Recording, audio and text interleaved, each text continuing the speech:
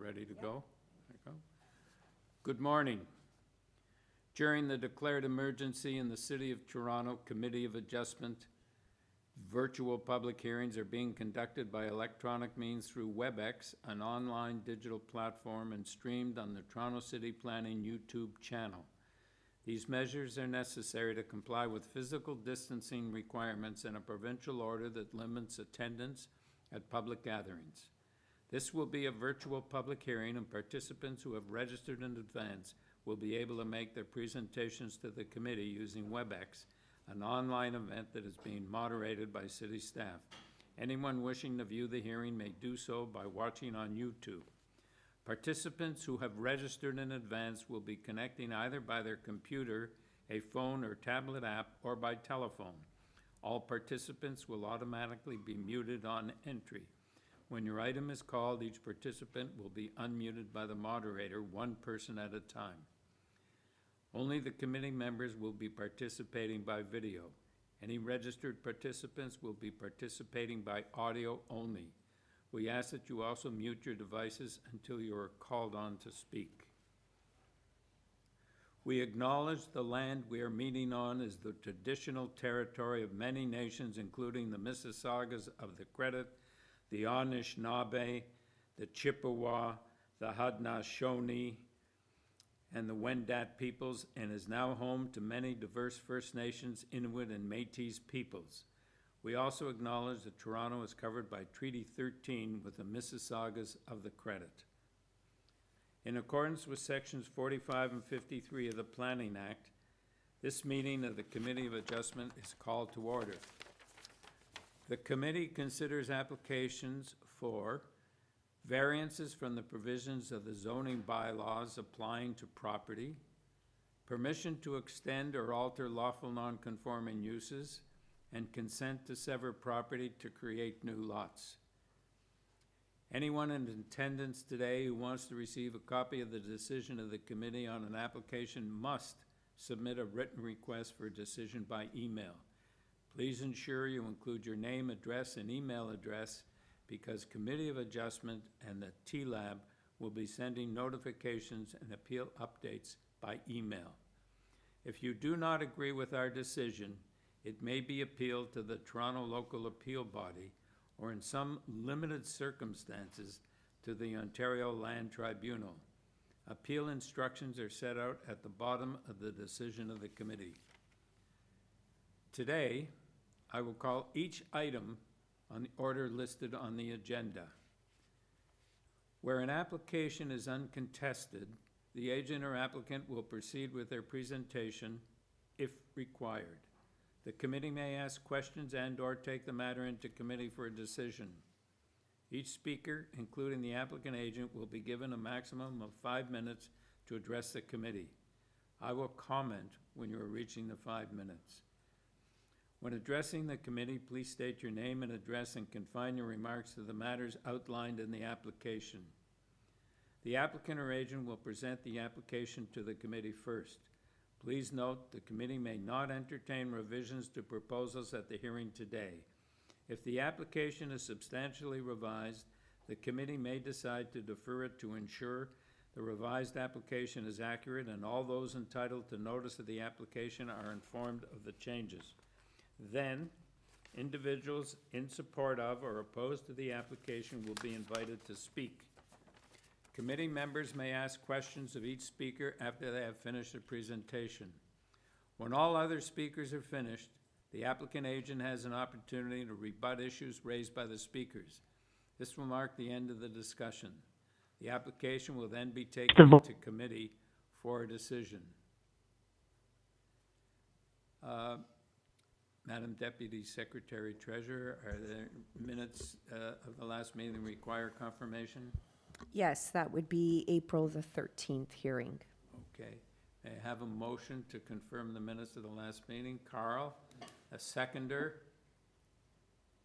Joanne, all in favor of confirmation of the minutes? Unanimous.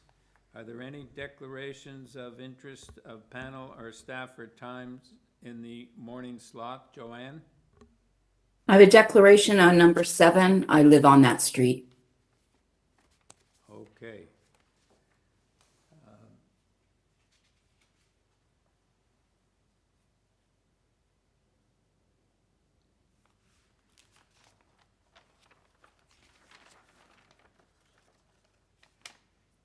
Madam Deputy Secretary Treasurer, are there any deferral requests? Yes, through you, Mr. Chair. Item number 11, 64 Oaks Gate, and item 1727 Durham Avenue.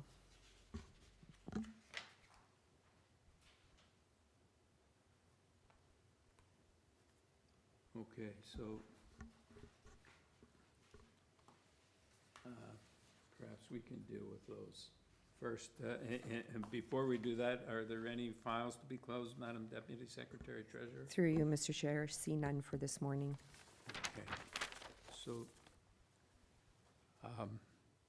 So we have also been informed, in addition to the deferrals that we're going to deal with right now, items number 1 and number 3 are being held to the end of the morning session because the applicant has an application or has business elsewhere this morning, but should be here by the end of the near the end of the morning session.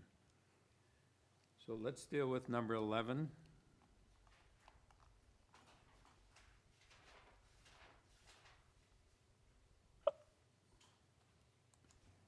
Okay, number 11 is 64 Oaks Crescent or Court, I'm not sure.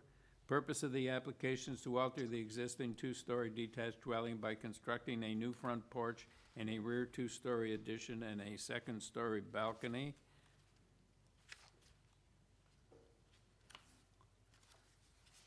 Mr. Chairman, I wonder if I might raise a point. I believe the first variance is incorrectly stated.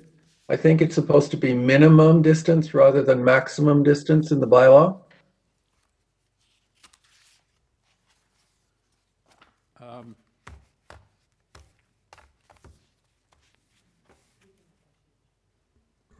Yeah, okay, we'll look at that. We'll just deal with the deferral first. Before us, we have the material submitted by the applicant and a staff report from the Toronto and Region Conservation Authority.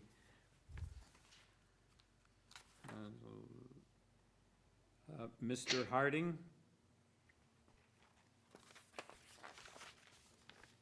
Hello. Oh, Hi. How are you this morning? good. Mr. Harding, can we have your name and your address for the record?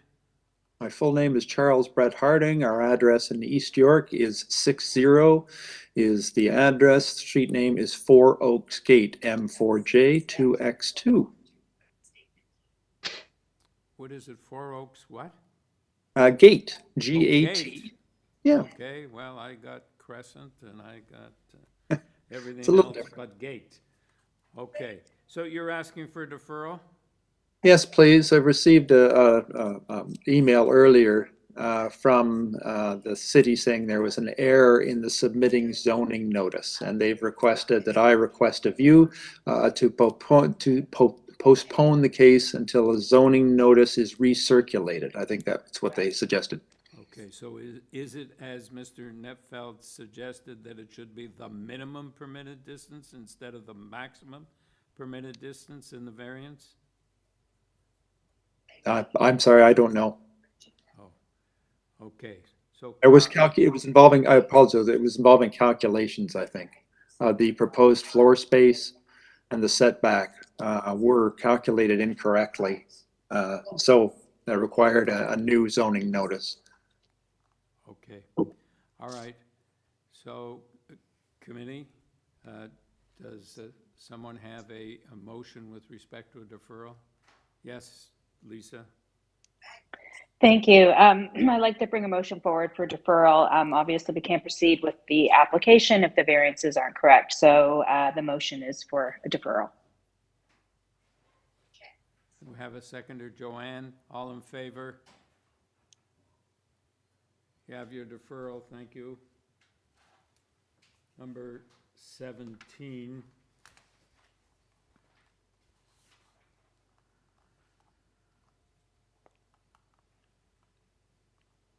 27 Durham Avenue. And the purpose of this application is to alter the existing raised bungalow by constructing a 1.5-story addition above and a covered front porch and a rear ground floor deck. In addition, there will be one primary dwelling unit and one secondary dwelling unit within the detached house. With this application, we have material submitted by the applicant, correspondence from planning, and 11 form letters in support.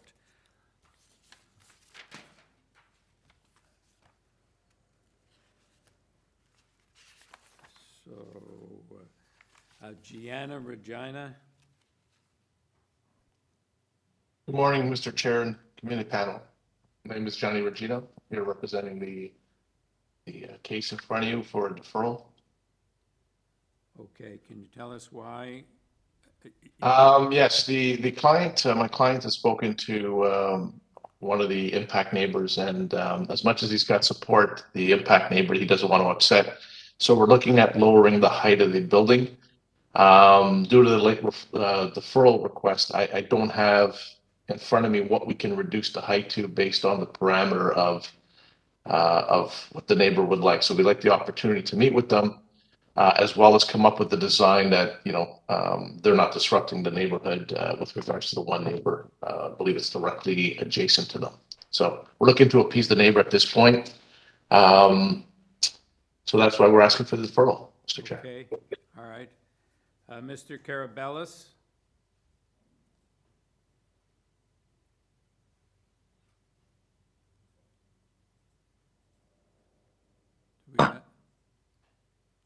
Hi, good morning, everyone. Can we have? Can you hear me? Yeah, what's your name? It's Peter Carabellis. I'm representing my father, George, who is the next door neighbor. 25 Durham Avenue? That is correct. Okay, are you in favor of the deferral? Well, this is the first I'm hearing of it, so judging if they're going to lower it, I would be in favor of it, yes.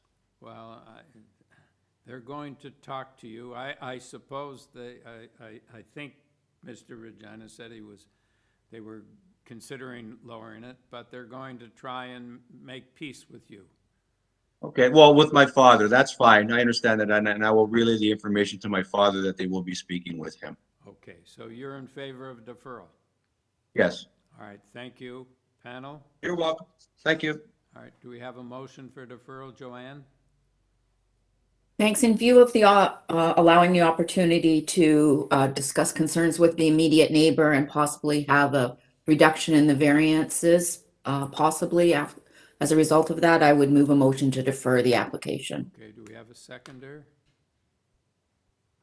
Carl, all in favor? You have your deferral, sir. Thank you.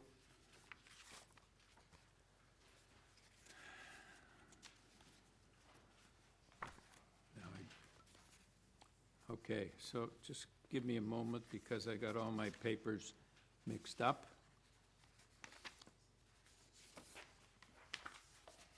Okay, here we are. Okay, now we go back to number 2, 20 Berkshire Avenue.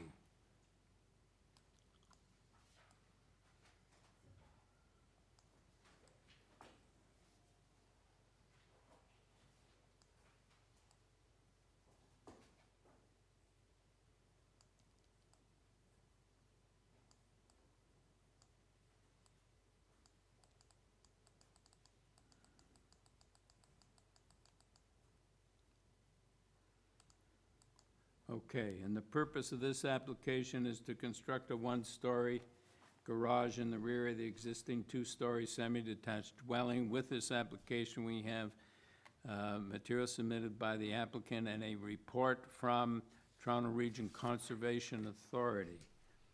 Mr. Sibbing.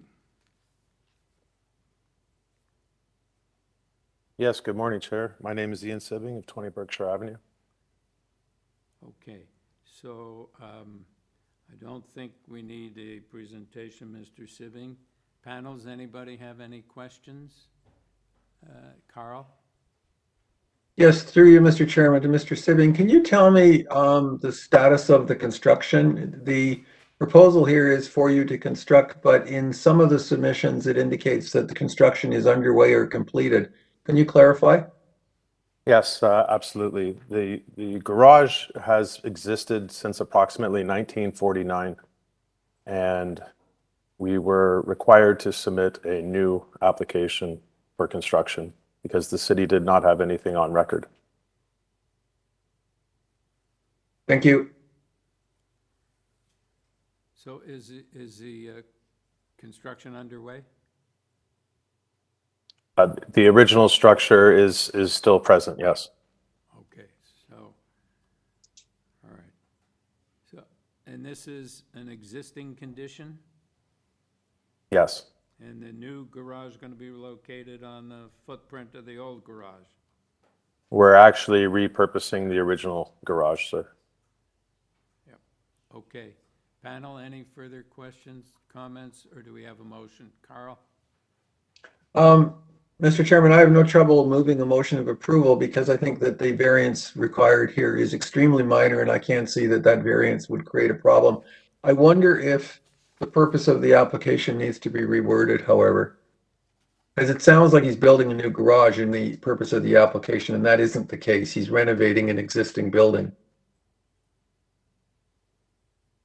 Yeah, this has been in conversation for over 2 years with the department, and it's gone back multiple times. A permit was issued originally, additional permits were issued, and then it was recommended that we come to the committee. I questioned the statement saying that we were building a new garage, but my understanding is that that is what was recommended by the planning department. Through you, Mr. Chair, if this helps, the purpose of application can read to permit a one-story garage in the rear of the existing two-story semi-detached dwelling.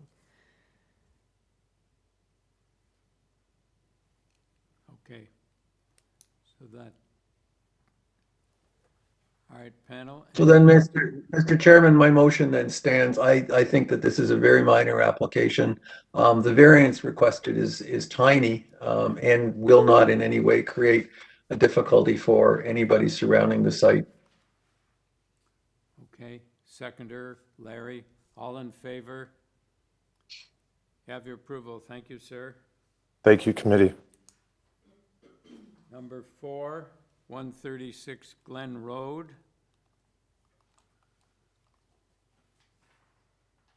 Chair, I've lost you visually. I don't know if my colleagues can still see you. Oh, No. well, can we be seen? Carl, Larry, Lisa? I Pardon? can't see you either. No.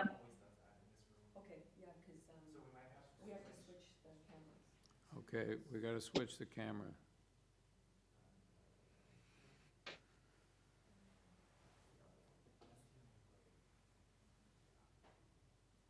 Oh, it's not a very good view. That's all we can do. Okay.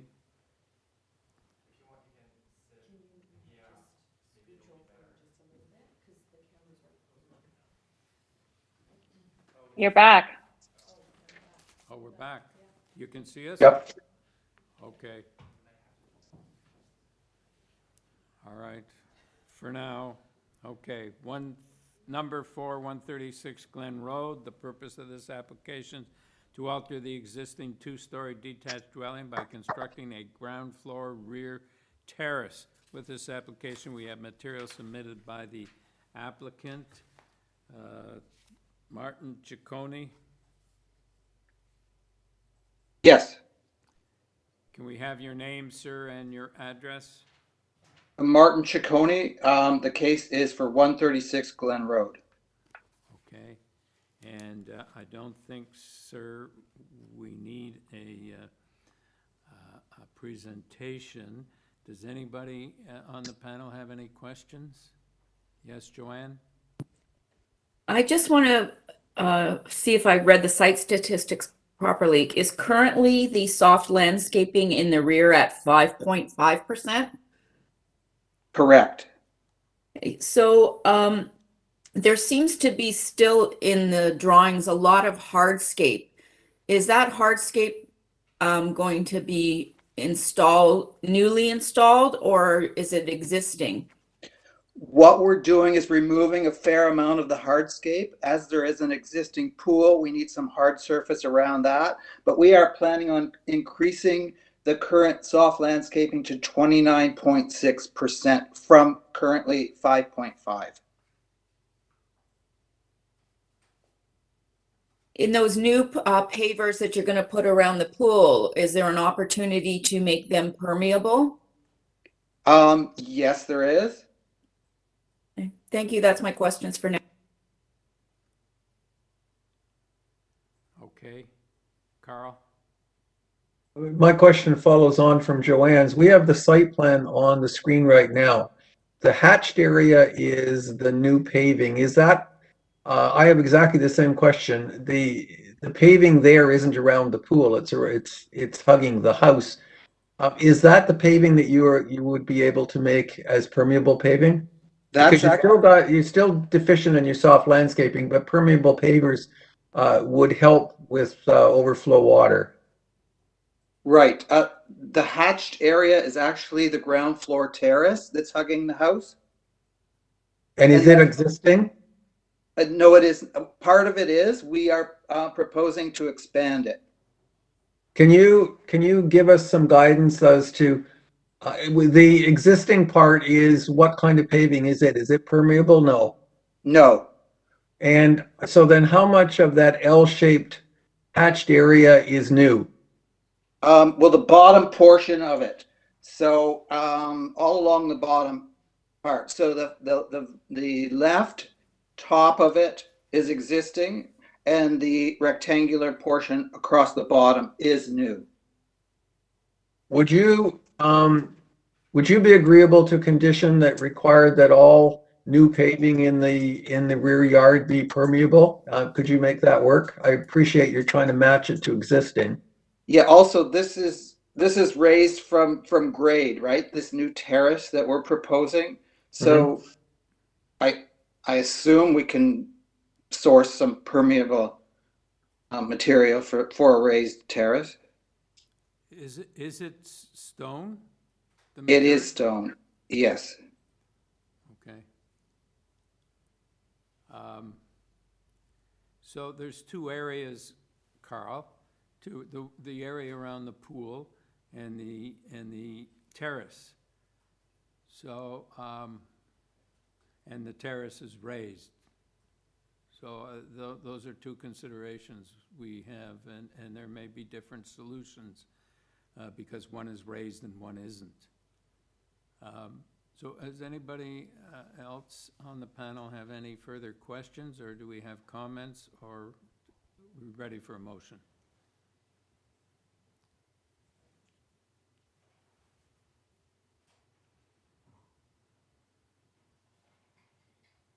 Carl?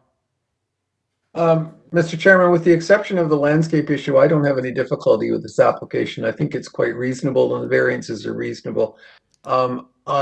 I would like to move approval, but subject to the new paving in the rear yard to be of a permeable nature. And that's a pretty broad description, but that's on purpose because perhaps the applicant would still be able to use stone, but the joints in between could be permeable. I don't have a specific technical solution to offer, but I'm sure that it can be made to work. With that condition, though, I have no difficulty recommending approval of this application.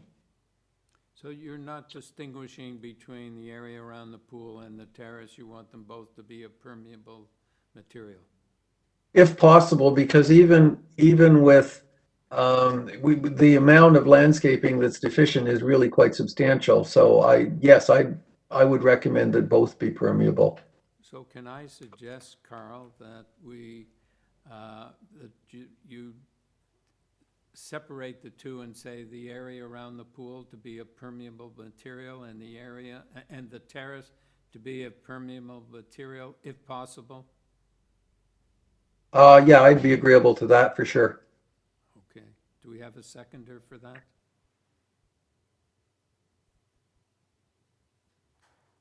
Larry, you seconding? Okay. All in favor of the motion? All right, you have your approval, sir. Thank you. Item number 5, 85 Holborn. And the purpose of this application is to alter the existing two-story detached dwelling by constructing two-story side and rear additions, an integral garage, a new front porch, as well as a rear ground floor deck and a rear basement walkout. With this application, we have material submitted by the applicant, correspondence from planning, and a report from urban forestry, opposition from 87 and 89 Holborn Avenue.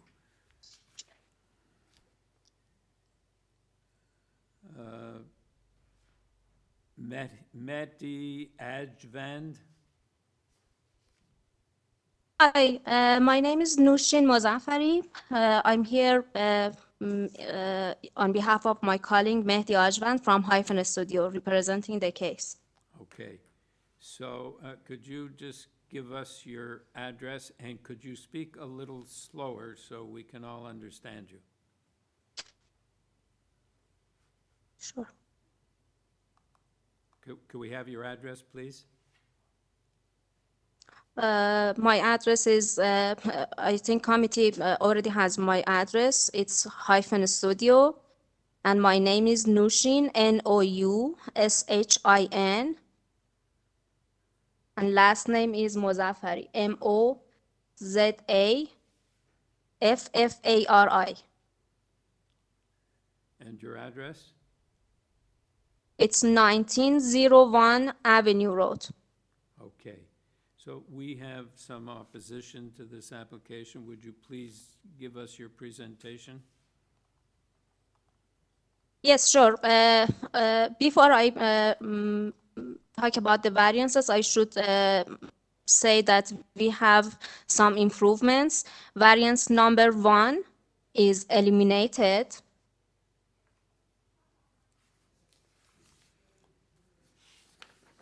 Variance number 1 for the deck projection, it's eliminated.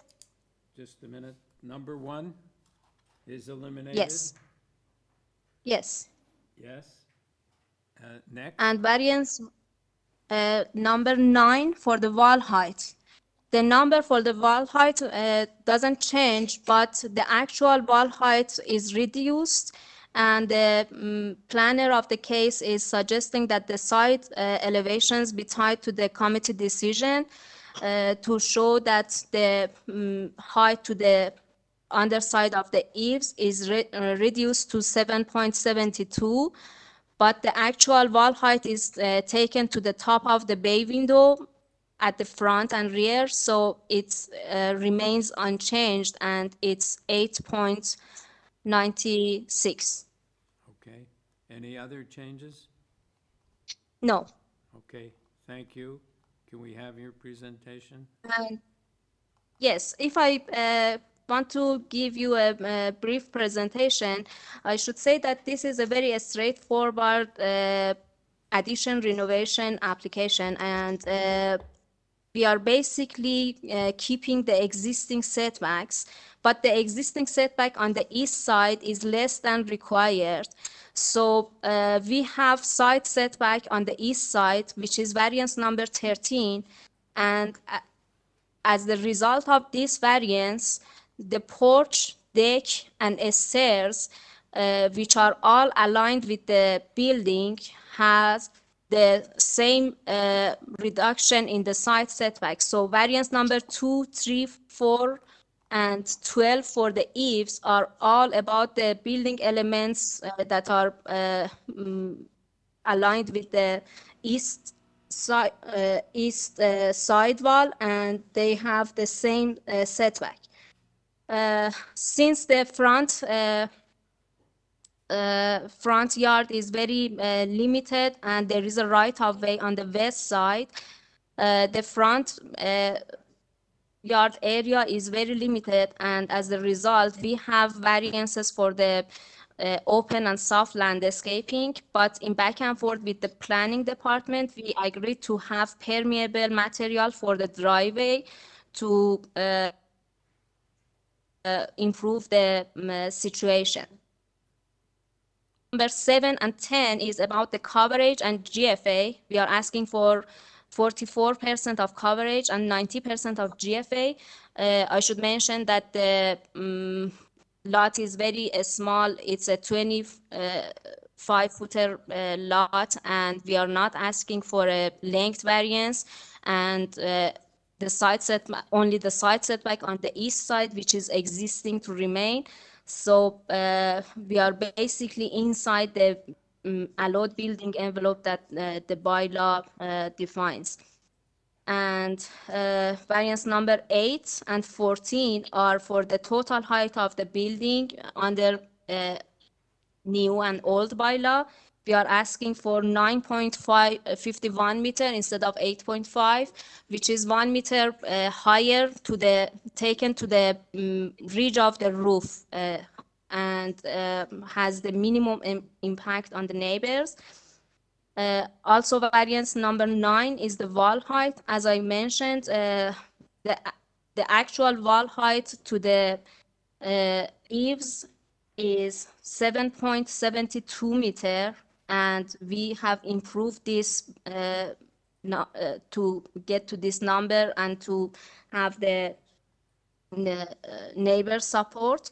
But the number that is mentioned in the notice is taken to the top of the front and rear bay windows, which is 8.96. And lastly, the bay window projection variance number 11, the actual projection is 75 centimeter, but since the examiner is calculating it from the required front setback instead of the existing, which we are keeping, the number shows like this, but the actual projection of the bay window is what the bylaw allows. Okay. Anything else to add? We had some back and forth with the planner and planning department is supporting our case, considering the improvements that we've made on the application. We also have had a meeting with our neighbors, and our neighbor on the west side is supporting us. And I believe most of the concerns of the neighbor on the east side are already addressed. I know that the forestry has objection to this application, but we are not removing the big tree that is in the front yard, and we have designed the driveway in a configuration to make sure that we can save the tree. We will injure it, and we should have an application with the forestry, and we are absolutely okay with any forestry condition. That's my presentation, and I would be glad to take any questions. All right, thank you. Panel, any questions? Okay, so let's go to Krista Gregorio and Allison Scrim.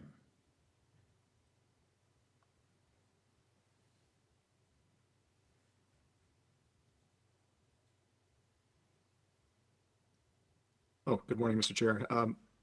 This is Christy Gregorio of 83 Holborn Avenue. So we're the neighbors to this property. I had actually yesterday emailed the committee administration just to indicate that pursuant to the changes, the revisions to the plans that had just been indicated in the presentation, that we were withdrawing our objection and would no longer need to speak. Okay, Thank you. Thank you very much. Nicole Durant and Glenn Seymour.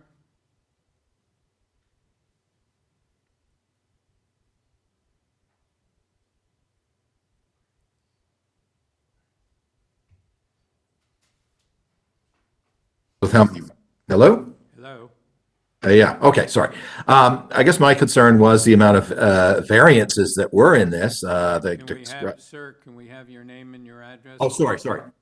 My name is Glenn Seymour, and I live here with Nicole Durrant at 87 Holborn Avenue. So I am the immediate to the east neighbor. I had serious problems with the amount of variations and variance requests here. 14 did not seem minor to me. And I guess I have a big thought, having seen so many over the years, is why there's always requests to, alter what I think are probably very valid and well thought out rules. At any rate, my big concern was the size of the deck, but I am understanding that it will not be looming over us the way it was in the original plans. So I am content with the number one being withdrawn there. So that's good. I'm still concerned about the height of the walls. I don't fully understand that. It sounds like the building is still as tall at the center, but that the eaves are kind of tilted lower or something like that seems to be what they're saying in this modification. But my biggest concern still remains my concerns about the lack of softscape here. I know they talk about permeable materials in the front driveway, and I kind of wonder just how permeable that can be. I have interlocking brick too, and it's not exactly soft in my opinion. But yeah, when the city is talking about how much softscape we need, and I figure the experts that lay down these rules know what they're talking about, and that we seem to be getting harsher and harsher rains, and as the climate changes, I worry about how much drainage issues that we have here. I see the front. A drastic reduction in soft landscaping at the front yard from 75 down to 28 or something. So it's like a third. I'm worried about it at the back. I don't see any addressing of that. I'm trusting that it is all soft landscape at the back. And my other concern is the tree issue. We have some beautiful mature trees on this street. We don't have them anymore. When I first moved here 14 years ago, I was kind of a little backyard city oasis surrounded by trees, and now I see nothing but houses around me, and that's just going to get more. So the front tree that they say that they are saving, because this redevelopment extends at front and back, and significantly at front, driveway is being moved significantly to the east of where it is, much closer to the tree. I'm greatly skeptical as to whether that tree is going to be saved.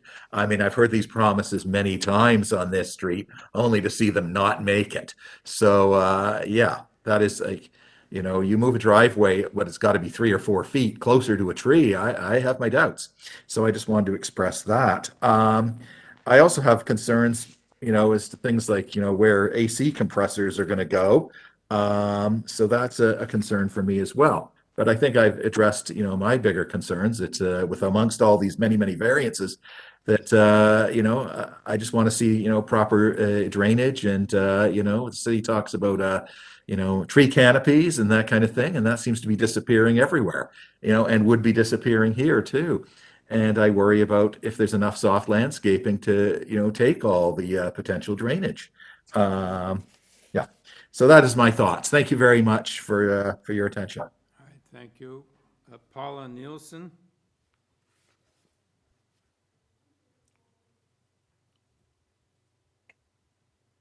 Oh, all right. Start video. Okay. All right. Can you hear me? Yes, we can. Oh, good. That's wonderful. Thank you. So my concern all along with this particular... Ms. Nielsen, can we have your name and your address? Oh, yes, for of the course. record? Yes. So my name is Paula Nielsen. That's spelled Neilson. I'm at 89 Holborn Avenue. So I am 2 houses east of the proposed build. Okay. So my concern is about the precedent of the lot size being 44% of the lot size. 35 is allowable. And I really think that this is excessive due to the fact that it is going to, as others have said, diminish the soft space. And already I sent you a photo of what my view is from my backyard to my east, and that is a solid wall. Where once there had been trees, filtered light, I now have no light. And I know all kinds of people do surveys, so that's the wall. You can see it. I expect this wall, the extension on the build at 85 Holborn, will be just as extensive, if not more. What that means to me, personally, is I have reduced light. I have a garden that I've spent a lot of money on developing. When this one wall to the east of me went in, I could no longer grow vegetables. And that's really significant, and especially when, you know, the city is talking about softscape and so forth. And the development of, you know, home gardens and so forth. It's just out the window. So this is what I'm going to be looking at on the opposite side. If you agree to the height, which I think is excessive, I don't really understand what removing number 1 means. Does that mean they're not going to have a balcony? Does it mean that the balcony is going to be lower, or the deck? You know, that's one thing. But the environmental concern, I am really concerned about that front tree. We have seen builders in the past agree to preserve a tree only to see 1 year after the build, that tree is gone. And that's significant when you've got old growth trees. In my backyard, on either side, at one time, before all of these builds, there were 8 trees. The city really doesn't care about what happens in the backyard, other than if the dimension of the trunk is too big. But there are very significant trees that were there and once provided very, you know, shading, which we've now learned from the Intact Center of Climate Adaptation report, University of Waterloo. They said what communities need now are shaded areas. Well, we're seeing that this you know, developers don't care. And I counted today, there are at least 3 trees in the backyard. They'll be gone. There's no question, they'll be gone. And to me, that's very sad. And it's really ignoring climate change, environmental concerns that we have now. And in terms of, you know, we should be preparing now. Why do they need to build so far back? I mean, it's excessive. Why do they need to build so tall? That's excessive. And you know, at once I had an oasis in my backyard, and now I feel like I'm going to be in between 2 canyons, and the canyon walls are the walls. And you know, that's not the neighborhood I bought into.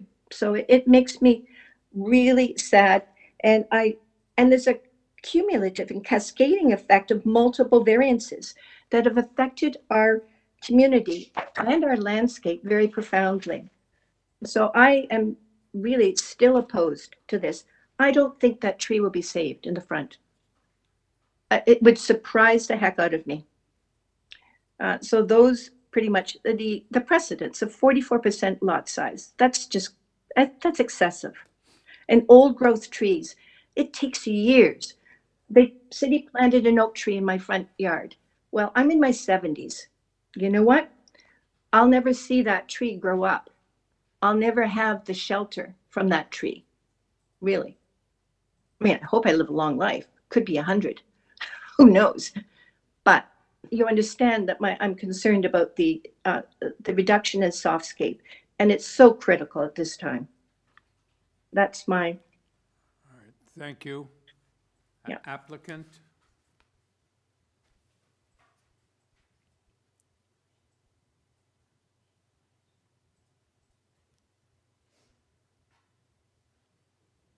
Hi, yes.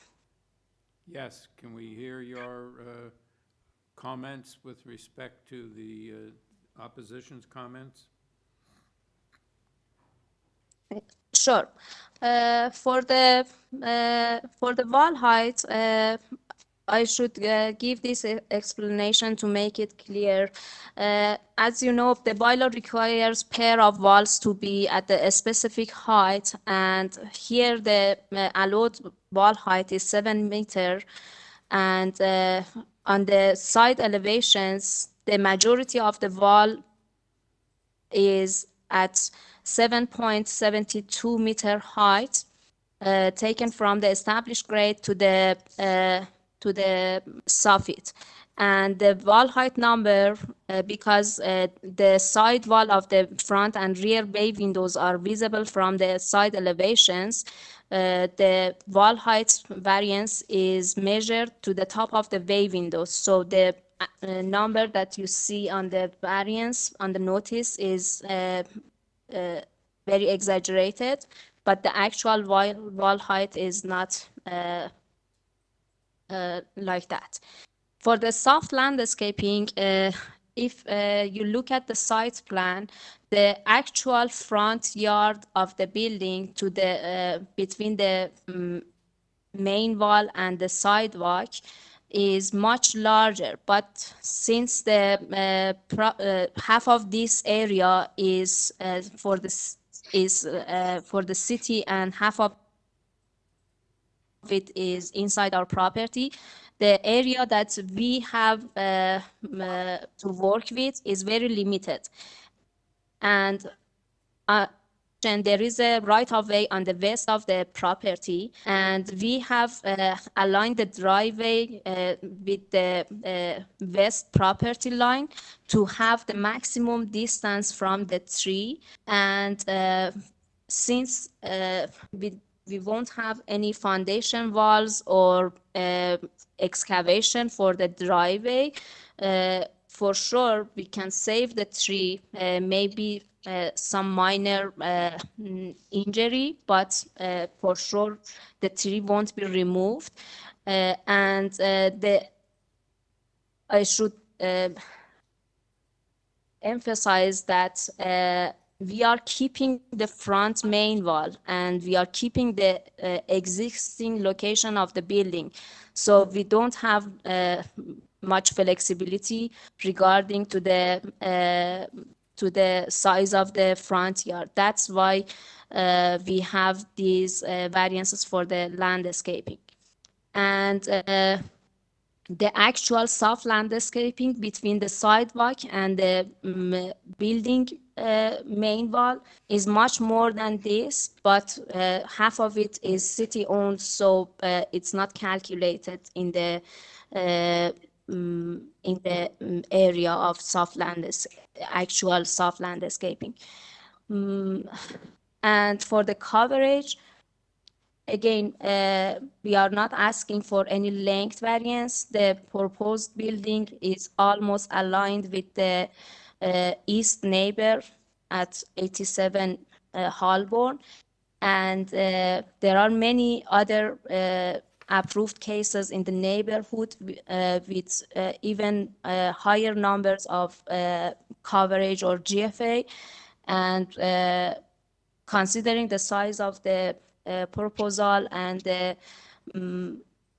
actual living space that we can get, which is only 2,200 square feet, I think the application meets the 4 test and is aligned with the character of the neighborhood. Considering all the similar cases approved in the neighborhood, the planning has no objection to our proposal, and we think it's a very appropriate application. Right, thank you. I think you said the driveway was of permeable material? Yes. All right, and that's driveway in the front as well as, so it's an integral garage and the driveway is in the front? Yes. All right, and that doesn't count as soft landscaping? Unfortunately, no, because still it's, in reality, it helps for the drainage and for the look of the yard, but it's still considered as hard landscape. All right, thank you. But we are okay to put this condition to use. I think the planning has already mention this to be tied to the application to make sure that we will use permeable material for the driveway. All right, thank you. Panel, any further questions? Lisa? Thank you. I've got a couple. One relates to the height and size of the building in terms of coverage and GFA. I did notice there are a couple of, I think that might be similar builds proposed few houses down. I was wondering how the height of some of those existing newer infills on the street compares to what you're proposing. So that's my first kind of question. Have you looked at the height of other new builds on the street? Because you're asking for a variance of a meter over the height. Yes, I have a list of other similar cases in the neighborhood. For example, 19 Dunkirk, which is a severance case. They have 9.2 meter of height. There are other applications on Holborn, Woodmont, King Edward, all the streets in the neighborhood that have the similar numbers for the coverage and also height and wall height. For example, 191 Holborn has 7.45 meter of wall height. And as I said, I didn't submit this document to the committee, but because it was very obvious, and usually when the planning supports a case, they already make sure that it is aligned with the other approved cases. That's why we haven't submitted this, but I have a list of the other applications, approved applications. Okay, well, I'm trying to get a sense of how tall this will appear in relation to sort of some of the other newer builds on the street and just generally speaking. So for example, 103 and 105 look similar in terms of being integral garages and then 2 stories above. Any idea how tall those are? If we have considered the minimum standard heights for the interior layout. So if you consider if you just add like 9 foot for the garage, 9 foot for the main floor, 8 foot for the second floor, and you just add these numbers, you get to the same numbers for the height and wall height. So I'm pretty sure that all other new developments have the similar heights for the total height and wall height. And okay, but you don't have those numbers then for us? The reason of this variance is that, sorry? You don't have numbers of what some of the heights of the newer builds on the street are? Yeah, I don't have the number for those cases that you mentioned, 103 and 105. I don't have those cases in my list, but I'm because all the new developments have the similar character. It's a 2-story on top of garage. So as I said, if you just add the minimum standards, you reach to the same numbers for the total height. So that's what your standards are. You said 9 feet in the garage, 9 feet on the main floor, and 8 feet on the third floor? Yeah, well, for me, it would have been helpful to know what those numbers are. But so my other question relates to the urban forestry report. They're asking that we refuse the variance for the softscape because it will require the removal of the tree and the permanent loss of viable planting space. So how, if that variance is denied, that's about how I understood their memo to be. I don't know if that changes. Oh, wait a second. Am I wrong in reading this? Yes, no, it sounds like it's right. If that variance is denied, how does that affect your application? The variance for the soft landscaping and landscaping? Yes. If you look at the site plan, we only have the minimum driveway to have access to the proposed garage, and like minimum size for the porch and the stairs. So the numbers that we have for the open landscape and soft landscape is basically the best thing that we could get. For the stairs and porch, that's the only hard landscaping, and the front 2 steps is just like stepping stones with no excavation. The 2 steps that are closer to the tree, so there is no excavation beneath those 2 stairs, and so they somehow are landscaping elements, but again they are considered as hard landscaping. And all we can do is to propose permeable material for the driveway. And we had the same discussion with the planning, and they understand this situation of the limited front yard area, because, as I said, this is an addition renovation project. It's not a brand new one. So the location of the main wall and the size of the front yard is very limited, and it's existing to remain. It's existing. Okay, so then the tree is not being removed. I was just confused by that memo. And there's an existing driveway, right? And the tree and the existing front yard. There is an existing driveway, and there is an existing right of way at the very west side of the property, and they are existing to remain. We are basically making the driveway a bit wider at the point that it connects to the building, because we are proposing an internal garage. The existing house doesn't have a garage. It has a right of way that goes to the backyard, and there is a parking pad in the backyard. So is this tree being removed? Is the tree being removed? No, the tree even though is, the forestry memo suggests otherwise. Okay. Yes, that's why I said I mentioned that we are okay if you have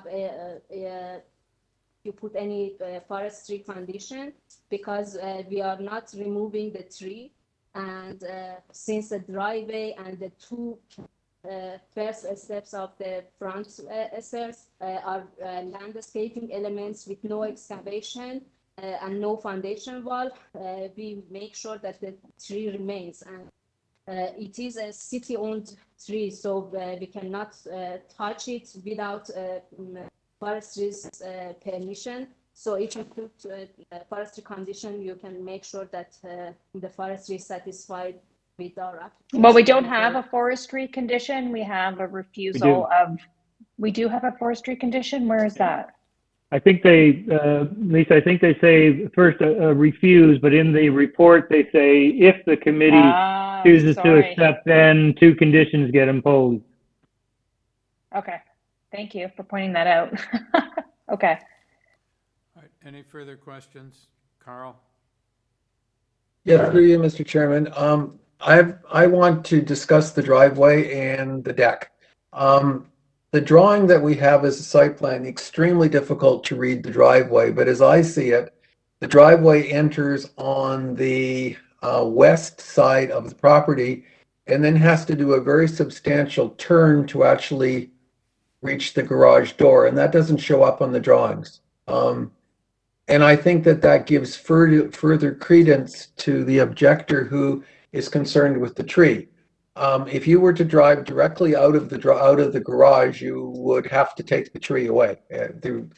But you're proposing, I want to make sure I've got the proposal correct. You're proposing quite a severe turn in the driveway on your public property. Is that correct? Exactly. That's why to make sure that we save the tree, we have located the driveway to the very west side of the property, and then once we pass the tree and keep the fire protection zone for the street, then we have a turn to get access to the internal garage. That's exactly correct. I guess I have some difficulty accepting the fact that that's going to be an easy maneuver to get in and out of the garage. I suspect that over time, the angle will change and that the car will be driving on the boulevard. But I wanted to understand the proposal. I think that angle is a problem. On the deck at the back, I'm very surprised that there isn't a soft landscaping variance, but if there isn't, there isn't. But the wooden deck at the back is in fact permeable, is it not? There's slats of wood and there's nothing underneath, therefore the water can percolate through the spaces between the wood members. Have I got that correct? Except for where the entrance is to the basement, the rest of it, the water can go through the deck, correct? Yes, exactly.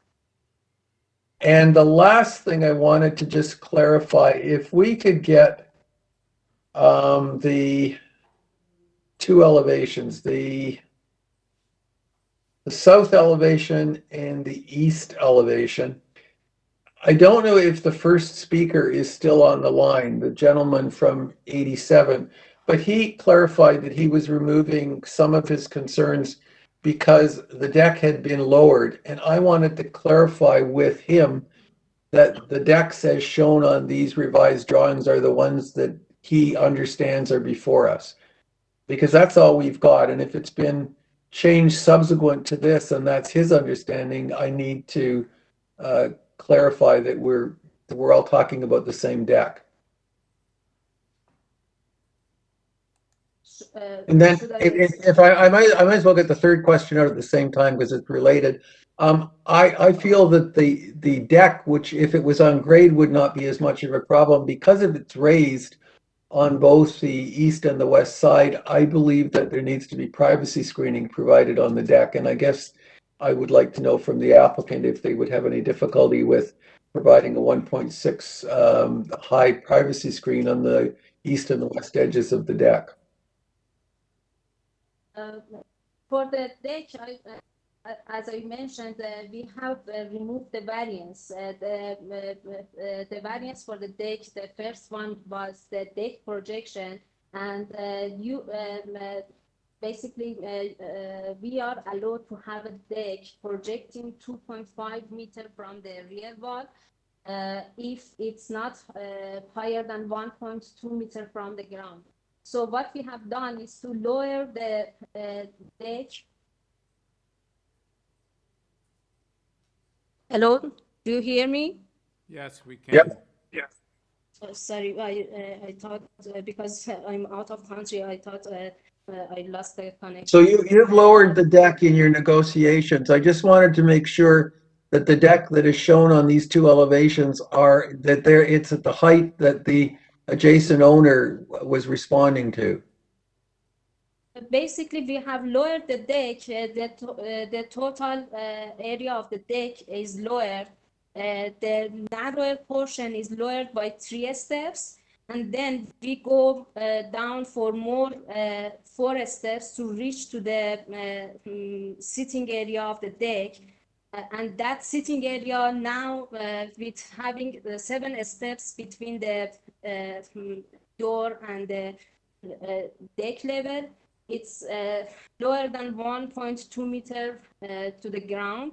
That's why and how we can remove the variance, because the portion of the deck that is higher has less projection than 2.5 meters, and the portion that is projecting more is lower than 1.2 meters. Okay, I appreciate that, but the gentleman next door responded to because the deck had been lowered, he doesn't have any difficulty. The deck as he saw it, that he was responding to, is that what's shown on the south and the east elevations? Yes, the revised elevations that are submitted to the committee are showing the final revision, and the deck on his side also is lowered by 3 steps, and also we are okay to put a privacy screen on the east side of the deck to make sure that there is no privacy issue. Okay, and also on the west side, it's actually on the west side, it's even higher. Now, I know you've got a barbecue there, but I think you need a screen on the west side as well, because the deck there is even higher. That's okay too. Okay, thanks. We can have privacy screen. I think the standard is 6 foot high. We can have privacy screen on both sides. Thank you. All right, thank you, panel. Joanne? I just have one quick question with respect to the height. I understand the sidewall height to the bottom of the eaves on the side elevations. You said that the height being requested is to the top of the bay window. So, what is the height to the top of, for lack of a better word, the parapet above the bay window? Or is that what you were referring to? I just want some clarification there, please. No, the front and rear parapet walls are excluded from the wall height calculation because wall height is taken on pair of the walls. It's either on front and rear or side walls. So what is rear walls? They are not facing the side lot line, and the only portion that you can see from the side elevation is the thickness of the front and rear wall, and it doesn't affect the wall height on the side elevations.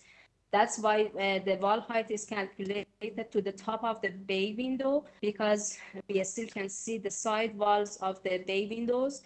And I should mention that the bay windows has more setbacks from the property lines.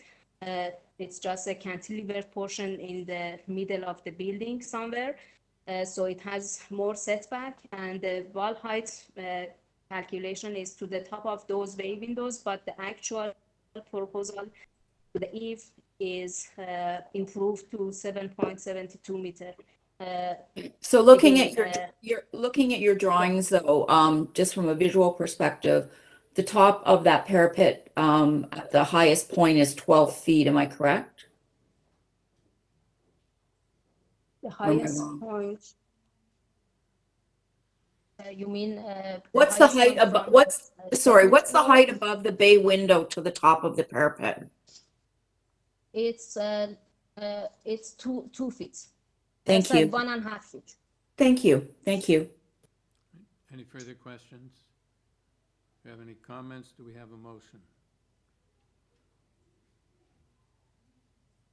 Larry? Yeah, sure, Chair. I'm happy to start this one. It was a very good discussion. I want to thank the neighbors for calling in. Your comments are very helpful. A couple observations. I get that there's some concern about massing. I did, as Lisa did, kind of looked around the neighborhood. There are other buildings, new builds that appear to be very similar. I frankly don't think that this design, this is a flat roof 2-story home that we're seeing designed similarly across many neighborhoods in the city. It's not uncommon or unusual. I don't think it would stand out. I don't think it would be a negative aspect to this neighborhood. I, like others, had concerns about the soft landscaping and the tree in front. I would note that they're removing 2 sheds in the back, which actually increase that. Carl, that might deal with the rear yard landscaping and why it actually has more. I too was concerned about the loss of the front yard tree, but heartened a little bit by the applicant's assurance, not only to this panel, but to the neighbors, that that tree would not be removed. And forestry, while initially recommending refusal, has sort of conditionally said that if we do approve, then we would attach conditions to that. So, and you know, there is a wood deck in the back, and that will allow rain permeable. There is going to be permeable pavers in the driveway and the front parking pad. So I'm with all those explanations on this application, I'm reasonably confident that this will be a good application. I don't know if my colleagues agree. If everyone agrees, I'm happy to move a motion, but if someone has a contrary view, I'm happy to hear that as well. Seeing none, I'm happy to move a motion to approve this application, subject to planning conditions, forestry conditions. I think there were 2 forestry conditions, if I'm not mistaken. That's correct. I hadn't written them down, unfortunately. And I think that's it. Oh, Carl wanted screening on the rear deck on both sides, east and west, I believe it was. That's Larry, correct. would you consider a friendly amendment, although it's shown on the plans, that we make a condition that the front walkway and driveway from the curb up until the garage be permeable pavers? Yeah, for sure. I think that's our intent, and I think that's planning's intent as well. But yep, happy to add that in as well. Would you consider another friendly amendment that it be tied to plans? There's been negotiations with the neighbors, and this plan we have before us is what they've agreed to. And I think they have every right to see what we have before us being built. Okay. Yes. Larry, in addition, your application should be approved as amended, because one variance has been deleted. Thank you, Chair. Also, I thought that my note says forestry condition number 5. I don't have a note of 2. I may stand to be corrected. Oh, There's a the 5 subsequent. the 5 is the actual initial forestry report recommending refusal, and then there is a subsequent planning report, number 2. Yeah, it's number 1 and 2 in the subsequent report. Yeah, it is. Right. Okay. Okay. Okay. Staff get all that? Yes. Okay. Carl, are you seconding the motion? Thank you. All Please in do. favor? Motion's approved. Application's approved. Thank you. Number 6, 56 Glen Lake Avenue. The purpose of this application is to permit the conversion of the existing 2-story ancillary building, a detached garage, into a garden suite, as well as a front addition porch. With this application, we have material submitted by the applicant, a 6-signature petition in support, and opposition from 37 Glen Lake Avenue. Mr. Hall. Good morning, Mr. Chair and panel. My name is Daniel Hall. I am the principal of the Architect Builders Collaborative, and we are the architects acting on behalf of the owners. Brief history of this project. The current owners purchased this property in 2014, and this garage at the rear had the previous owner, or we don't know how far back, had already started substantial renovations to convert it into a 2-story dwelling unit. The city had stopped work on it, and I think they had an initial 2013 stop work file, which they reserved on the owner after he purchased it in 2015. The owner engaged with us a couple of years back after the laneway suite bylaws were passed to see what we could do to regularize this project. And that is the goal. We seek approval from the committee to be able to go forward with a building permit application to make sure that everything that has been built properly, and that everything moving forward, to complete it in a fully code compliant manner. The owner, this is not particularly relevant for context. The owner is a firefighter and, of course, is extremely interested in the fire safety of things on his property. We did have discussions with the planner. I'm pleased to note that they did not file a report because they first called me to say they had objections to this and that they wished we would wait an indefinite amount of time for the garden suite bylaws to be enacted. We had an extensive discussion with them, and I gather they've obviously concurred with our view that although the variances would be different, we would still be here in front of you once the garden suite bylaws hopefully do get enacted with the very same case, which is that this is an existing structure. From my educated eye, over 50 or 60 years old. I draw your attention to the cover letter that I submitted. There are photos attached on the last 3 pages of it, so you can see the building and the context. And the building has a right to exist, and it is there. It does need improvement. It's towards the back. If you go down to the next image, you'll see it further down. It's actually rather ramshackle on the backside and needs repair. Next page as well, please. And the use, there you go, from the back, in the back corner, that box in the far back corner down the lane, and this is the view from the front from the current house. This is what the previous owners did. Inside, it does not look anywhere near as finished as this. They're exposed everything. So the use as a dwelling unit is not strictly permitted as of right today, but it is permitted in principle in the city zoning bylaws and the official plan. And as you know from Bill 108 and provincial policy statements, this property, you can see the laneway there, one property beyond the extent of the lane. Were this house one property to the east, this would be a laneway suite, and 8 of the 9 variances requested would disappear. So our premise here is that the building is fine and is existing, has a right to be there, predates the zoning bylaws. Its use is appropriate, although not technically yet as of right, and we are asking for you to approve its use. There are a number of variances required, I believe 9 in total, although they are all minor, and as I point out in my cover letter, 8 of the 9 would not be variances if that laneway extended 3.5 meters beyond where it does, or if the property were magically shifted to the east one lot.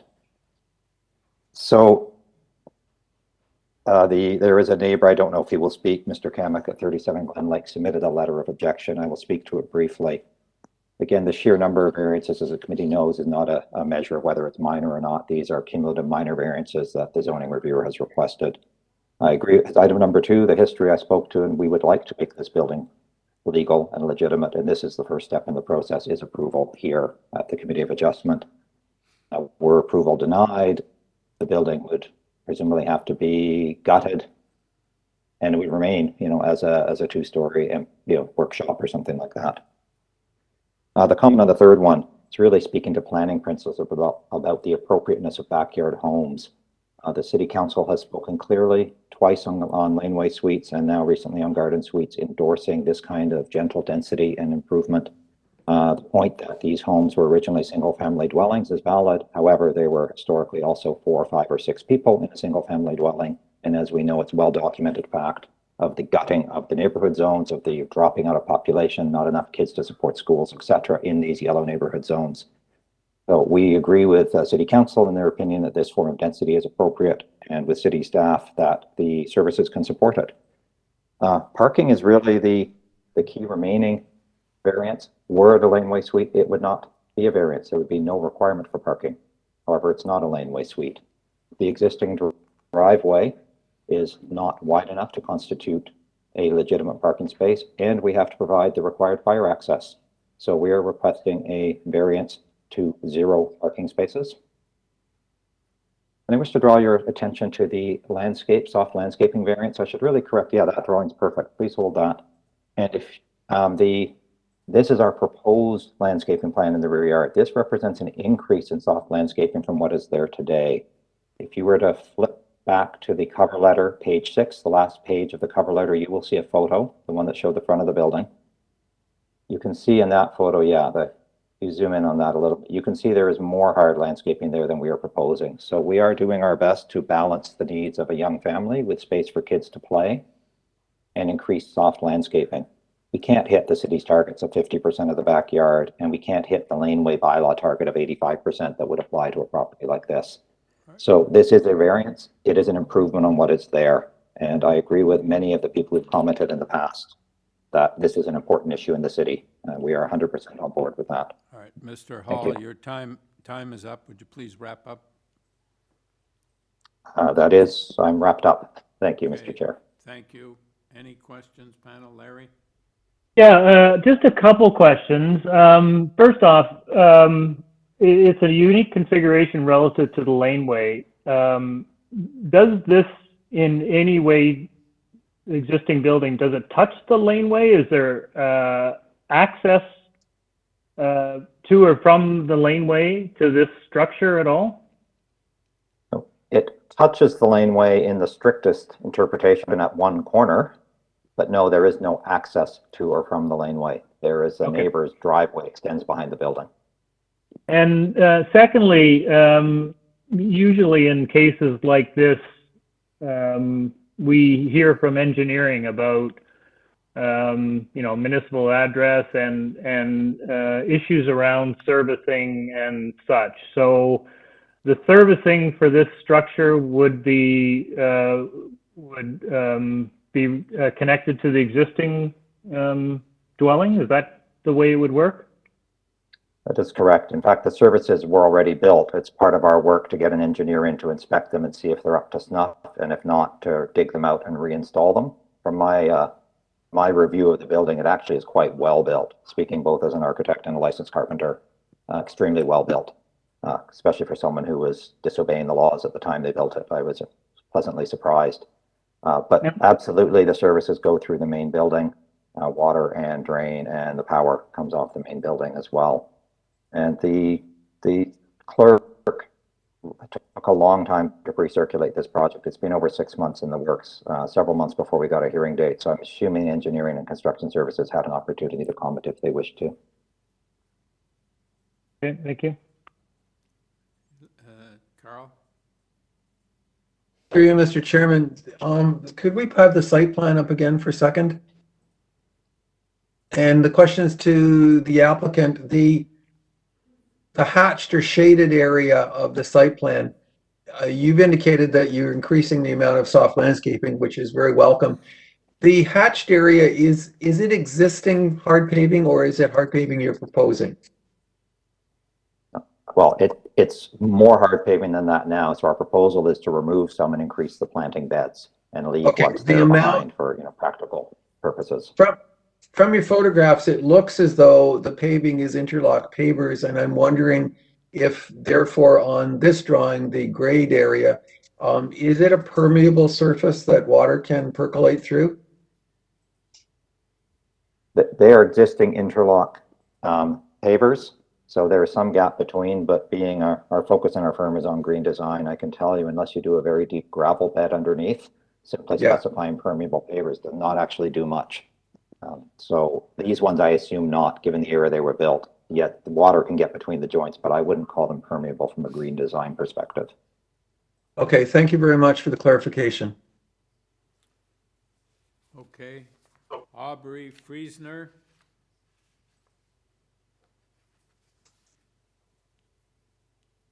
I'm here. Yes, can we have your name and your address, sir? Sorry, have I got you both? Can you hear me all right? Yes, we can hear you, but we need your address and your name for the record, sir. Yep, my name is Aubrey Friesner, and I live at 52 Glen Lake Avenue. All right, can we have your concerns?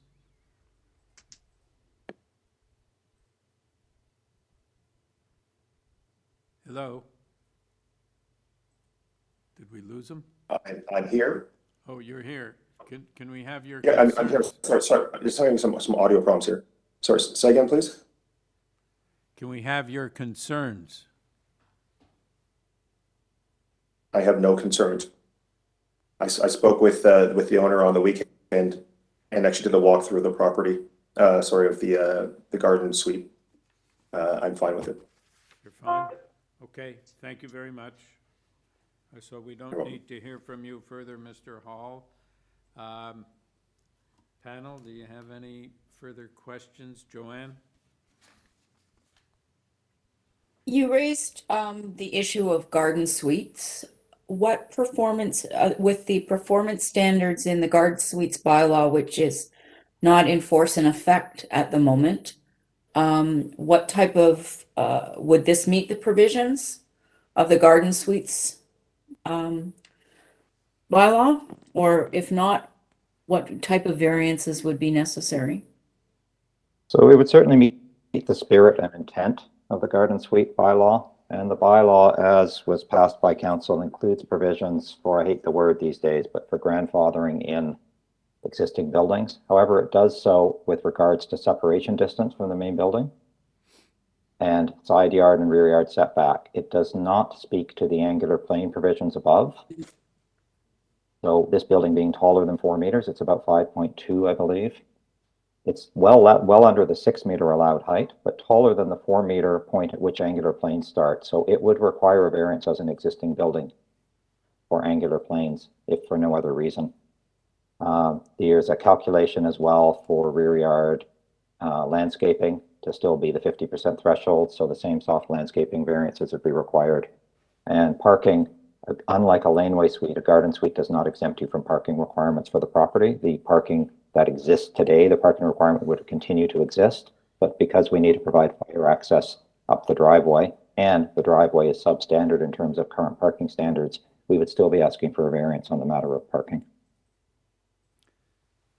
So This was the gist of our conversation with planning, was that should we wait or not? And we went through this and said there really isn't, although the wording of the variances changes, the principle we'd be bringing before this panel is the very same, whether it was under the garden suite bylaw or the current laneway suite, or just as a house behind a house.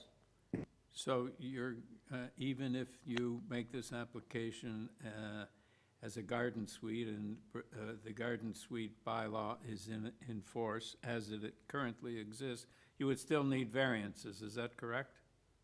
We would. Some of these would disappear and new ones would appear in their place. All right. And the landscaping and parking variances would be the same. All right, so the interesting thing is that we have had, at least I've been on a panel which has dealt with a house behind a house as opposed to an ancillary building being used for living accommodations.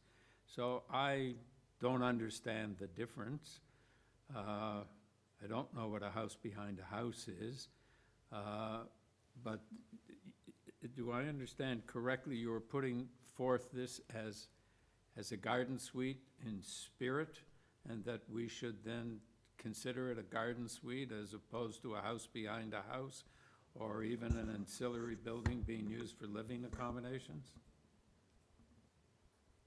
That sums it up fairly well. I'm familiar with the house behind the house terminology, but you know, through you, Mr. Chair, Provincial Bill 108 passed in 2019 has basically mandated that every municipality in the province permit what is effectively a house behind a house. So that old principle that none of us thought was appropriate has now been told, in fact, one dwelling unit in an ancillary building should be permitted by and large everywhere in the province, up to each municipality of the details of how and what they choose to permit. Toronto has chosen to permit the garden suites, two-story buildings of a certain size. Other municipalities have smaller standards. If you haven't guessed, it's an area of significant interest for our firm.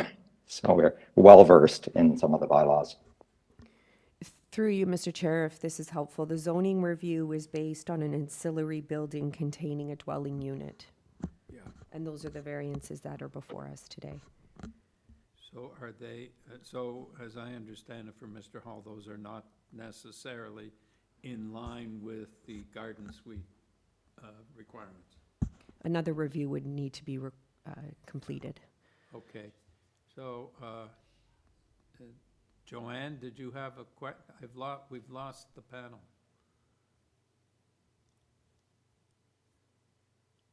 Are we going to get them back? Likewise, Mr. Chair, I can see you, but nobody else. Yeah, that's right.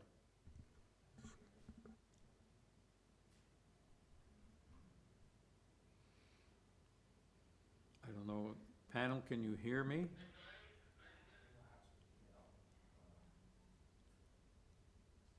This is Aubrey Friesner. I can hear you, sir. Yeah. Okay, but the panel can't, I don't think.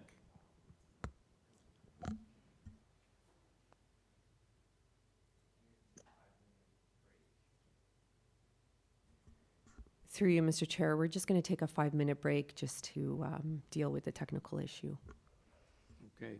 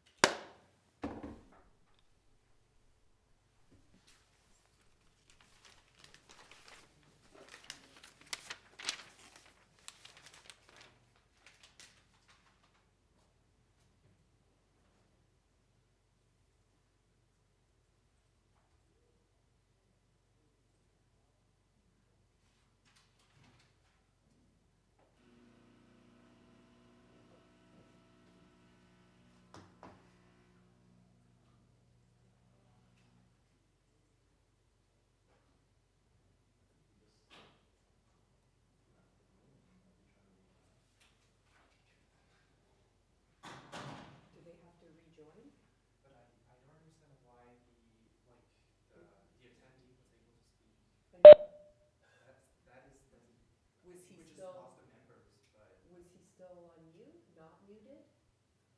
They're back.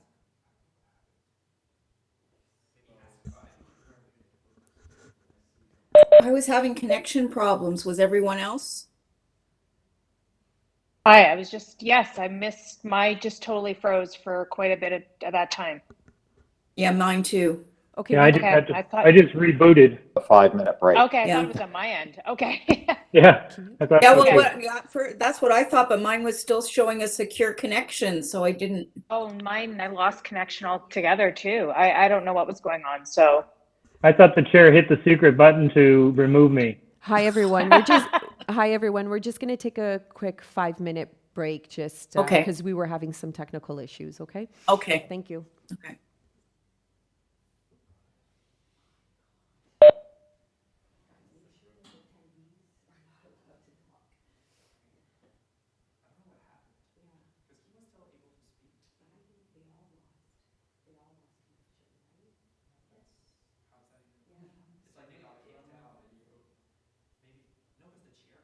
Do we have all the attendees? Are they there? They're all there, so they don't have issues? Just our panelists? Yeah, okay. All right, it happens.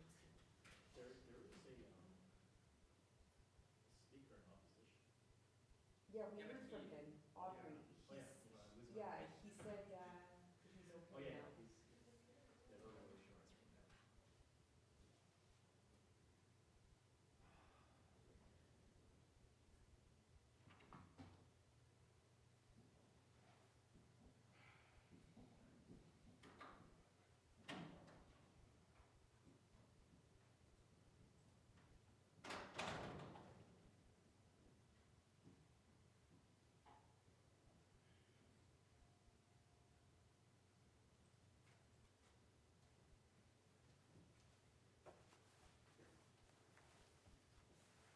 Was there, oh, everybody isn't back? We did see everyone, so they should be coming back.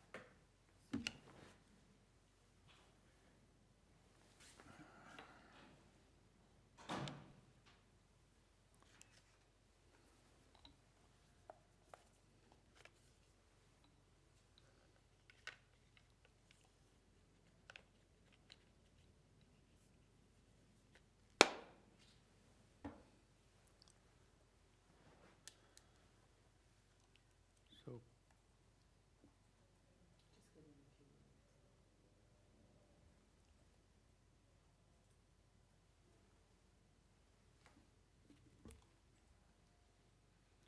here's Joanne, okay.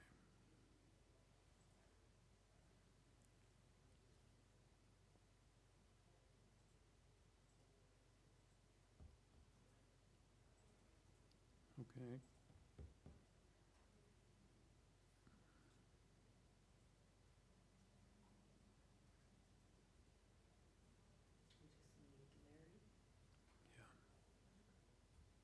Well, we can go back. I mean, we have a quorum, so I'm sure Larry's going to be there any moment.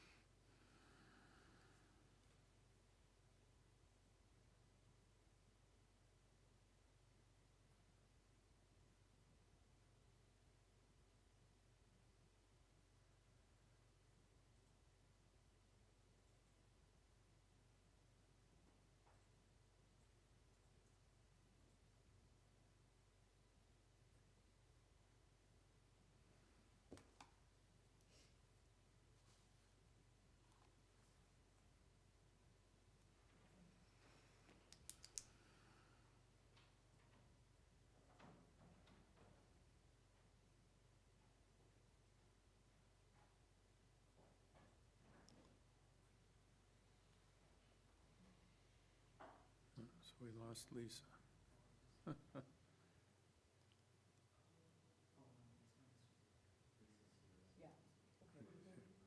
Okay. Are we, we're gonna get going. Are we live? That's okay, we have a quorum. He'll be back. Yeah, we unmuted? Okay, did you have a question, Joanne? I just wanted to say that I missed everything after you asked him what he was asking us to consider. So I don't know if we need to have, I don't know how much of that discussion everybody missed before it was obvious that there was audio issues. That was my point at the moment.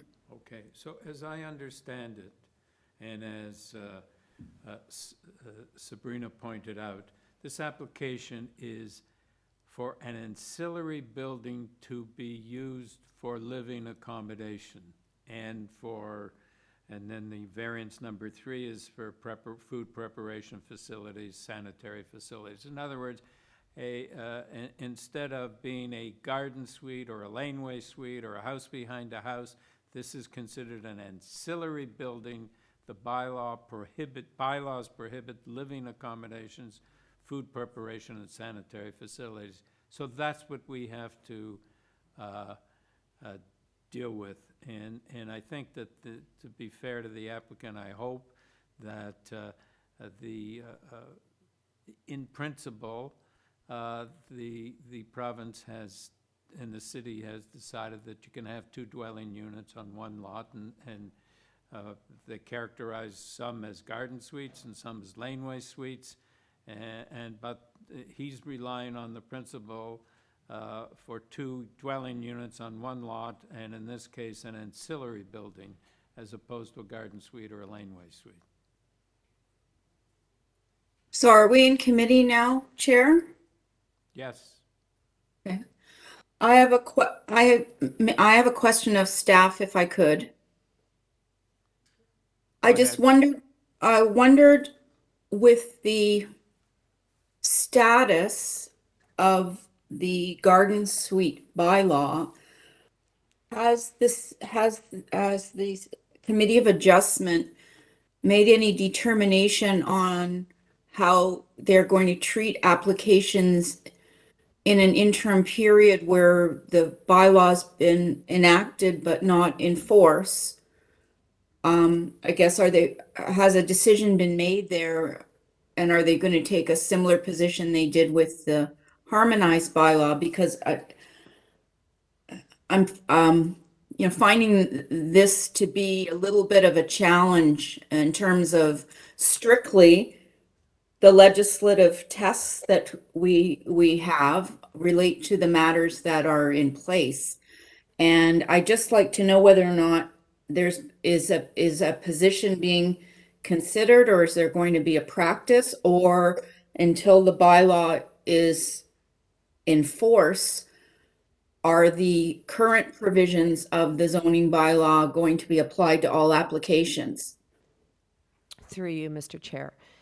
The garden suite bylaw is currently under appeal, and how we are moving forward is based on the interpretation of the zoning examiner and how they interpret this application that is before us today. And in this situation, it's an ancillary building containing a dwelling unit. And once the garden suites is rectified at the OLT, then the new applications that come in for garden suites will be based on the garden suite bylaw. And Joanne, just for clarification, the applicant has admitted that if this was an application for a garden suite, it would need variances as well. So it doesn't comply with the laneway suite or the garden suite bylaws. Yeah, I understand that. Thanks, Sabrina, for that clarification. I could start the discussion then. I understand the principles, I understand the vision, I understand where the city is looking to go, and steps have been taken to go there. But at this moment in time, what we're asked to consider and what the city is placing before us in terms of what is necessitated for the application to proceed are amendments to the bylaws that are in force. And I have sat on other applications where they're looking for, whether it's an ancillary building or a house behind a house that are not immediately adjacent or accessed from a lane. And my position on those has been that I don't think they're minor, and I don't think they meet the general intent and purpose of the in-force zoning bylaws. And I would have to take that position on this application. Given the existing environment, I certainly recognize what's in the works, but that's not what we're being asked to do. And I'm not certain we can extend the interpretation of the test to that. So, Joanne, I agree with you. We did approve a couple of meetings ago, maybe a month ago, a house behind a house, but that was faced on a street, an abutting street. And my concern, and I'm sure it's your concern here, is that this, while the garden suites and the laneway suites, I'm sure, have provisions with respect to fire and other things with respect to safety, this application doesn't appear to have any provisions that would satisfy me that there's access for fire, etc. So I think putting a dwelling unit in this building might be dangerous. And so I would not support this application. Lisa? Just one thing to point out, and I don't know if it complies with requirements for firefighting access, but I did note on the site plan that the applicant has, drawn a line for firefighting access down the driveway. Again, I don't know, it's on the site plan. I can't speak to whether or not it meets the requirements obviously I have no idea under the garden suite bylaw, but even requirements for laneway suites, this is not one, but if that would comply. But there is firefighting access noted. Yeah, there we go. I just can't speak to whether or not it's sufficient. Is it close enough to fire hydrant? We don't know that either. Yes, Larry? No, Chair, I think Lisa and you raised a good point about fire access. And I wonder if we could indulge the process a little bit to go out of committee. And I'd like to ask the agent that very question, if that's okay. Yeah, I think he said that the owner is a firefighter and that he has complied. But let's go back to the Mr. Hall, and can you allay our concerns, Mr. Hall, or do you have anything to add? Yes. Through you, Mr. Chair, thank you for the opportunity to address this. Firefighting access is regulated by the Ontario Building Code under Part 9. There's a provision that says we have to provide adequate access, taking into account the ability of the local fire department. Toronto Fire and Toronto Building have got together and they issued a formal memorandum called A85 that was made public last year from the Toronto Building Department, subsequent to a requirement by council that they hire a building code consultant to address this very matter. Its provisions are that they need a 900 millimeter wide path of travel from the curb of no more than 45 meters to the door of the laneway suite. As you can see, we have very clearly indicated this complies 100% with that. Furthermore, from where the fire truck can park on the curb, it must be no more than 45 meters from the nearest fire hydrant. It is as well. We did not put that on this drawing because that's part of the building code review. It's at that stage that the building department determines compliance with Part 9 of the code. Building itself, from a fire safety perspective, if you might indulge me since you raised it, the walls that are less than 0.6 meters from the lot line, which all three of the side and rear walls are, must have non-combustible cladding, which we would like to add. They do not currently today. So if this building were left as it stands today, it would not be fire safe under that requirement. But because we are applying for a building permit, we have to bring it up to that standard. So it will have non-combustible cladding and a 1-hour fire rating, which will make it safer for both the neighbors. The building as it stands today, if it were left as a garage or workshop, does not need to meet those tests. And so it would be a less fire safe structure than it will be as a dwelling unit. We take this very, very seriously. And as you noted, the owner himself being Toronto firefighter. He's on duty today, which is why he's not on this call. Obviously cares about this stuff. I hope that allays your concerns about the fire safety. So, Mr. Hall, if this were a laneway suite application, would it comply with all the fire safety requirements and other safety requirements? Yes, it would. And under the current garden suite bylaw, again, the fire safety requirements stem from the building code. They are not a zoning issue. They are not in the zoning bylaws. It is a building code requirement.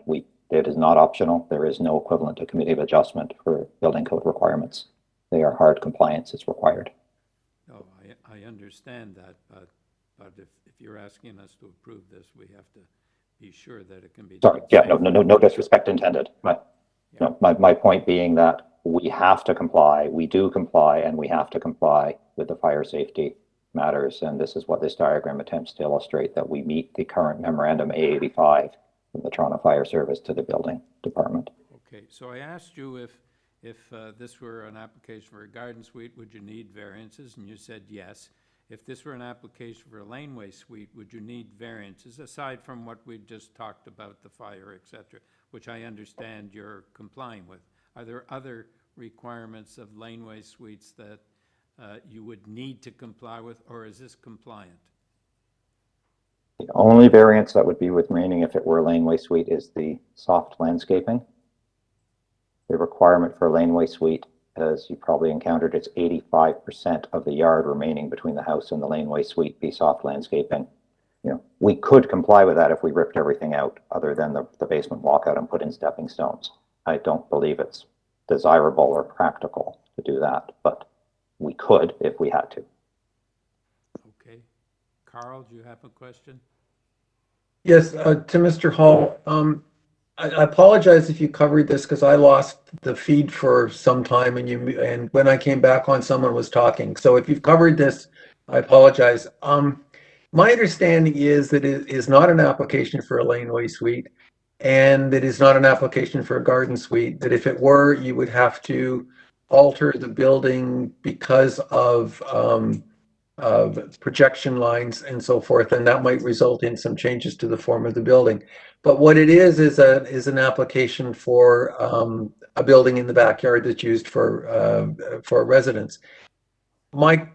I guess what I'm concerned with is, what is it? And if it isn't a garden suite and it isn't a laneway suite, and if you were successful in having the variances that are before us today approved, could you proceed with what you want to do, or is there something holding you back? If I understand the question, no, if the committee were to approve these requested variances, we could move forward and apply for a building permit right away to make sure that everything that was built prior without permits has been done properly, and then complete the building in a fire safe manner. And I might point out, I know it's a point of semantics, but under the zoning bylaw, both garden suites and laneway suites are defined as an ancillary building in which dwelling unit is permitted. And then it goes on to state it's the difference being whether the property abuts a laneway or not. So I think the zoning review that says this is an ancillary building in which we are requesting people living is exactly what is being allowed in laneway suite bylaws and is envisioned for garden suites. And they are all ancillary buildings. Thank you very much. All right. Any further comments, or do we have a motion? Yeah, I'll just comment on this one. I in principle agree with what Joanne was saying in terms of how we've treated these in the past. For me, the difference in this case is that it's an already existing building, and while that doesn't necessarily give it a free pass, it does put this application in a little bit of context for me. And I did also look around on that lane. There are other two-story structures. It seems to be not predominant, but certainly many of them. I wasn't sure how I was going to react on this application, but I think the presentation has helped me give me a little bit of comfort that notwithstanding the fact that garden suites aren't yet in effect. In my view, this in general would comply with what I think council's intent is and what the provincial legislation is trying to achieve in terms of providing gentle density into existing neighborhoods. I don't find this application offensive in terms of its impact on neighbors. It appears that neighbors are satisfied with the proposal. I totally get that technically we would be a little bit out in front of a tribunal reviewing this bylaw, but in my view, council's intent is to support these. It's an existing dwelling, existing building, and I'm satisfied that the provisions around safety and other matters have been satisfactorily addressed. And the fact that planning has not actually submitted a report recommending refusal also gives me a little bit of comfort. So I'm leaning towards being supportive of this application. Yes, Carl. I just add my voice. I'm on the same page as Larry. I believe this is somewhat different because it's an existing building which will stay and be used for some purpose. I believe that the variances are reasonable, and I don't feel that what is being proposed is going to create a negative impact on adjacent properties. I agree with Joanne about the caution around an as yet enforced garden bylaw, but that's not what we're looking at. We're looking at an ancillary building. If in fact it was to be a garden suite, my question was going to be, well, then why are we dealing with this at all today? Because if you're going to come back and you're going to have to change the building because of sight lines, then it seems to be a waste of time. That doesn't seem to be the case. It seems that as the applicant has indicated, that he can proceed. I'm also encouraged by the applicant's technical knowledge and capability. He's really on top of this application. His answers have always given what was asked for and then more, and his technical prowess on this particular issue is very high. I have a fair degree of comfort with the application, and I'm leaning to support it as well. Yeah, I've been satisfied by the applicant's assurance that the fire provisions have been taken into account and safety provisions. I'm looking at this not so much as an ancillary building, but as a laneway suite without a laneway, because it's as I understand it, it's within a couple of meters or something of a laneway, but it doesn't matter. It's not a laneway suite, but it complies, as I understand from the applicant, with all the provisions of the laneway suite bylaw, save for the soft landscaping, which the applicant is prepared to do something about if required. So I don't know what the rest of the panel thinks of the requirement with respect to soft landscaping, but I am now in favor of this application. So unless Lisa has any comments, perhaps we can move to a motion. Larry? Sure, Chair. I'm happy to move a motion to approve this application. I like the idea of lifting the old pavers and putting permeable material down. I don't think given that there's going to be a construction activity, I don't think it would be incrementally a huge imposition to have that done. I think I'd like to put a condition into that effect. Right, but Larry, don't forget, it's not just the paving stones, it's the gravel underneath. So it's more substantial than just replacing the pavers, as I understand it. Yes, I understand. If you are going to replace it with permeable pavers, it does have to have the appropriate gravel substrate. I agree with that. The only thing I would put in as well is that the applicant did indicate that he had to discuss and get conditions from engineering on this one, and I I would just put something that the applicant needs to follow up with engineering to get the appropriate permissions. And I think that sums it up, Chair. Larry, what is the condition on permeable pavers, that all the existing what is the actual condition? Yeah, I would just say remove the existing paving material and replace with permeable pavers. I think that should be sufficient. I'd be happy to second that. Okay, all in favor? Okay. Joanne, you're dissenting? Okay. You have your approval, sir. Thank you. Thank you, committee. Number 3, Wiley. Have a good day. Number 3, Wiley Avenue. Number 7, application. The purpose of this application to alter the existing one-story detached dwelling by constructing a second-story addition, a front basement walkout for a secondary unit within the basement, a front porch, and a rear addition of a deck. With this application, we have materials submitted by the applicant, and we have correspondence from planning. Robin McKenna. Hi. My name is Rob McKenna. I live at 329 St. Clarence Avenue. All right, sir. We have opposition, so perhaps we could have your presentation. Sure. It is going to be a quick presentation. If there is a PDF that's set up and ready to go, I can just very quickly go through it just for context, and then I can just go very quickly through the different variances themselves.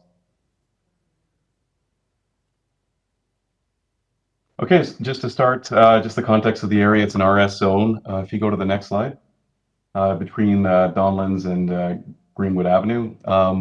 As you can see here, it's all very densely packed houses. None of them actually meet the side yard setbacks. Most of them are 2 stories. I can go to the next slide. You can see too that our building actually is of a shorter length than the adjacent 2 buildings as well. So those ones that are 2 stories, they would actually have a higher FSI than what we would have just as existing buildings. If you can go to the next slide. So you can see like it's a fairly rundown building between 2 two-story buildings. There's no existing parking space at the front. There's not too much landscaping. The front porch is in pretty bad shape, but if you can go to the next slide. What this does is just to give a bit of a context of what's been added. So we're adding a front yard walkout from the basement, which is tucked behind the new front porch. We're adding a second story, and we're adding a tiny bit of addition to the rear end of the building, but everything is keeping to the same property lines. You can go to the next slide. So this is just a quick look at like the initial design for the materials. So again, like the existing building is to remain a little bit at the back and just above. And then one of the other things that's been added is some shrubbery at the front and some trees at the back, but I'll get to that in a little bit. If you can go to the next slide. So just very simply, adding the front walkout at the back, enlarging the crawl space, adding a secondary suite with a single bed. Next slide, please. A small addition at the back, a reduction to the existing deck and a new deck, and the front porch there has been added, accessing from the side, which actually gives a fair amount more landscape space. Next slide. And this is just, these are just kind of the final one. So it's just the whole second floor. It's a 3-bedroom unit, so it's a family-sized unit with a basement suite, which sort of helps with being able to afford to actually have a family-sized unit. So I'll just very quickly go through the variances themselves.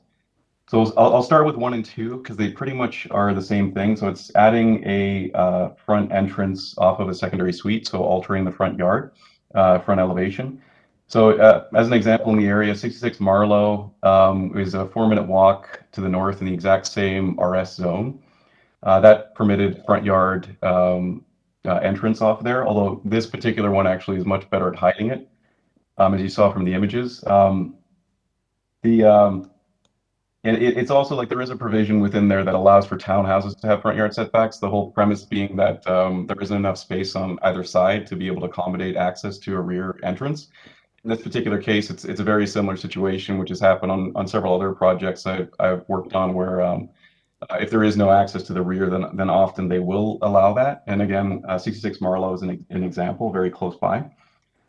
If we get to number 2, this is just about it's very simple one, the front deck itself. We've actually improved it. So previously it was 380 millimeters from the western property line. Now it's 410 millimeters. So we just add a little bit of space.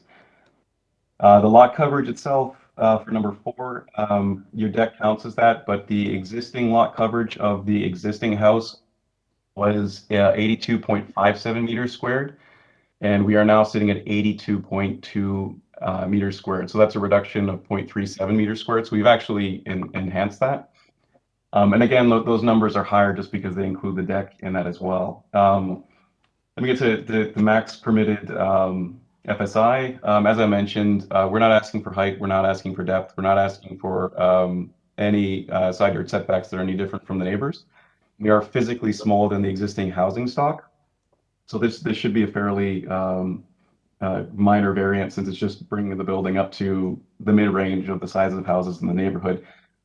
Obviously, side yard setbacks, we're just maintaining the existing one. So for number 6, that's just maintaining the existing, which matches the existing housing stock.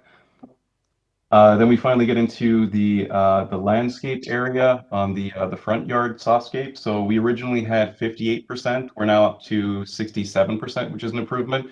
And bear in mind too that, you know, the perceived front yard is half of it's actually on our property, which is a fairly consistent thing in Toronto, but the whole front of it is actually all going to be landscaped and updated. The only thing that the Committee of Adjustment has asked us, the staff, for this project was to actually add some hedges in front of the front porch. And then we went on top of that and we added some trees at the rear yard too, just to help with some of the soft landscaping, which also adds a little bit more screening to the front porch. So that again, like that was the only request that they had, but we are increasing from 58 to 67. And that's about as good as we were able to do it and still have a functional front yard. And again, we finally get to the last one, the existing, there's no parking space on the property. This is very, very consistent in this property. The next door neighbor actually doesn't have that. There's probably maybe 40% of the properties in this particular street don't have parking on site. So and it's an existing condition.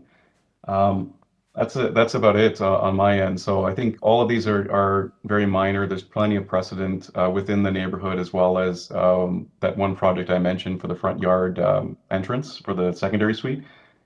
And otherwise, everything else has been a pretty good improvement without asking for height or depth or anything else.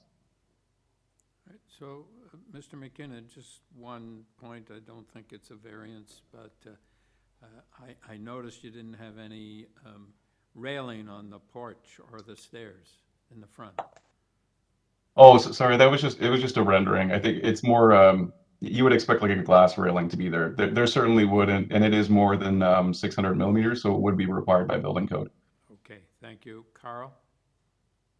Through you, Mr. Chairman. Mr. McKenna, the planning department has asked us to tie any approval we might give to plans to secure the rear yard landscaping. And you made comments about the additional screening planting that you put in the front yard.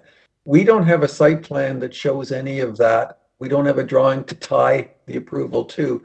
I've been through your submissions. There's a survey. That's a survey of the existing property.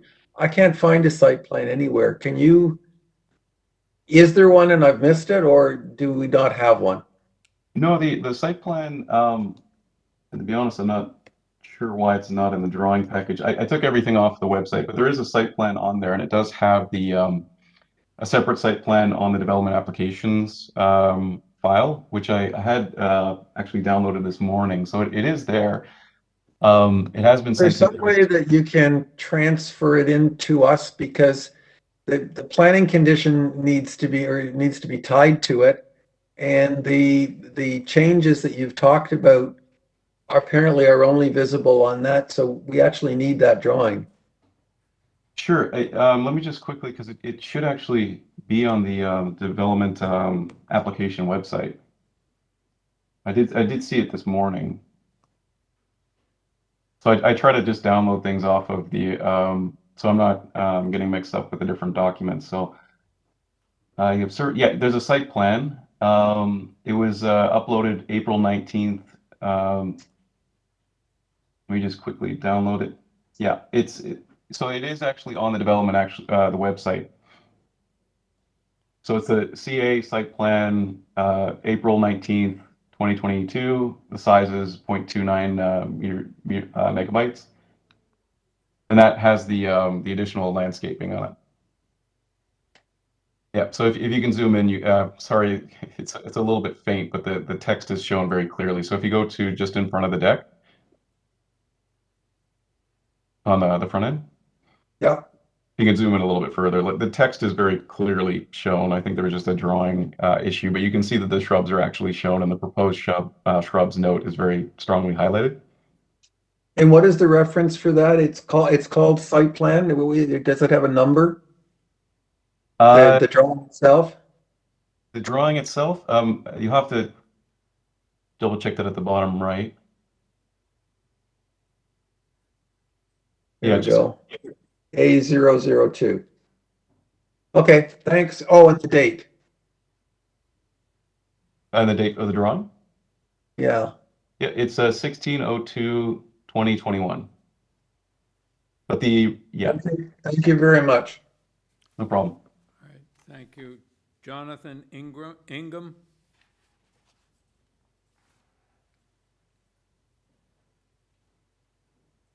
Can you hear me? Yes, we can. Okay, my objection is that. Can we have your name and your address, sir? Yeah, for I'm the very record? sorry. Jonathan Ingham, 4 Wiley Avenue, M4J 3W4. Okay. Can we have your concerns or your objections? My objections are that I live across from the said property, and that the amount of construction and the amount of variances are increasing daily, it seems, with the amount of mail I get with these type of dwellings. My concerns also through Mr. Homsey, where that there is illegal construction going on at 126 and 128 So, Milverton, which are adjacent properties. Mr. Ingham, we as a committee cannot be concerned about building issues, construction issues. We are concerned about the variances. So if you can confine your comments to the variances and the effect on you and your property, that's what we're looking for. No comment. Okay, thank you very much.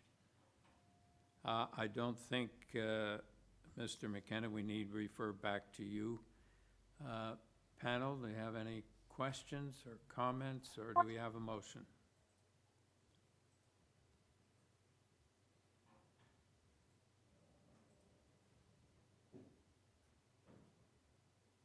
Lisa? Thank you. I think this is a reasonable application. I am in support of it, and I think the presentation was excellent. And I think some of the things that I was kind of initially concerned about, being lot coverage and basically lot coverage, and even sort of the landscaping, the applicants pointed out, for example, the lot coverage is existing pretty much similar. I think they're slightly improving it. So I think this will fit well within the neighborhood. I don't have any concerns with the application. So I could bring a motion forward. I don't know if anybody else has any other comments. Okay, I'd like to bring a motion forward for approval of the application.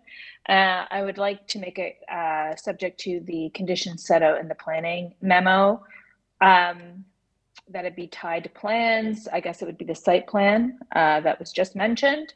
And there's also to secure soft landscaping. It says in the rear yard. I think it also means to secure the screening as well in the front yard. And there's a requirement to plant a tree. So yes. I think that's set out in the planning Larry, report you second or that memo. motion? Okay, all in favor? You have your approval. Thank you, sir.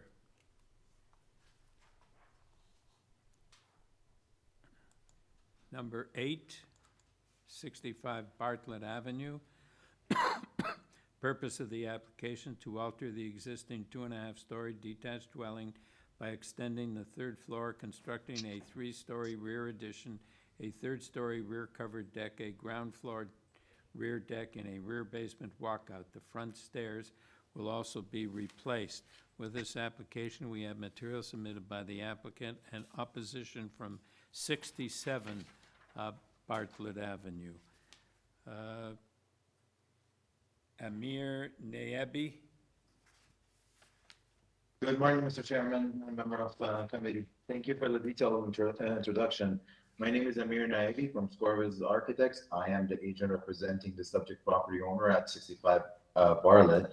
Just before I start my presentation, I want to know if, just to respect panelists as well as chairman's time, if there is no one in objection, since this application is really minor in nature, I want to ask if you still need to for me to proceed with presentation. All right, Mr. Naebi. First of all, we need for the record, we need your address, and second of all, we need a brief presentation because there is opposition. Okay, thank you. It's 930, sorry, I missed that. 930 East Mall, Suite 100, Etobicoke, Ontario, M9B, 6J9. Thank you. So just proceed with the presentation. The proposal is for addition at the rear and extending the existing 3rd floor to utilize the full floor, excuse me, full floor plate by raising the roof. The proposal respects the governing bylaw in terms of height, depth, and length of the property, and the architectural design solution was provided to respect the zoning bylaw provision 10.20.40.10, item number 2. For whom this provision is unfamiliar, this is a bylaw addressed by the maximum height of specified pairs of main wall. During the design phase, we have reviewed the options to respect the privacy of the neighboring properties and provide a modest addition to this neighborhood. The existing property owners seem to be hosting multiple residents. Just giving you a little background of what the existing condition of this property was. The existing property owners seem to be hosting multiple residents in the house without a permit, and the access to the individual units was through poorly constructed and unsafe staircases at the rear. Which in some areas we noticed that it's not even respecting the OBC in terms of headroom clearances or proper means of egress. Also, these access points were invasion in terms of privacy to the neighboring properties. The proposal before us is for a single dwelling unit, and changes will improve the poor conditions of the rear and provide more privacy to the neighboring properties. And that was one of our key design criteria as we were moving forward with the client. Overall, the FSI, I'm just going to just briefly go over some of these variances that we're actually looking at in front of us. Overall, the FSI of 1.07 is modest addition, and it's not uncommon in these neighborhoods. Not to mention the properties in the same blocks have approved for higher FSI, such as 79, 85, and 87 Bartlett in the past. As for item number 2, to maintain the existing shape and form of the building, it's not uncommon to maintain the similar setbacks that used to govern the properties in these neighborhoods historically. Moving on to item number 3. Under item number 3, I would like to point out that the existing stair is being replaced only with a similar width. So the only reason behind the change is the decaying staircases that is deemed unsafe as per the current condition. So we're not changing anything that was that has been. So this is not initiated by our new proposal, and it was something that was existing in that existing condition that's getting improved. As for item number 4, the existing eaves of the roof were encroaching onto the neighboring property on the south, and the proposed plan is to improve this condition by eliminating this intrusion by pushing the eaves back to the property line, which is not uncommon in these neighborhoods. I'll make it short. In conclusion, we genuinely believe this application is minor in nature and within the range of what was approved in the past in the neighborhood. On these grounds, we humbly request the committee members to consider approving these applications, and thank you for the time, I'll be answering any questions for our opposition. All right, Thanks. thank you. All right, thank you. Yeah. Panel, any questions? Panel, any questions? Oh, okay. Francesco Infante.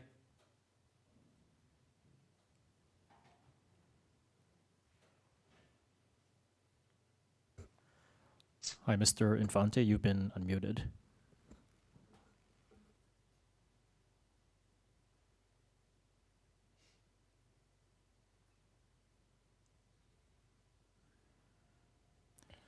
Mr. Infante, you need to unmute yourself. Hi there, can you hear me now? Yes, we can. Thank you. My name is Francesco Infante. I represent 67 Bartlett Avenue, Toronto, Ontario. The person at 67 Bartlett Avenue is my mother, and as well, this is a family home that I've lived in this house for 45 years. I would like to make some comments regarding our opposition, our family opposition. We've actually submitted as well a letter of our comments. I think one of the key items is the representation that this is a minor variance. It is doubling the size of the house that's there right now, and by doubling the size of the house, it is actually creating a big canyon in the back of the house where my parents are right now, because it is going to go 3 stories, where currently all the houses in the back are only 1 story. So when you go back to the site plan, you can see all the additions. It will be the furthest house that will come out as a 3-story house. All the other homes are stepped back. So 67 Bartlett, which is directly to the bottom of the page, or the north side, the addition or the house that's there, that's a 1-story directly south of it, and then it's a 2-story, and then it becomes a 3-story as you're moving towards the street.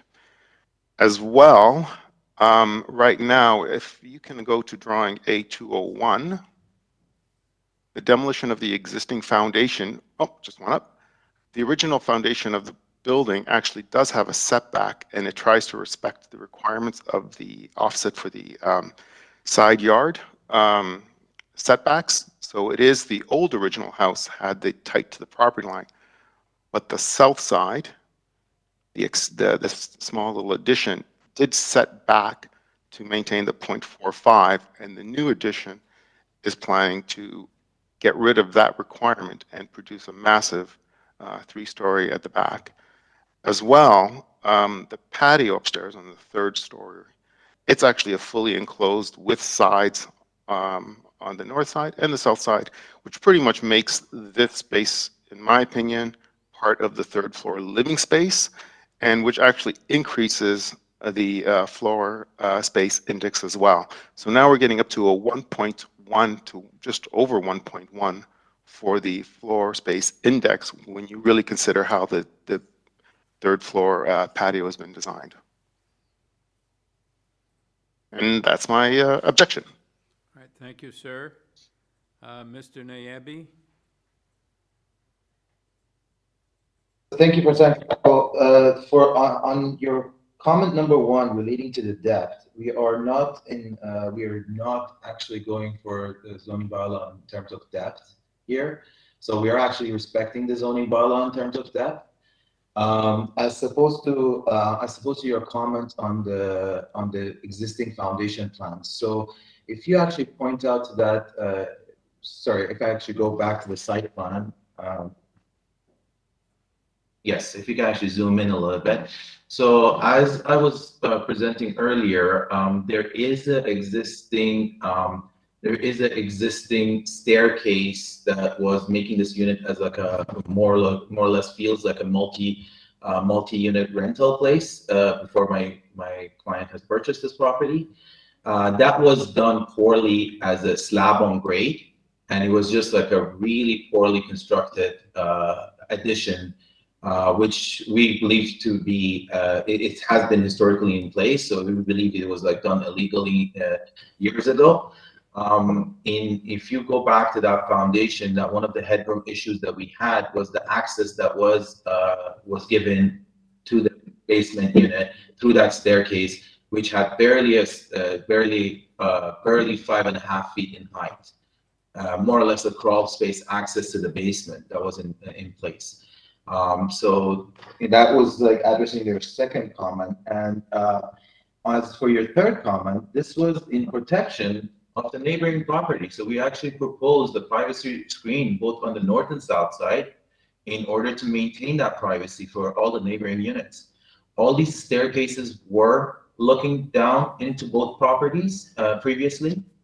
And the length, going back to the item comments that you made on the item number 1, we're only exceeding the footprint of your particular property by 0.7 meters, which again is as a respect of like respect to your privacy. And back on the third item, we have stepped back the third floor, and the enclosure again, it was just as a privacy means for your property and the property at the north. That would kind of conclude my comments on your question, unless there's any further from the panelists. Thank you.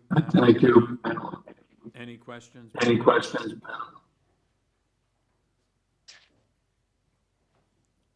Do we have comments? Comments? So why have we?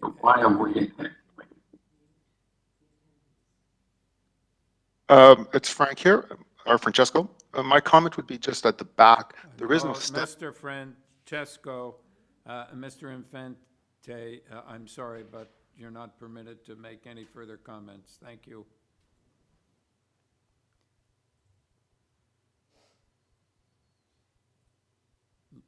Carl? Mr. Chairman, I spent a lot of time on this application. I had some concerns, but actually, when I delved further into the drawings, I thought most of the issues were covered, and I thought the presentation by the applicant was also very clear. I noticed that there isn't a height variance requested, and I think the other variances that are before us are quite reasonable. The proposal that's before us, I think, is an improvement over existing conditions in large part because of the removal of a stairway. There was a very large external stairway on the back of the existing building, which is, in my view, a huge infringement on adjacent privacy. Not only is the stairway not there, but as the applicant had indicated, he's gone to the trouble of creating privacy screens on both sides of the third-story terrace. I think that there's been attempts made to mitigate any negative impacts, and I think those impacts were minor to start with. So I have no difficulty in supporting this application. So did you want to make a motion, Carl? Certainly, I'd like to move approval of the application subject to provision of privacy screening on the third floor deck as shown on the site plan and the north and south elevation drawings. All right. Do we have a seconder? Joanne? All in favor? Have your approval. Thank you, sir. Number 965 Hampton Avenue. The purpose of this application is to alter the existing 2.5-story semi-detached dwelling by constructing a rear third-story addition and by extending the attic south side wall upwards to meet the new low slope roof. On this application, we have materials submitted by the applicant.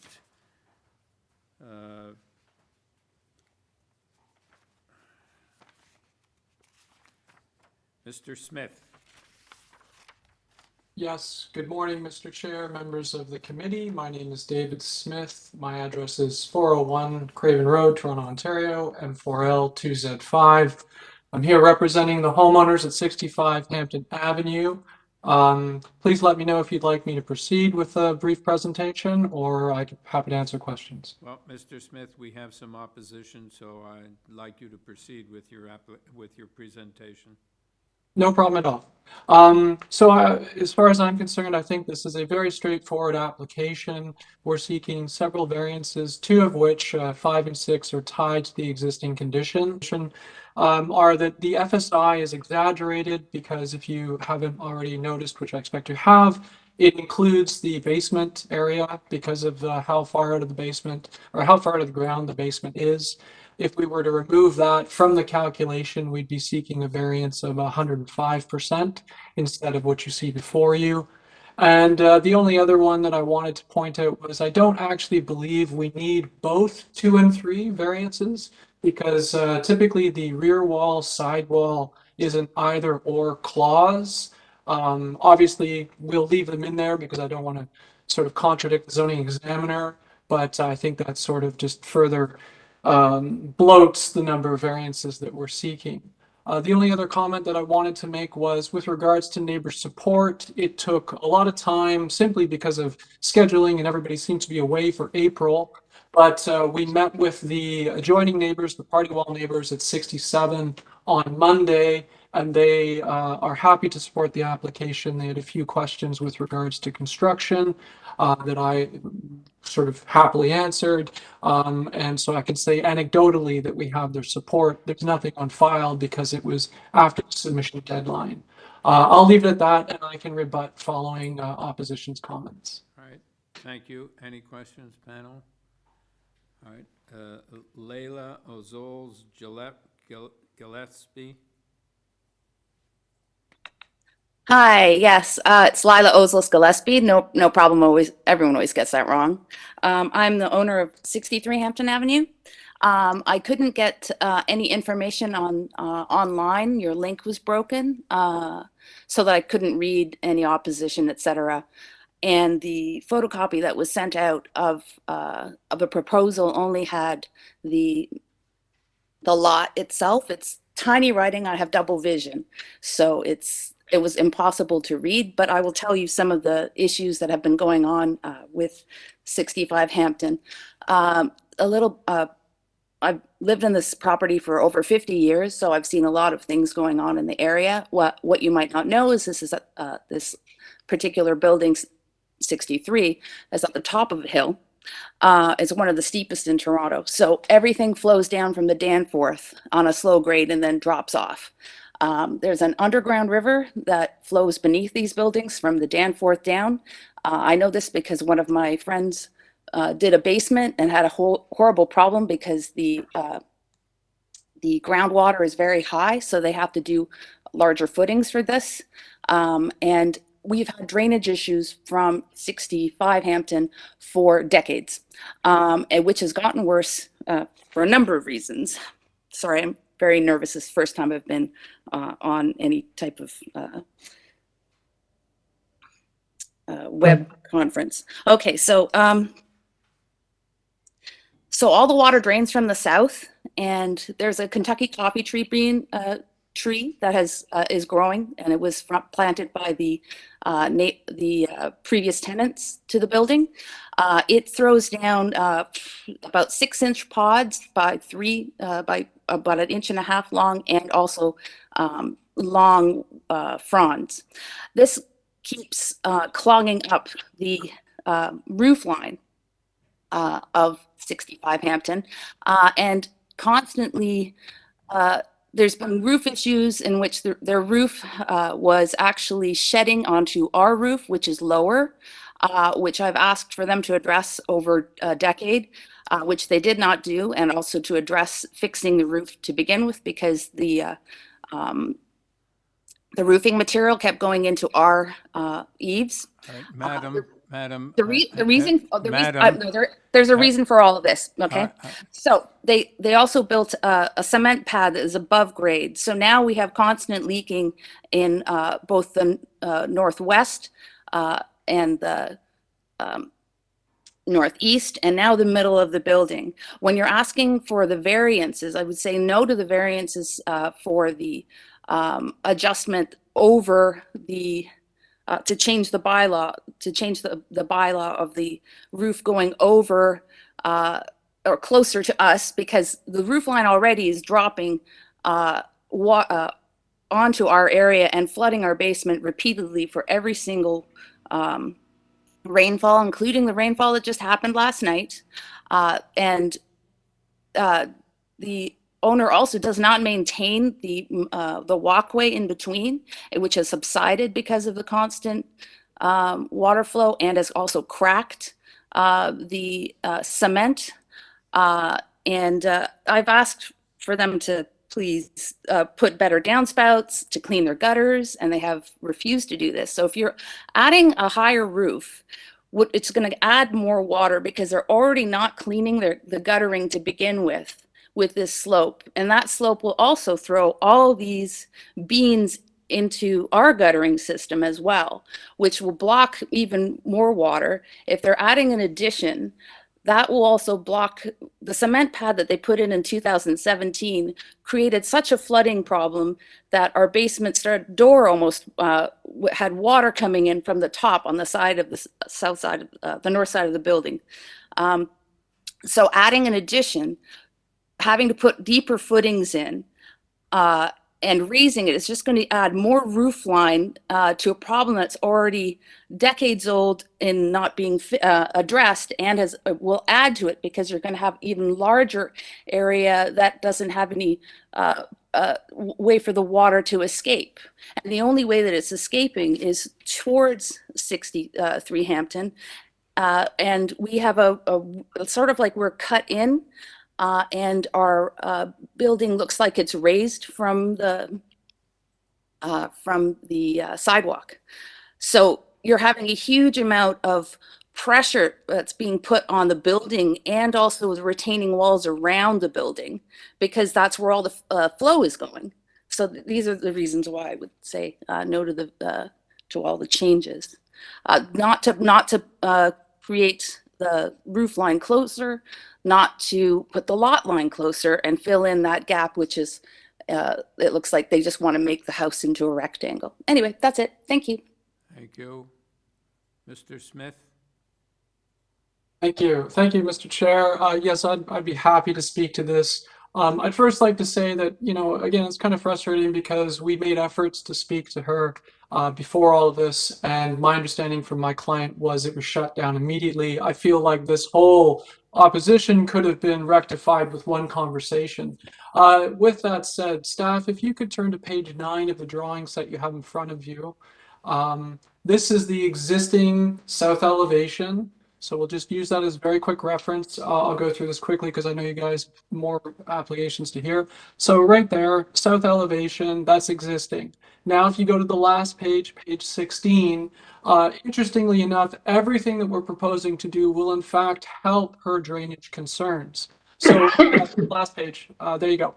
So right now, as she's described, the existing south roof line dumps all the water to her side, and there's a flat roof off of the back. Notwithstanding the fact, and I appreciate that all the panel know this, that to get a building permit, we have to demonstrate that we can manage the water on our property, and that's utmost requirement to first get the permit. So number one, she has to feel somewhat secure in that if we don't meet those requirements, we don't get a permit to build. But back to this elevation, we can see that with the flat roof that we are now creating over this extension of that existing attic wall, we have the ability to drain everything that is currently draining towards her to the front. In addition to that, because of the sloped roof on the rear addition, we could easily accommodate drainage that goes from the absolute rear of the building all the way to the front of the building, down spouts and out towards the west, which is sort of Hampton Avenue proper. So if anything, I expect that with a little bit of work, we would actually improve the drainage, the amount of rainwater that she suffers from, between the two buildings. With this proposal, I do not see it making it worse. I see it as making it much better. And I really wish I had the opportunity to explain this to her and help remedy some of her anxiety with regards to it. The only other thing that I wanted to say was, obviously in my supporting materials, I submitted a number of previous decisions in the neighborhood. Nothing that we're proposing is out of character with the area. We fall within all of sort of the previous approvals. And I would simply close by saying, I think this meets the 4 tests, and I'd appreciate if you agree. Thank you. I'd be happy to answer any questions. Thank you. Panel, any questions? Carl? Yes, to the applicant. I wonder, just for the benefit of the lady next door, if you could just once again indicate how this roof drains. It's sloped at the back, so the water is going to go to the front. The section that is over the existing attic, which it will be now a flat roof, is there going to be an internal drain, or is it going to flow over the flat roof and down that sloped portion of the roof at the front and then drain at the front? Maybe you could just trace that for her, because I agree with you. The solution is a better solution than what's existing, but maybe you could just talk to her a little bit about how that water is going to drain. Well, 100%. Happy to. So, to your point, right now there's an existing flat roof over the two-story portion at the rear of the building. So you can see the addition we're proposing that has the vaulted ceiling that is highest at the east end. What I would simply propose is that we build a small parapet wall, which, for lack of better term, so that hopefully she can visualize it, is effectively a lip that would be on the south side of our new roof and would follow the perimeter of both the vaulted roof that we're showing over the rear addition and across the low slope roof that now sort of allows us to have a full height attic space.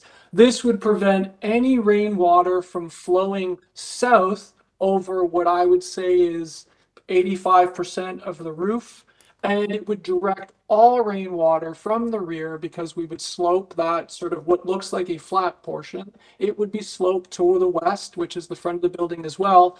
All rainwater would now drain towards the front dormer of the building, down the existing sloped dormer area, and to a series of downspouts that could be directed again towards the west and towards Hampton onto our sort of existing landscaping out front.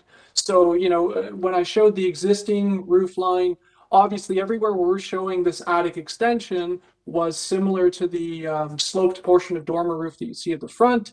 That's a massive portion of roof directing water directly to her that obviously, if the downspouts are malfunctioning, would result in moisture issues, and I can completely appreciate that.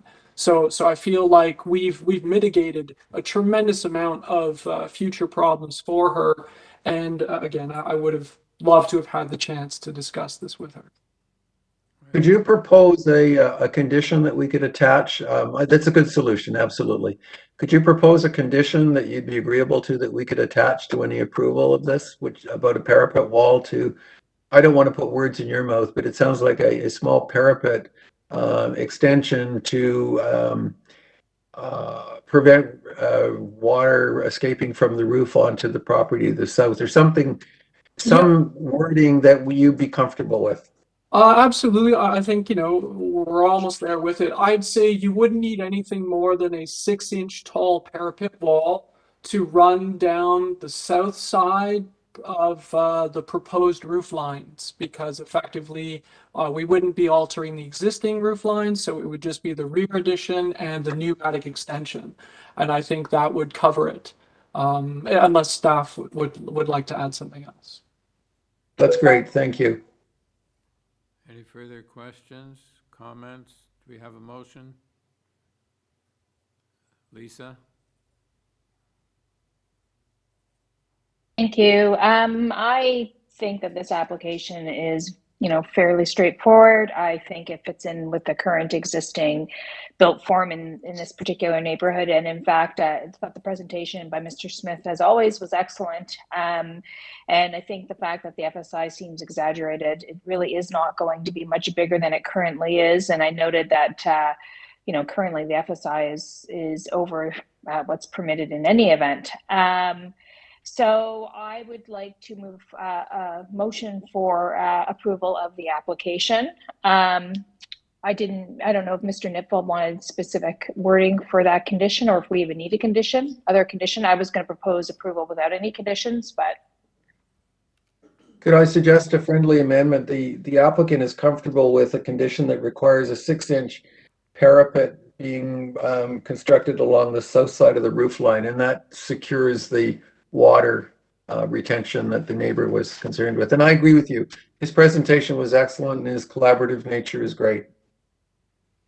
I'm happy with that amendment, so that would be my motion, subject to Mr. Nipfeld's condition. All right, I assume Carl, that you were saying, and Lisa, that you were saying, for the purpose of retaining water retention? Yes. Okay, thank you. All in favor? You have your approval. Thank you. Number 10.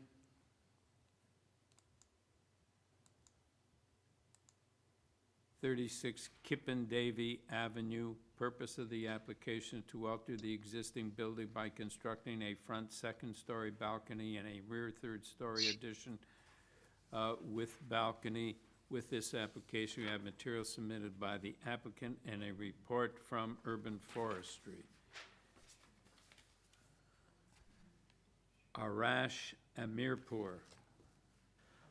Through you, Mr. Chair, Mr. Kamyar Kozane will be speaking on behalf of the owner. Okay.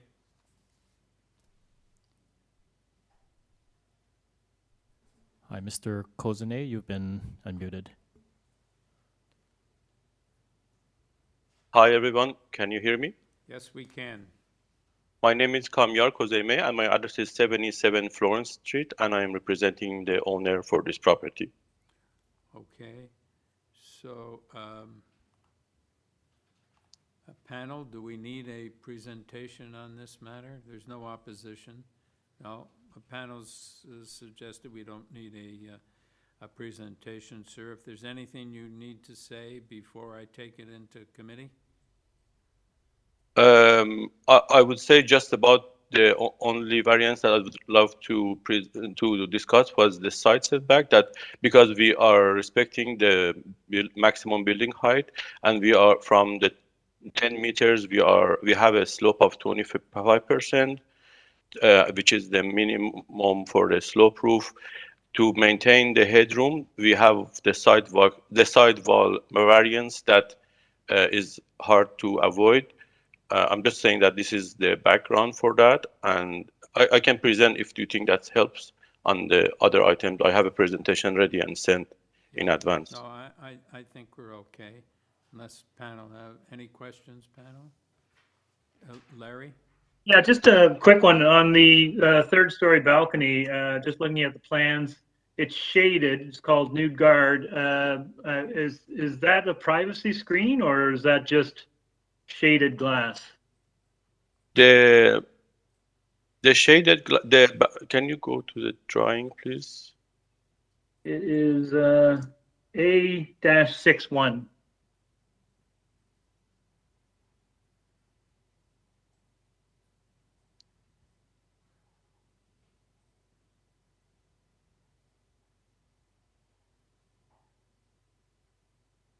There. So the new guardrail, there is so we are keeping, so we have walls on both sides. So if the privacy is a concern, there are walls on both sides to keep the privacy, and there is a guard because of the building code. So sorry, I don't get the question about the shaded one. Oh, pardon me. Yeah, I hadn't realized that the side walls extend outward and shield the balcony from the neighbor. So yes. Yeah, so I'm sorry. I hadn't realized that. That's fine. Thank you. No, that was the intent. Sure. Okay. Any further questions, comments? Do we have a motion? Joanne? Thank you. I think the material package provided good information with respect to this application. I think what's being proposed is not out of character with the neighborhood. The variances themselves, I think, are minor. And if my colleagues have no further comment, I'd be prepared to move a motion to approve the application subject to forestry condition number 1 and 2. Would you consider a friendly amendment to have screening on the third floor balcony as shown on the third floor proposed plan? That's where it shows that the walls extend on both sides of the balcony. Oh, so you want to tie it to plans then? Well, not all plans, but Larry's point was that. No, okay, so the plan that showed, the elevation. So the elevation? It doesn't show on the elevation. It shows best on the third floor plan, which is drawing A41. It shows that the walls extend on both sides of the balcony. That's fine. That's Okay, fine. I second that. All right, all in favor? You have your approval, sir. Thank you. Then we move to number 12, 551 Atlas Avenue. The purpose of this application to legalize and to maintain the rear second-story deck that was built beyond the approved permit drawings. With this application, we have material submitted by the applicant.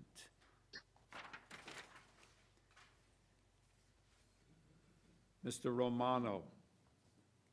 Good afternoon, Mr. Chairman. Franco Romano here on behalf of the owner. Your address, sir? 2095 Autumn Breeze, Port Credit. Yes, thank you. I don't believe we're going to need a presentation, Mr. Romano. Panel, do you have anything to say before we take it into committee, Mr. Romano? Note, my supporting material should clarify and show the extent of the deck. It's underneath a partial overhang, and it's well screened on all sides, including a 1.8 meter privacy screen that's shown on the platform. All right, thank you. Panel, any questions, comments? Do we have a motion? Larry? No, it's just I just sort of routinely like to ask applicants in these situations the story behind how these things get built without, particularly this is a fairly new build. So what's the reasoning for this being built? Well, the owner was a bit surprised to actually receive an order to comply because they understood that everything was proceeding in order. There was nothing being raised as an issue as the building additions were being constructed and the platform was being constructed at the same time. And when the owner went in for their basement revisions for the HVAC and plumbing, that's when the item of the rear deck platform came up, because you'll see on the order to comply, it talks about the first floor platform, which is what it is in practical terms, but under the zoning bylaw is considered at the second story. So I think as part of that building permit process, there was some confusion as to whether it's the location of the platform, and of course, as a second story platform, there's a limitation on the size of 4 square meters. So the owner had no prior knowledge of it being in contravention of the zoning bylaw.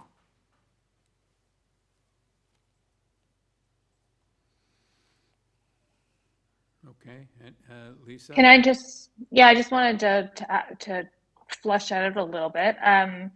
I just thought there was a previous decision, and I don't know if that relates to a different platform, but there was a previous decision of 6.2 meters that allowed a variance for that platform. So the owner didn't realize they had a variance for the second floor. It's called the second floor balcony in the previous decision.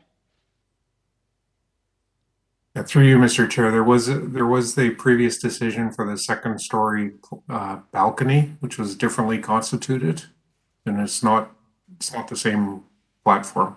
It's not the same one. Okay, that makes sense then. So, okay, thank you. So this is something completely different. This is, even though it's on the second story, it's not the same balcony. All right, so Is that correct? I was just trying to confirm that I understood that correctly. That's correct. Yeah. Okay. The interpretation under the building permit for this one is as the second story platform. all right, any further questions, comments? We have a motion. Larry? Yeah, I'm happy with that. I'd just like to thank the applicant. That was a good explanation. Sometimes we don't get very good explanations when these things happen, and it puts the panel in a tough spot. So that seems like a reasonable thing. There is no opposition. I don't think it adversely affects the surrounding neighbors. So I'm happy to move a motion to approve this application. No conditions. We have a second. Would you consider a friendly amendment of the condition that the rear deck is to be screened as shown on, it's a drawing, it's on the ground floor plan, A3. It's shown on there, and it would just be good to secure it. So just do you want to tie it to that plan? Yeah, please. Okay, we'll tie it to plan A3. Okay, seconder, Carl. All in favor? Have your approval. Thank you. Number 1357 Sylvan Avenue. Purpose of the application is to convert the existing two-story building from a day nursery, a child care center, into a private elementary school. With this application, you have materials submitted by the applicant. Mr. DeSenza. Hello. Hello. Okay. Apologies, I'm just dealing with one of my young children at home with me for the day, so it was a bit of a delay. But I'm here, and I believe Liz Bovey, who's the director of the school, will be joining us in a moment. All right. Can we have your name and address, sir, for the record?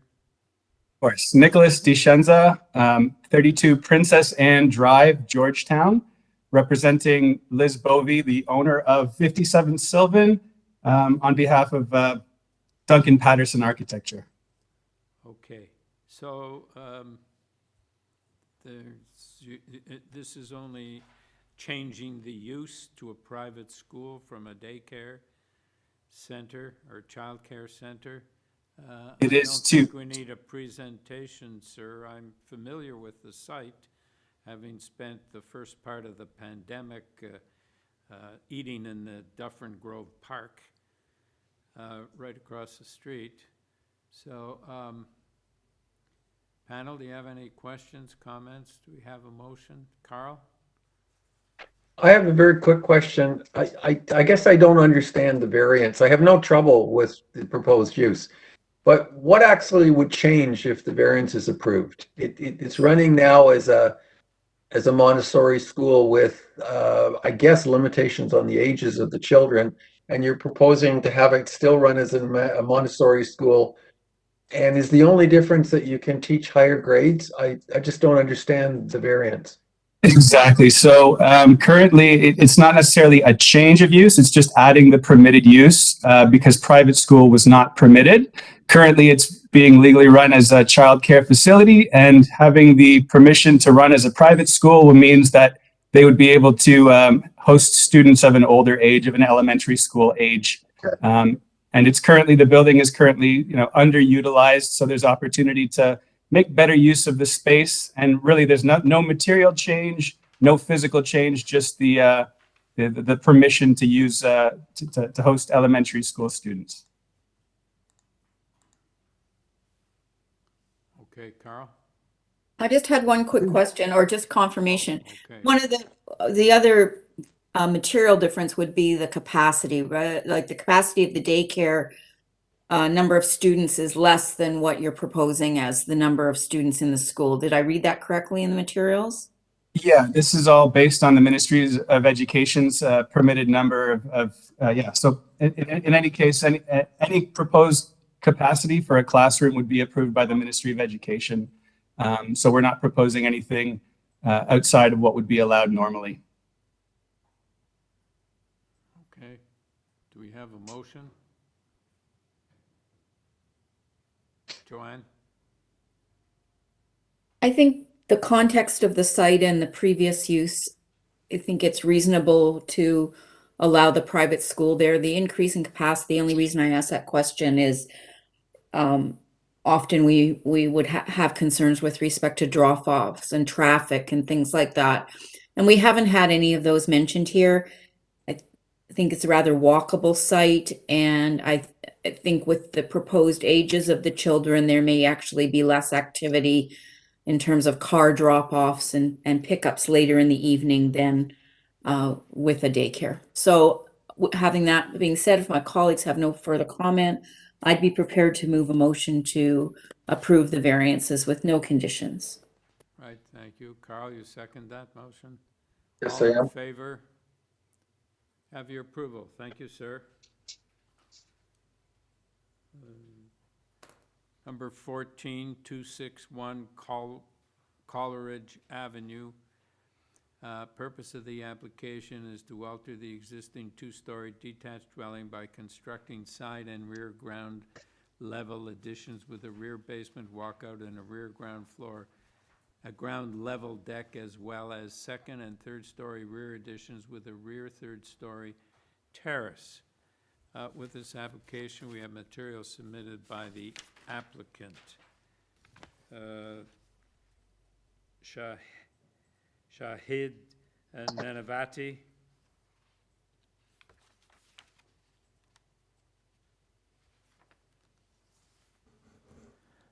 Hi, Shahid. You've been unmuted.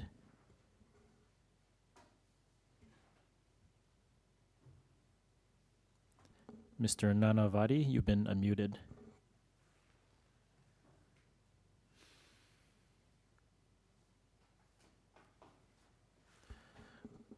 Okay, Mr. Nanavati, I'm going to try to contact you with the phone number provided.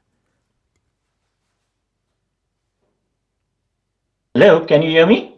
Yes, we can. Oh, sure. Thank you. Sorry about that. My name is Shahid Nanavati, and I'm representing the client at 261 Coleridge Avenue.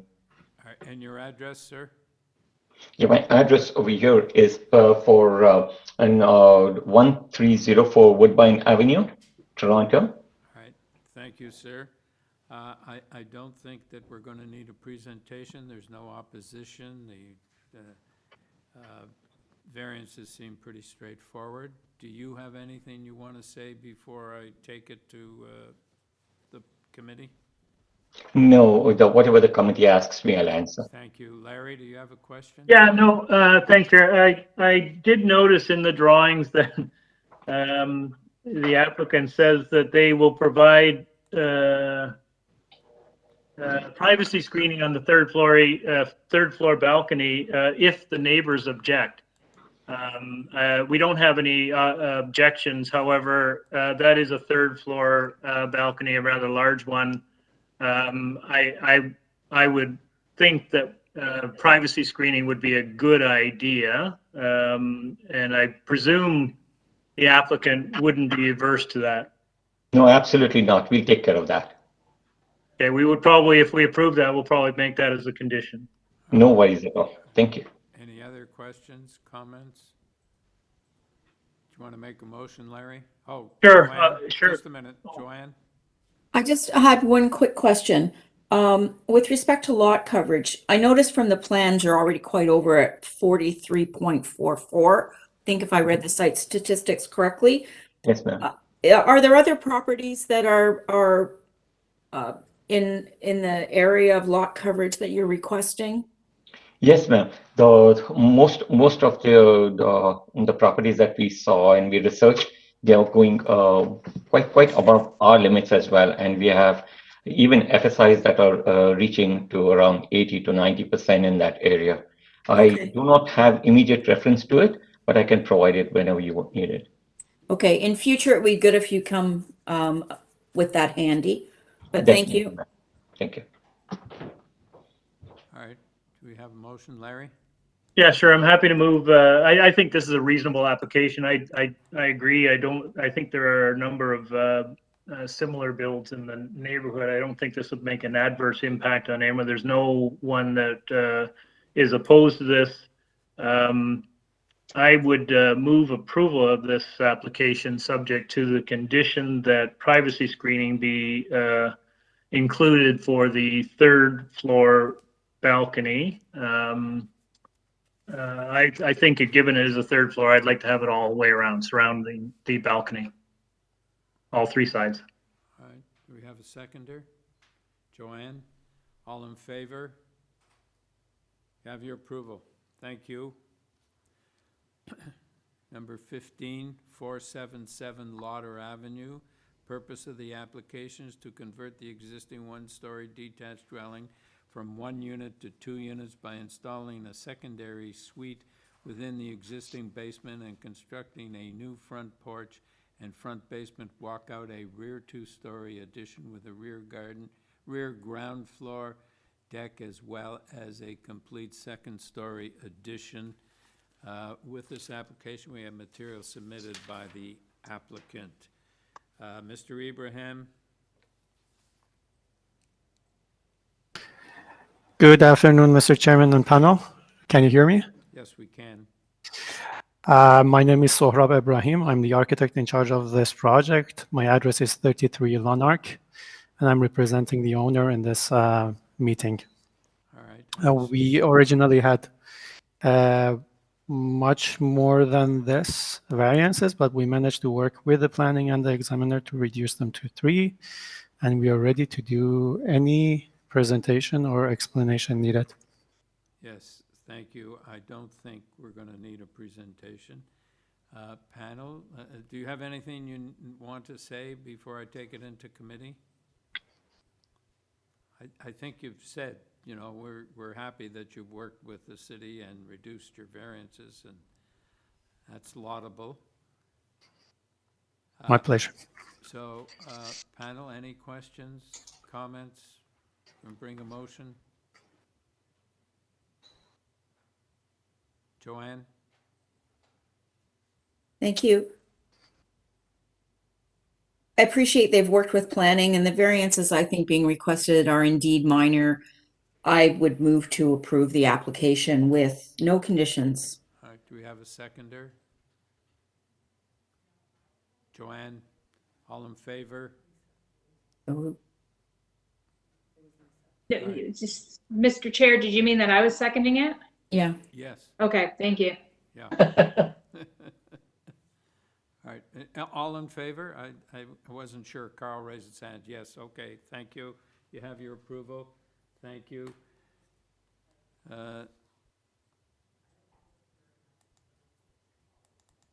Number 1666 Pine Crest Road.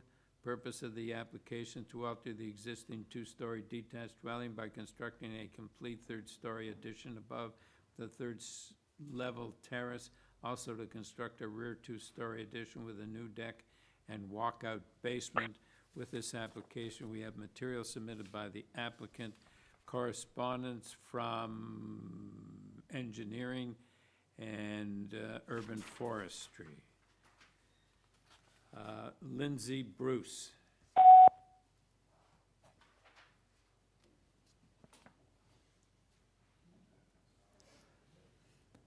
Hi, Ms. Bruce, you've been unmuted.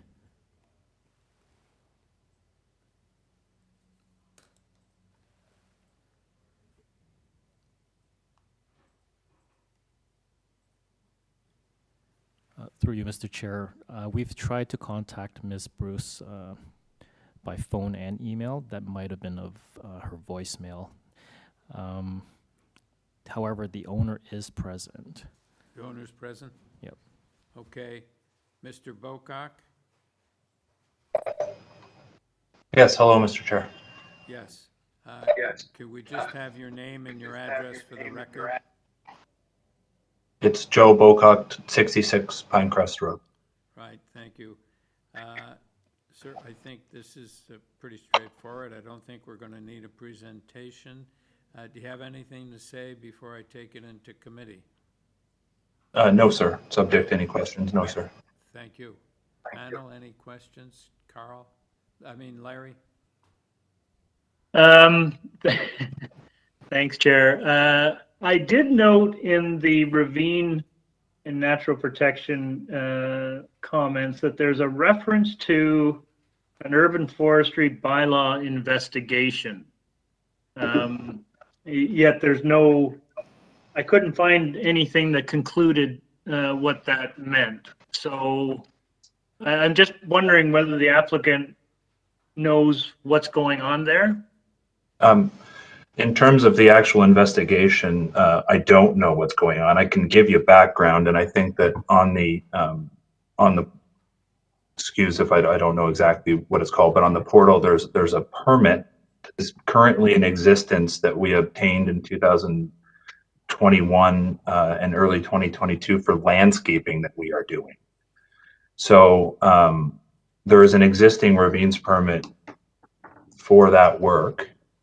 And when forestry came out to the house a few weeks ago in preparation for this application, they weren't, I don't think, aware of that permit. Whoever came out, I advised them of the of the existence of the permit, and they said they would look into it. So past that, I'm not sure, other than I know that Ms. Bruce has been in contact with Urban Forestry about that and has provided that permit. So that's as far as I know at this point. Okay, great. Thank you. All right. Any further questions, comments? Do we have a motion? Carl? Mr. Chairman, I initially had some difficulties with this application, but after researching the submission, I'm satisfied that it's a reasonable proposal. The variance requests are very small. Basically, it has to do with the height, and which I don't think is unreasonable, and a parking space variance, both of which I think are reasonable. There's been an effort here to try and mitigate the height by setting back the third floor and by roof forms and integrating it into an existing roof form, all of which I think is successful in ameliorating any negative impacts and blending it better with the community. The only concern I have is with the third floor terrace, which is a substantial terrace, and I believe needs to be screened on all sides with 1.5 meter privacy screening. Subject to that, I'm just double checking my notes. Subject to that, I would recommend approval of the application with only the condition for screening the third floor decking. All right. Carl, would you? Oh, sorry. Carl? Larry? Sorry, Carl, I just wondered, because of the sidewall height variance and to all the good points you just made, I wondered if you would consider a friendly amendment to also tie it to drawing A2.02, which is a side elevation drawing. Sure, absolutely. And similarly, I hate leaving loose ends kind of dangling, so I wouldn't mind, Carl, if you'd consider just making the approval subject to you know, Urban Forestry's approval or final conclusion of Urban Forestry's investigation. Sure, absolutely. Sorry, just to clarify, what do you mean by that? I don't, and so I'm just to the satisfaction of Urban Forestry, I guess is the way I would do it, because the correspondence we have in front of us implies that there's an investigation going along. I think the applicant said that a permit's been issued, but we haven't seen that cleared through Urban Forestry. So I would just like it to be satisfactory or subject to the satisfaction of Urban Forestry. So that concludes that investigation properly. Okay. Does that affect the variances here, Larry? That's my concern. I don't think so, Chair. So I don't think, so maybe it's not proper to include it as a condition. Well, I always have the view that if we're concerned, a condition never hurts. Well, I don't know what control the owner has over it. That's a problem. So maybe Sabrina could give us some guidance here. Through you, Mr. Chair, if you do impose this condition, it's just a matter of Urban Forestry submitting a letter to Committee of Adjustment staff noting that they have no further issues with this application. Okay, so that's not a problem. So it's not a problem to fulfill. Okay, good. Thank you. Okay, so a seconder of the motion, Joanne? All right, all in favor? Have your approval. Thank you.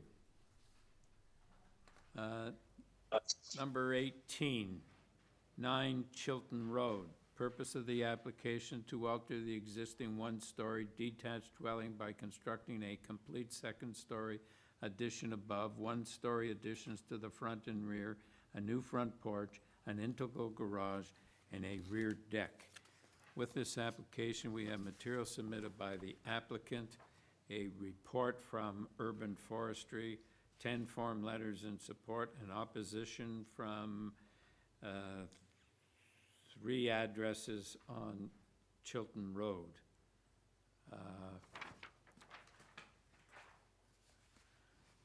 Mr. Casimiro?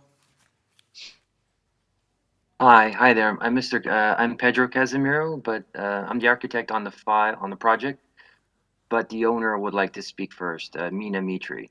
All right, just a minute. Is the owner's going to speak? Are you going to speak as well? If there's time and if it's need be, I'll speak to other items, but the owner wants to speak first. Okay, well, we discourage more than one person speaking, so we'll hear from the owner. But Mr. Casimiro, just for the record, would you give us your address? It's 29 Yardley, M4B 2A7. Thank you. Okay, can we have the owner? Good afternoon, Mr. Chair. My name is Mina. I'm the owner at 9 Chilton Road. Can we have your If I last could, name, sir? Mina Mitri. Yes, okay.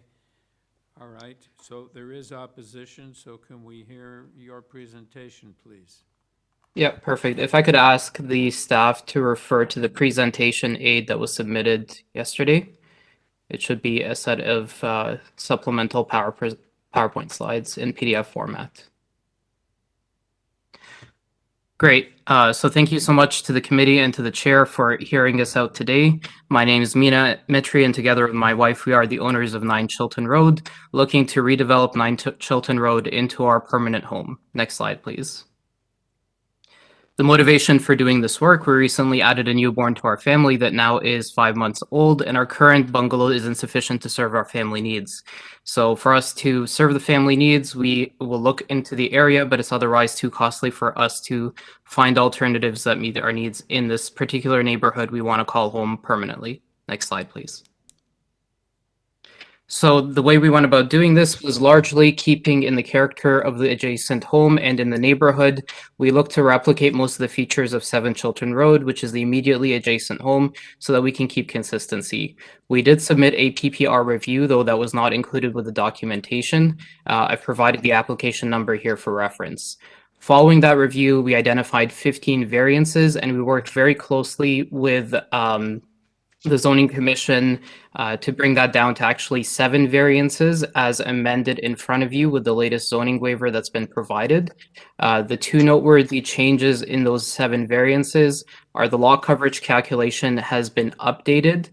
We previously used the precedent that was set by 2 Chilton Road in our lot coverage calculation, but in consultation with the zoning commission, we've since updated that calculation to be representative of what the zoning commission would like to see. Further, we've removed the need for did you change variance number 2? Is the lot coverage different than 35.66%?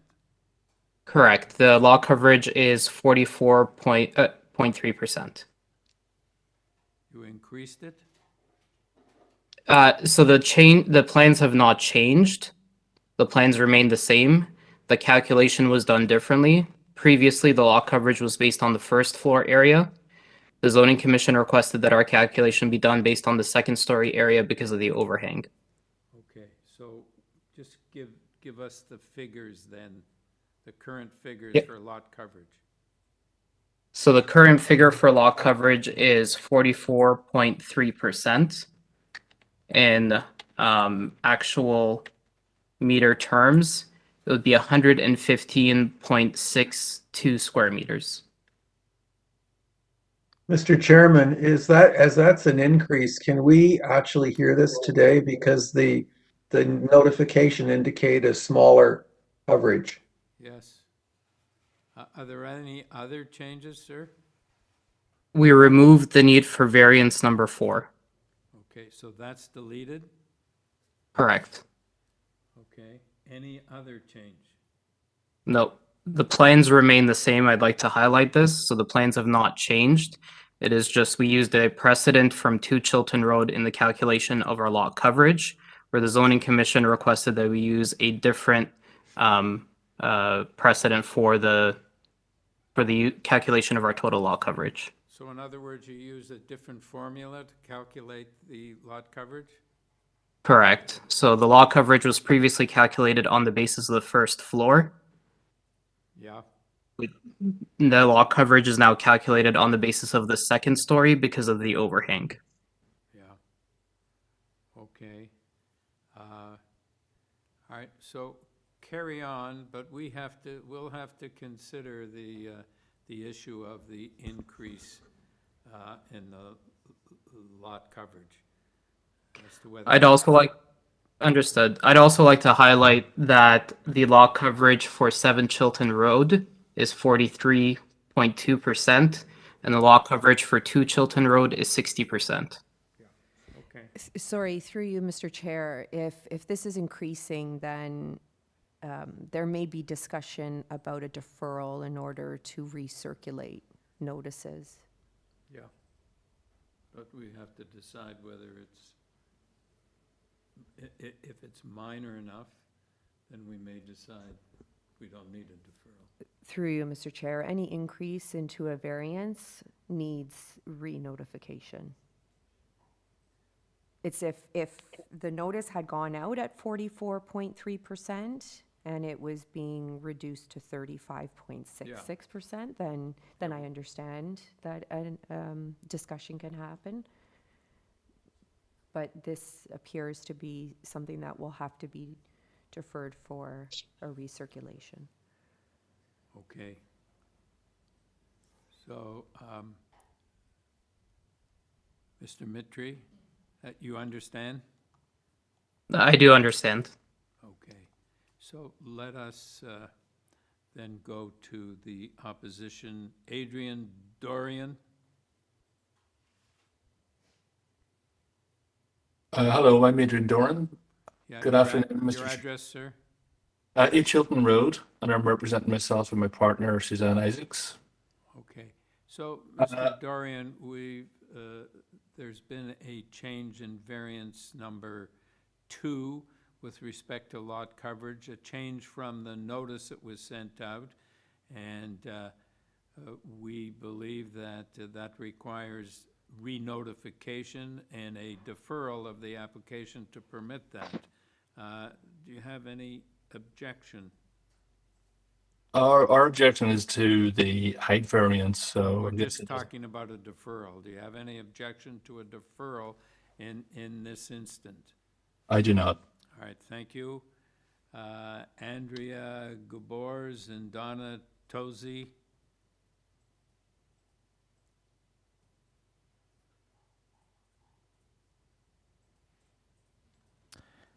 Hi, Andrea. Please unmute yourself. Sorry there.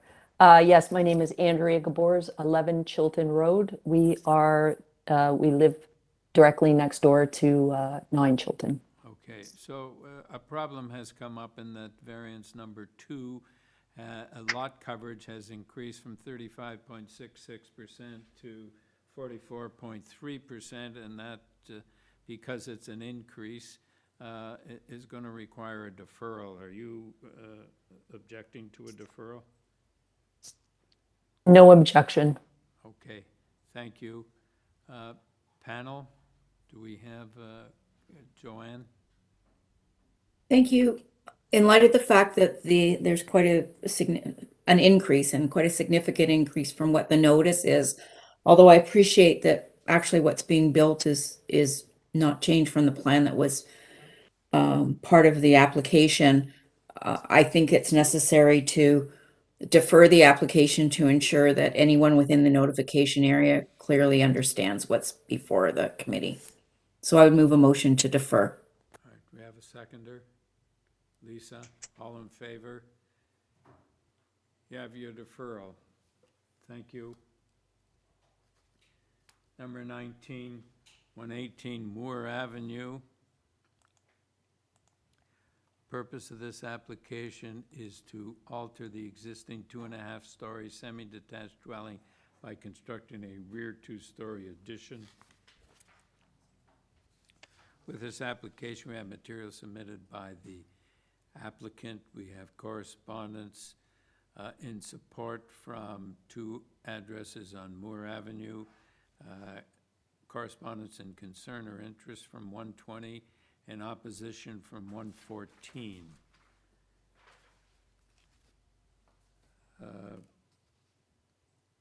Dragan Asimovic.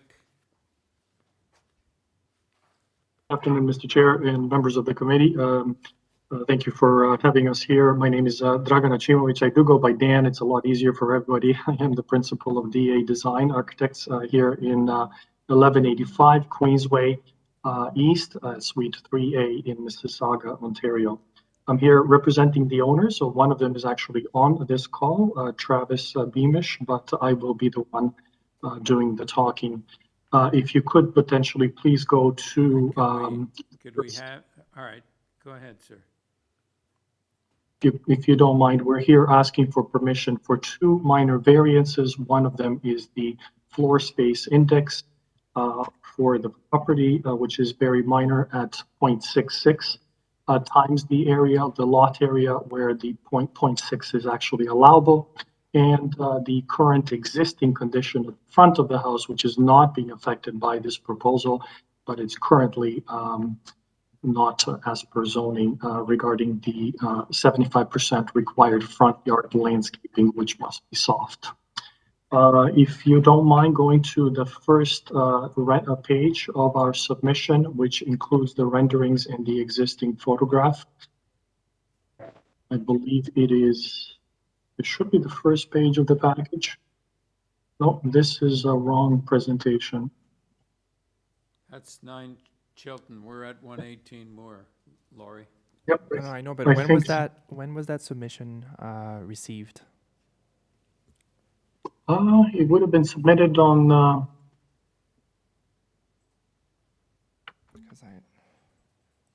with the application. So COA submission was made on January 19th, I believe. Should be a cover page with renderings on it. Was it a presentation material? It's at the end of the plans. If you just keep Oh. scrolling. Okay, thank you.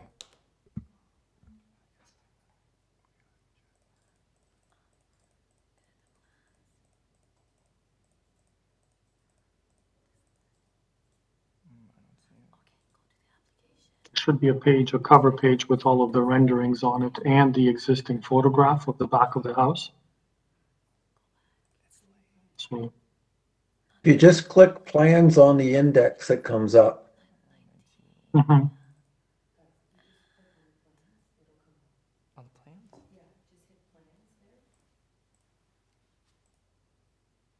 Oh, it's in the first page. Right there. That's the one. That's the you. one. Yep. Thank you very much. This cover page basically shows 3 different views of the addition at the rear of the existing 2.5-story semi-detached home at 118 Moore. The addition itself is going to replace the existing rear addition at the back of this property already. So on the bottom right image, you see the photograph of the existing condition. The other 3 views show the proposed addition, which is slightly bigger than the existing one. Okay, so our proposal, 2-story addition at the rear of the existing 2.5. It replaces the existing one, and the intent of this addition and the interior renovations we're working on is to return the home to its original character while providing more functional spaces for this family. If you can scroll down to the next image, please, which is the site plan. On here, if you zoom in, so the survey, sorry, if you zoom in at the back of the property, you're going to clearly see, thank you, that the 2-story vinyl addition that's labeled at the back of the brick 2.5-story home is the portion that's going to be demolished, as well as the deck and the large oversized steps towards the rear yard. Those will be demolished, and in its place will be our addition. If you can go to the site plan, please. Scroll past this. Okay, and if you can zoom in just a little bit on the 2 site plans. So the one on the left is the existing home condition, and you can see the portion that's to be demolished. And then the image on the right, or the site plan on the right-hand side, the lightly gray portion is the addition, and the dark gray is the existing home to remain. One of the things to notice, obviously, this is a semi-detached home, and the house at 120 also has an addition at the rear, as well as a 2 second-story balcony with a spiral staircase on the side. If you can zoom in a little bit more at the back of the proposed site plan, please. Okay, I just want to point out that the existing addition on the ground level at 118 is actually past the side setbacks at the common property line. It is closer to the property line. The proposed addition is actually fully within the setbacks that apply to this property. So we're not over on any side setbacks. We're not over on the rear. We're not over on the height. The only thing that we've triggered with this addition is the floor space index, and that is basically very minimal as described in the beginning. Okay, we can go to the next slide. Okay, so now we start to look at the floor plans. This is the existing basement floor plan. We can go to the next one. Existing addition to be removed, not properly built. The proposed addition would include a proposed new basement at the back of the property. And then if we go to the next slide, it will be the existing ground floor. And you can see that the existing portion to be removed, including the deck and the steps. Next slide is going to show you the proposed ground floor addition. And if you zoom in slightly just on that floor plan, you're going to notice that we basically added a new kitchen for the occupants because the existing one is just simply way too small. If we go to the next slide, we'll go to the second floor. And existing second floor at the rear, the addition at the back is smaller than the one we're proposing. And if you go to the next slide, you will see the proposed addition, basically, which includes an ensuite with a principal bedroom towards the rear of the property. One of the things I wanted to mention in this presentation as well is that this property is almost directly, the rear almost directly faces north. So from a daylight perspective, our addition, any portion of these homes, semi-detached homes, will only receive ambient light for the majority of the day. Okay, so that's one of the things I just wanted to bring up. Regarding the letter of support objection from the adjoining owners at 120, we do acknowledge that there's going to be a certain impact regarding daylight, and we understand that. We read their letter of objection. Our proposed 14-foot addition will create a similar obstruction to their addition on the east have created for our client. Both houses will continue to have a great view towards north from the existing windows. Given that the new addition is almost a foot further away from the property line, we're hoping that the committee will take that into consideration, that we did not build as far as the existing addition at the rear is. We've actually brought it in a little bit in order to minimize the impact at 120 as much as possible. Variance number 2, if we go to... Sir, your time is up. If you could wrap up.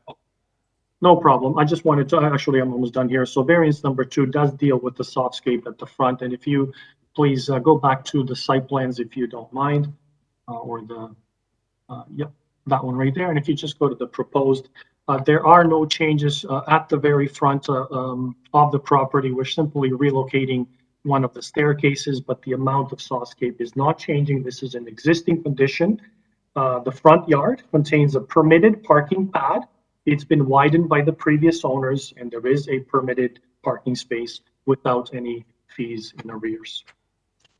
The proposed variances are, we think, are in keeping with the purpose and intent of the official plan and zoning bylaws, and I believe they're considered minor in nature and an appropriate, and this is an appropriate and desirable development for this area. Thank you. All right, thank you. Any questions, panel? All right, Alice and Scott Taylor.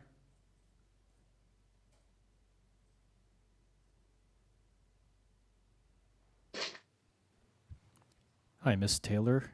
You've been unmuted. I believe my husband will be speaking today if he's online.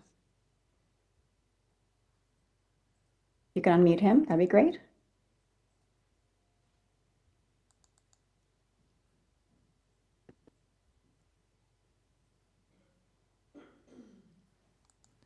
Hi, Scott. You've been unmuted.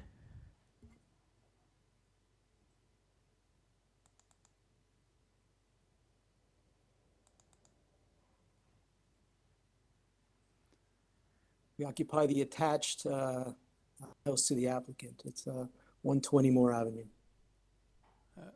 Mr. Taylor, could we have your name and your address, please?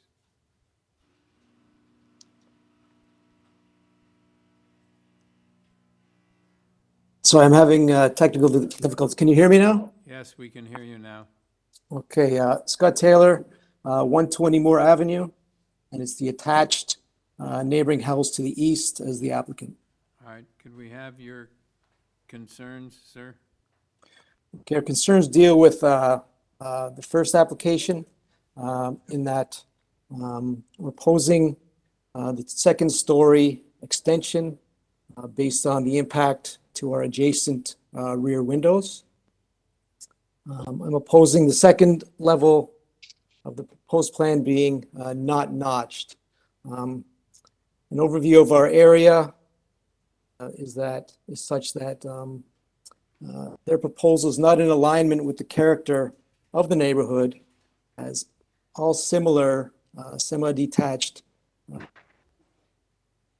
properties with similar floor plan are notched for the second floor extensions, second story extensions. This second story extension, if it's not notched, it heavily impacts the vision and aspect of the attached houses' adjacent windows. Our second floor window that's adjacent to their proposed extension would be rather cavernous if you're looking out, and it's therefore greatly impacted. And I disagree with the earlier statement saying that our existing 10-foot extension has the same impact as their proposed one because our extension is notched further to the east around our window, where their proposed extension on the second floor is not notched. So we have no issue with the main floor not being notched and extending out, but we do take issue with the second floor 14-foot wall. That's everything. Thank you for listening. All right. Thank you, Mr. Asimovic.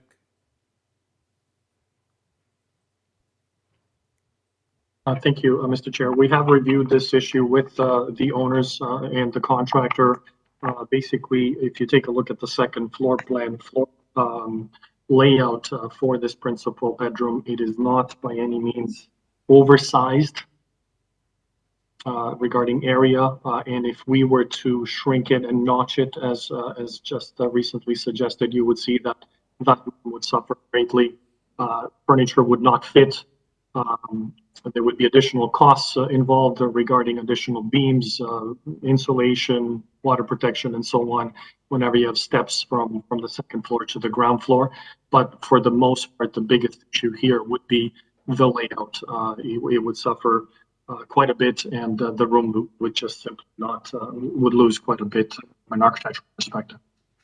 So how wide would the room be if you notched it? Well, I'm not sure how much, they would like us to notch it by, but once again, I've discussed this with the owners prior to this presentation, and they would prefer to stay with the current proposal as much as possible. Yep, okay. Panel, any questions? Carl? Could I just get clarification from the objector? Are the windows you're concerned with, I understand that you're concerned with the windows that face your backyard, but have you got windows that face westward directly towards the extension?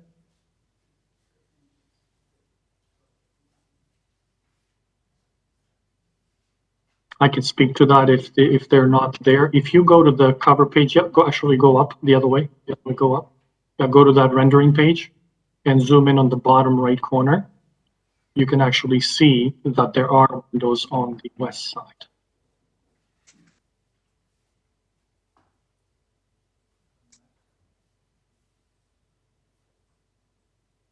So no, just go back to that photograph actually. Yeah, that one, and zoom in on that one. Yep. Perfect, thank you. Yeah, okay, that answers it. Thank you very much. They've also got a staircase there as well. Correct, it's past the addition towards the west, yeah. That's the two-story balcony.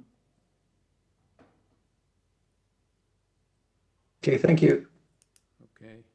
Any further questions or comments? Do we have a motion?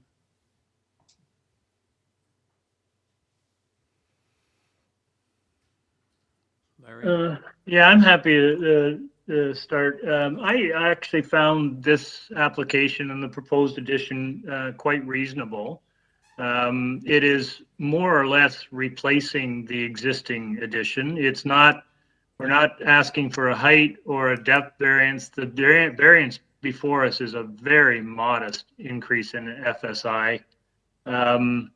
The adjacent house already has an addition going out of roughly the same distance, and similarly, there's an addition on the house on the other side. I don't think it's out of character at all for this neighborhood, and I have no reason not to support this application, and I'm happy to bring a motion if folks agree with that, or everybody agree with that? I'm happy to move a motion to approve this application. I don't believe there are any conditions. No. Seconder? Carl? All in favor? Have your approval. Thank you. Number 20, 12. We have to go back to item number 1, right? Oh, no, but this is still part of the list. Morning list, number 20. No. No. No? 20 starts the afternoon sessions. Well, in the not on paper. Oh, okay. So I don't know whether it's part of the afternoon or not. No, 20 is part of the afternoon, so we'll go back to All item right. number 1. That's fine.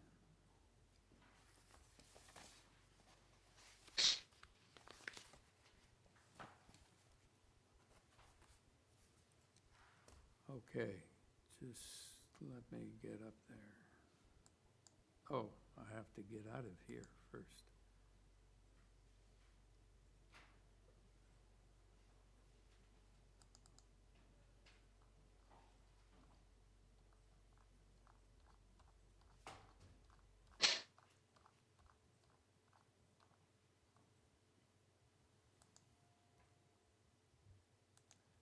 Okay, next application is number 1, 359.5 Sackville Street.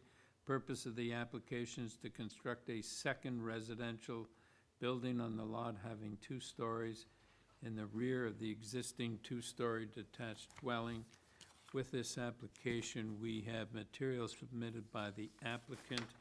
We have a report from engineering and planning, 31 form letters in support and opposition, considerable opposition from houses on Sackville and Spruce and Sumac and Gifford and Wellesley.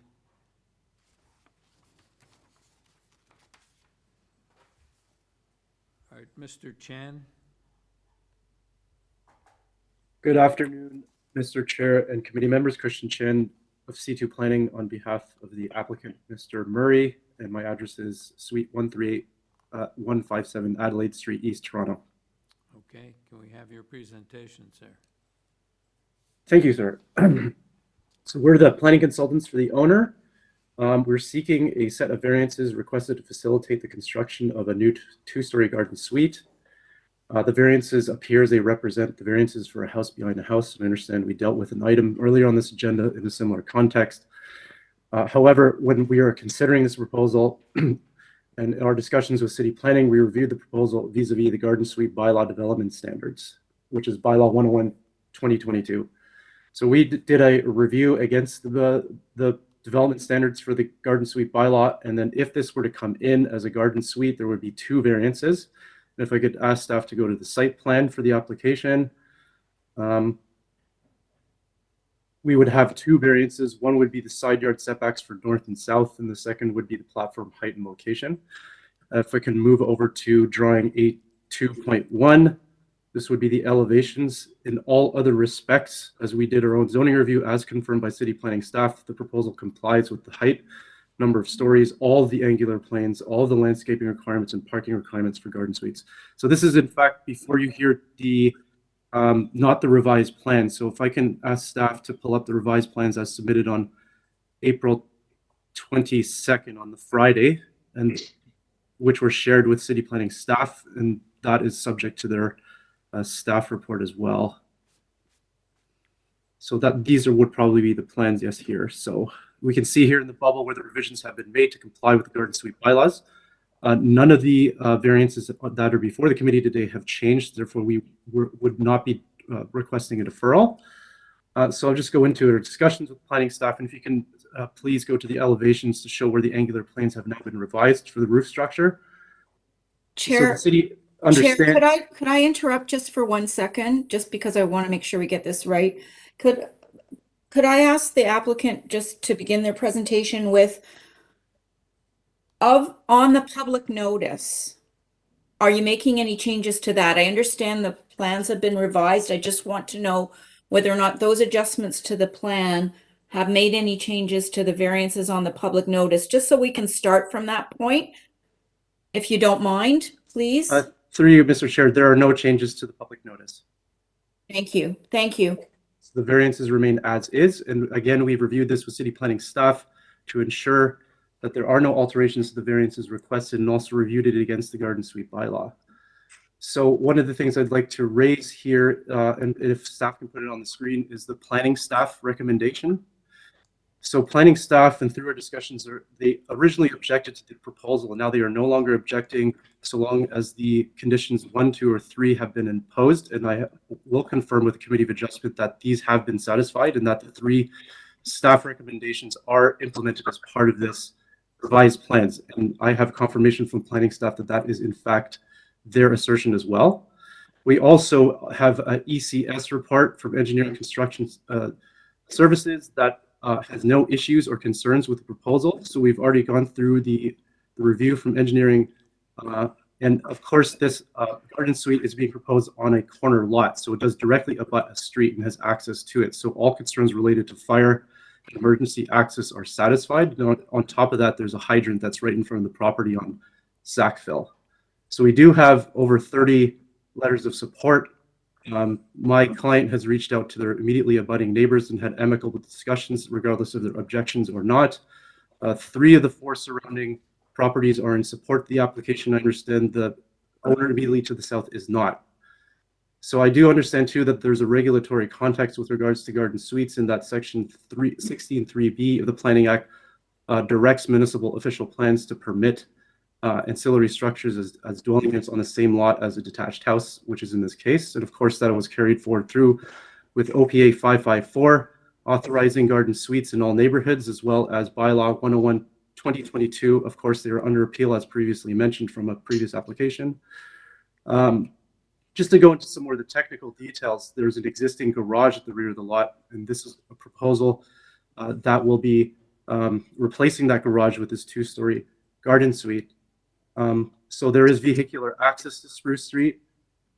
In terms of the variances in relation to, again, should this come to the Committee of Adjustment as a garden suite pursuant to bylaw 101/2022, we would have 2 variances. So with respect to the use is permitted pursuant to OPA 554 and bylaw 101/2022. We already know that the city has permissions for second residential units in ancillary buildings on lots pursuant to the laneway suite guideline, and it is the intent of council as signed by the clerk and the mayor on February 22nd, 2022, that the city council's direction is to permit garden suites citywide in areas that are designated as neighborhoods in the official plan. Just to go into some further details too, one of the conditions of city planning was that should the committee decide to approve the application, that would be in substantial accordance to the revised plans that are before you here today. And so I would also recommend that condition to be imposed. And of course, and again, I'd like to note that this proposal does comply with all but 2 of the garden suite bylaw standards.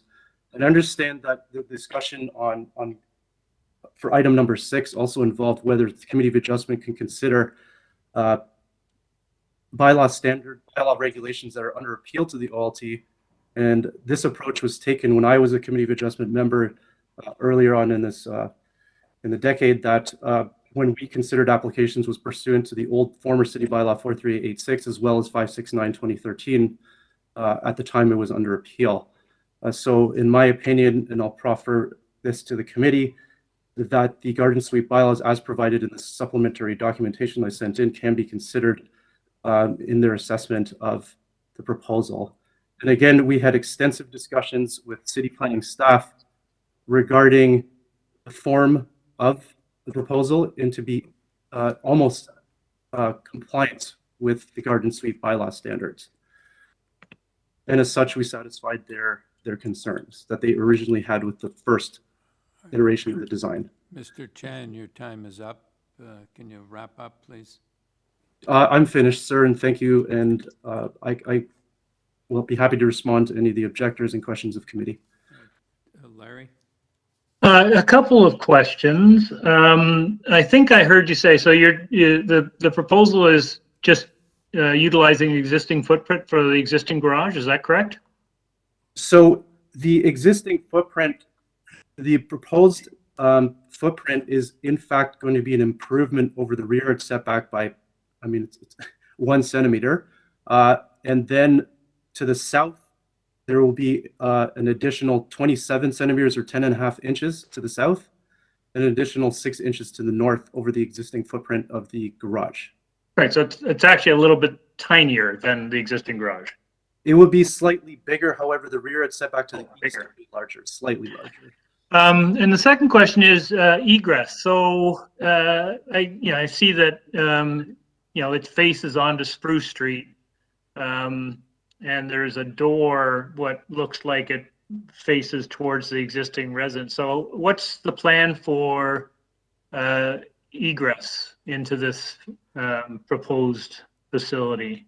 Yes, we can see here on. Thank you, sir. We can see here on the site plan that's on the screen that there is a staircase on the west side of the proposed garden suite that has access to the unit that is going to be on the second floor above the parking space. So that would be the access to the garden suite. The staircases that are going off of the side lot line and going up to that landing and then into the suite. It can be seen more clearly on the elevations.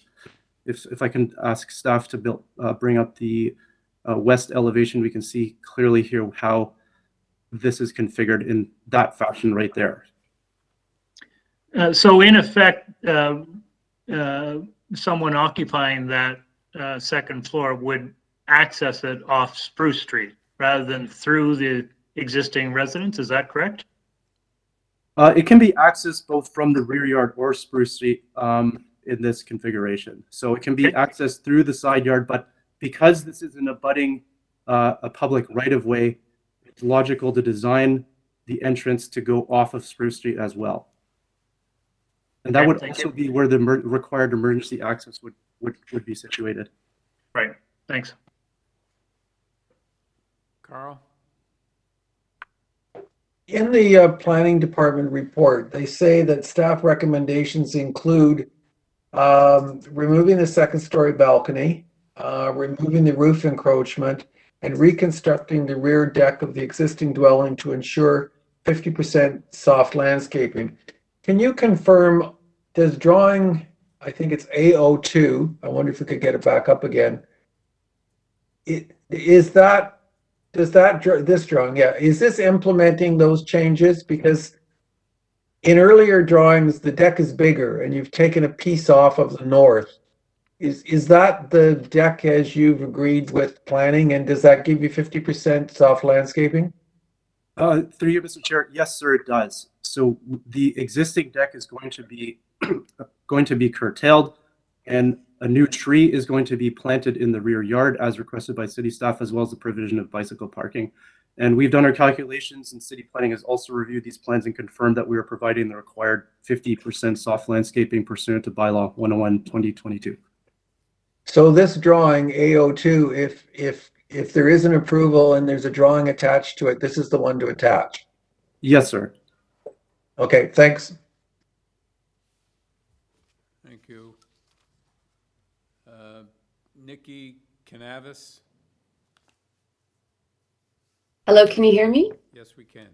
Thank you. Good afternoon. My name is Nikki Canavis. My address is Suite 2929 130 Adelaide Street West. I'm here on behalf of Mr. Maniel, and I did have a couple of points. However, he is also on the call. Am I permitted to make those couple of points before he speaks, or just one of us shall speak? Well, go ahead. Thank you. But you still Just very. Go ahead. So just, thank you. Very briefly, my client's concerns essentially were focused on the first set of drawings that were submitted. Our written submissions submitted on April 20th reflect those, particularly in respect of the encroachments directly to my client's property, which is 359 Sackville Avenue, the direct and immediate neighbor. The argument was submitted that they're not minor variance requests, and there were concerns with respect, of course, to the architectural landscape of the community, as well as damage to property due to the encroachment issues to the foundations and as well as to the overhang. Given that the conditions of the garden suite are also under appeal, I submit that that is a consideration that this committee should take into it should weigh in their decision to approve this application. I'm going to defer now to Mr. Maniel with respect to his impact of these plans. Thank you very much. Thank you. Hi, hi everyone. I am Pierre Maniel. My address is 359 Sackville Street. Thank you. Go ahead. Okay, well, thanks for giving me the opportunity to express my concerns about the proposed project. Since 2018, I've been the homeowner of the property located at 359 Sackville Street, which is immediately adjacent to the applicant's property. I would like to start by making three preliminary observations. First, the initial project was a laneway house, but here was the problem. There is no laneway bordering the applicant's property.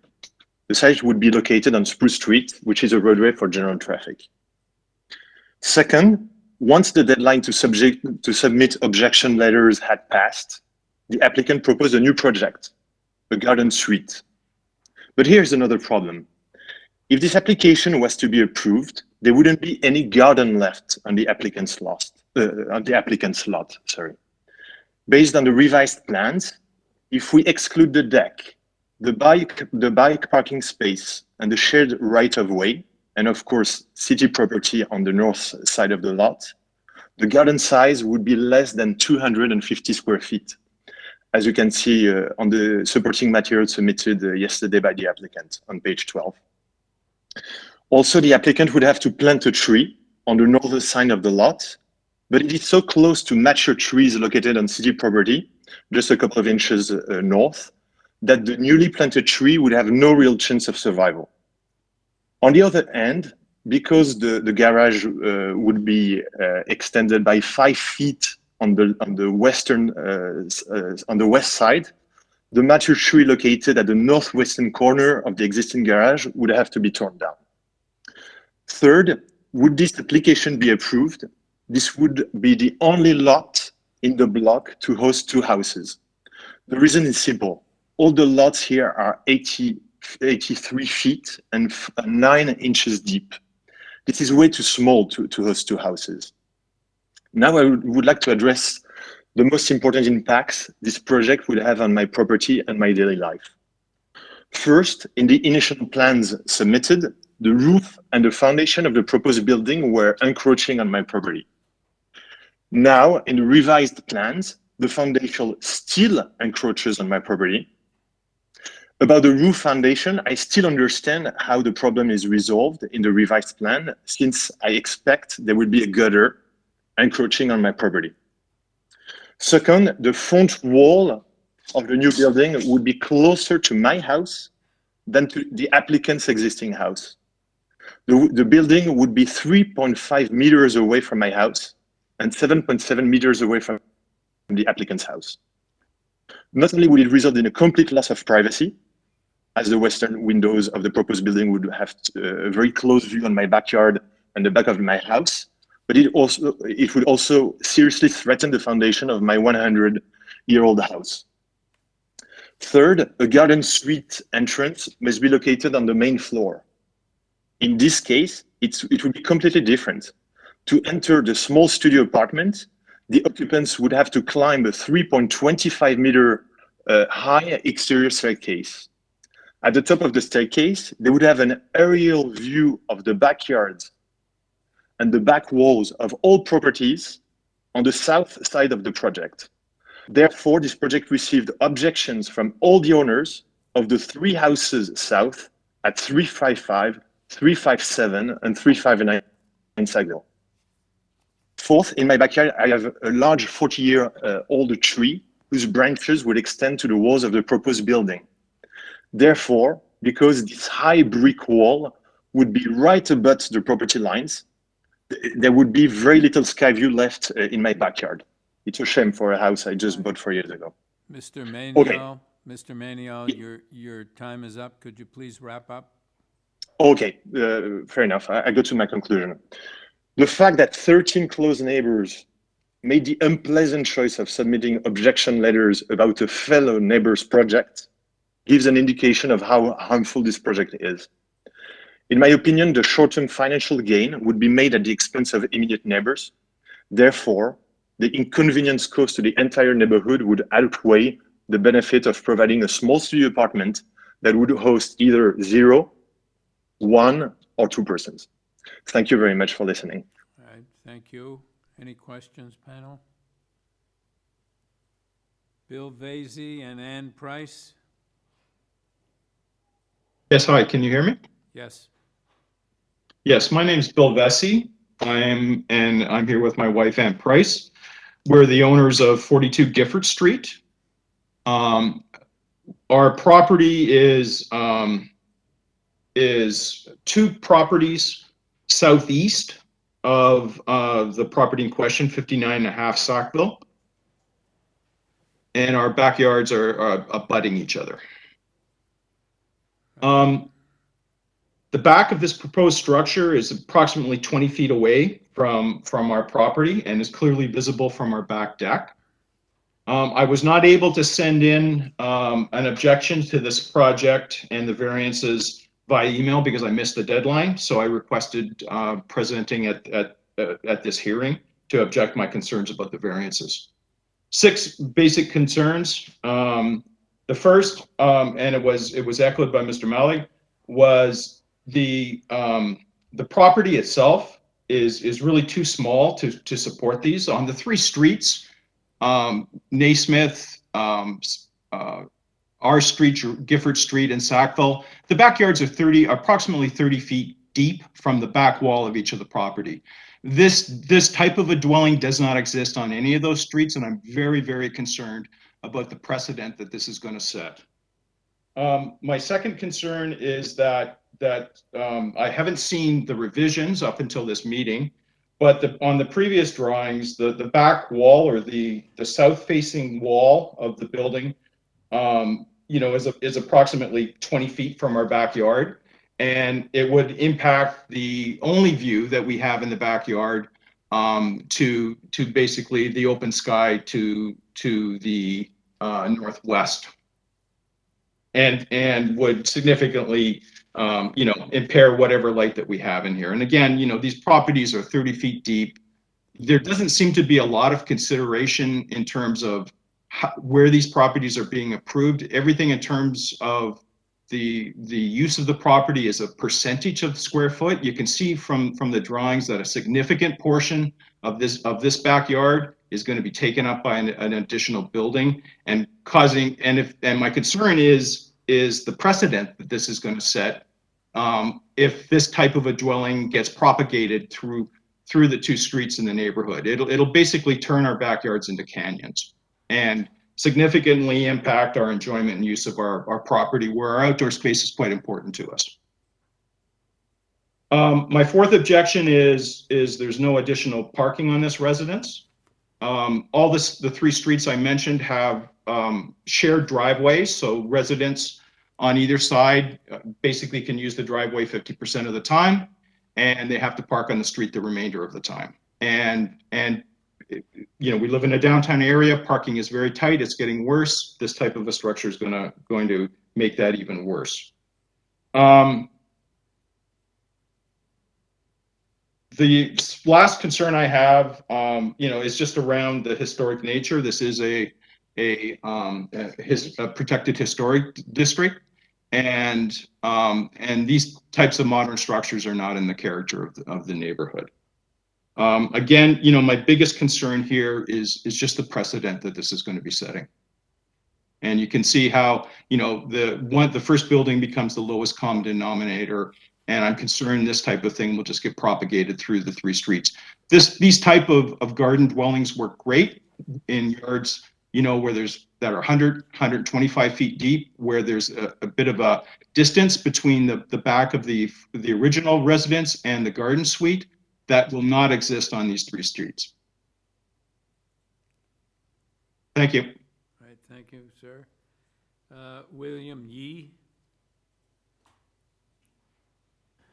Through you, Mr. Chair, we've tried to contact Mr. Yee through phone and email, and we were unable to get in touch with him.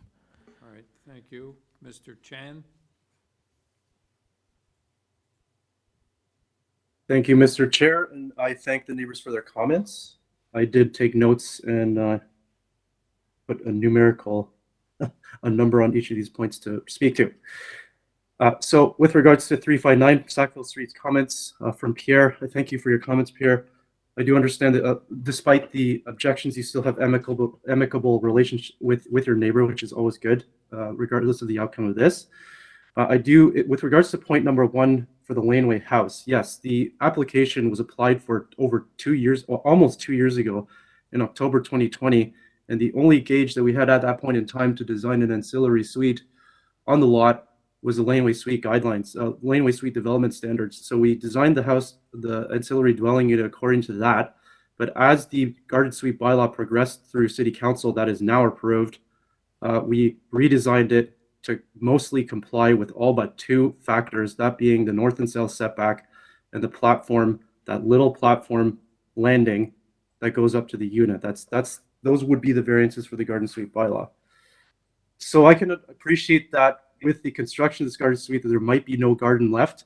But again, the garden suite bylaws provide that there is 50% of the rear yard between the rear main wall of the house and the rear lot line still has to be soft landscaping, to which we provide. With respect to the positioning of the tree, we don't have any arborist, whether it's urban forestry or a consulting arborist, to determine whether the tree would survive or not. That's the location that was reviewed by city planning, and they had no objections. With regards to 2 houses on the lot, or a main house on the lot and a dwelling unit in an ancillary building, there's no question whether this is a use that is permitted or not on a lot anywhere in the city of Toronto. Section 16(3) sub B of the Planning Act authorizes municipalities, in fact directs them, to permit this type of structure on any residential lot containing a detached, semi-detached, or row house anywhere in the province of Ontario. With respect to the roof foundation encroachment, of course, if there's any alterations that are required with respect to foundations on the drawings, we cannot build over the line. So before going in for building permits, I can confirm to Pierre that we will make sure that there will be no encroachment of the foundation over the line. With respect to the front wall of the proposed garden suite being 3.5 meters away from the house, the garden suite bylaw provides that on the lot, we have to be 7.5 meters distance from the rear main wall of our main house, which we provide. So there is no gauge of appropriate setback with respect to a garden suite that occurs to a rear main wall of a condition off the lot. With respect to threatening the existing foundation of the building to the south, that's a matter of construction issues that would be addressed through the building permit process. With respect to the aerial views from the landing to the entrance of the dwelling unit, that is not going to be an area, it's not even big enough for a barbecue and a person, so it's not an area that I would submit that would be somewhere where people would be hanging out and overlooking into other properties. It's purely functional in nature. With respect to objections, I do realize that there were 13 letters of objections submitted. However, we do have neighborhood support with over 30 people writing to support the application, including people on Sackville and 3 of the 4 surrounding property owners.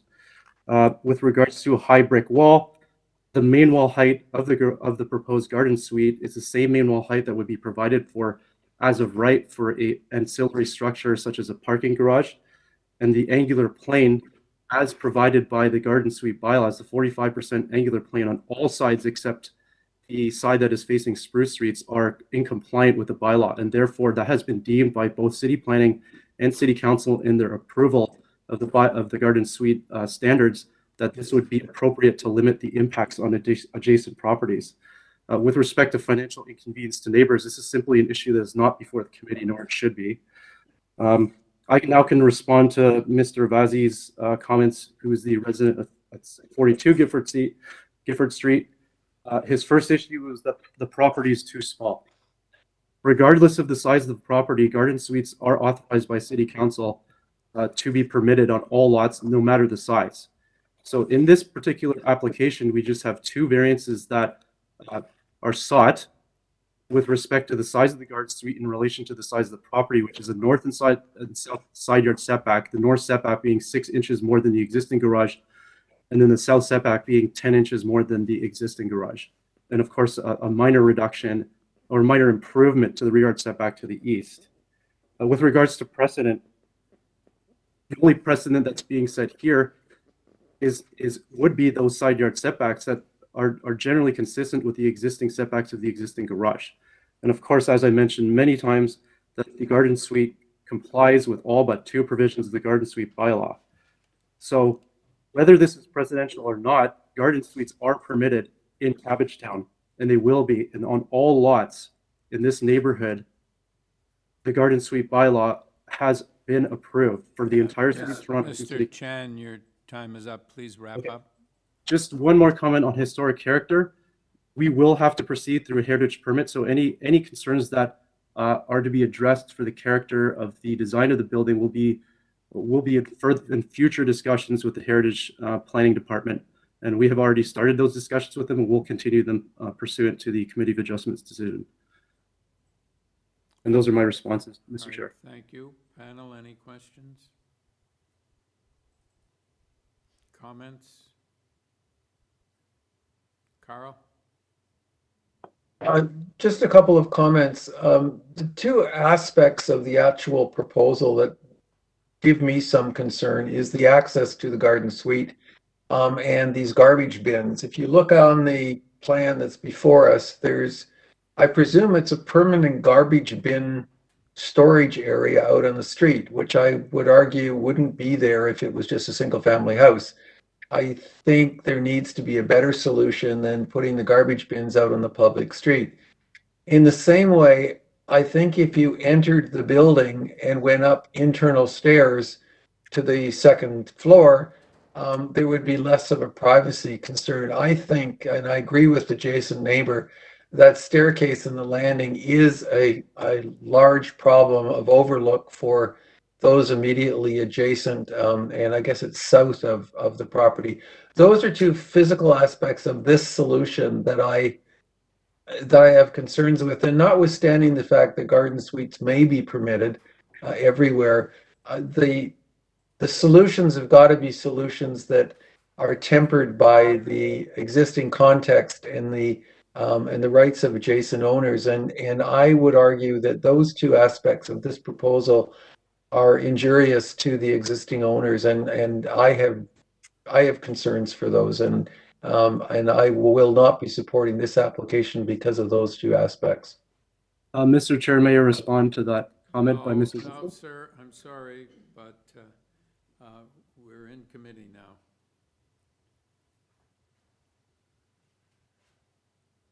So, panel, is there any other comments or questions? Lisa? This might require asking a question. I don't know if that's permitted of the applicant with respect to the garbage bin. If you have a question, go ahead. Yeah, is there some sort of, will there need to be an encroachment agreement or something? I mean, obviously those garbage bins are on, I believe, municipal property, so I'm assuming the city was okay with them. Can you please respond to that?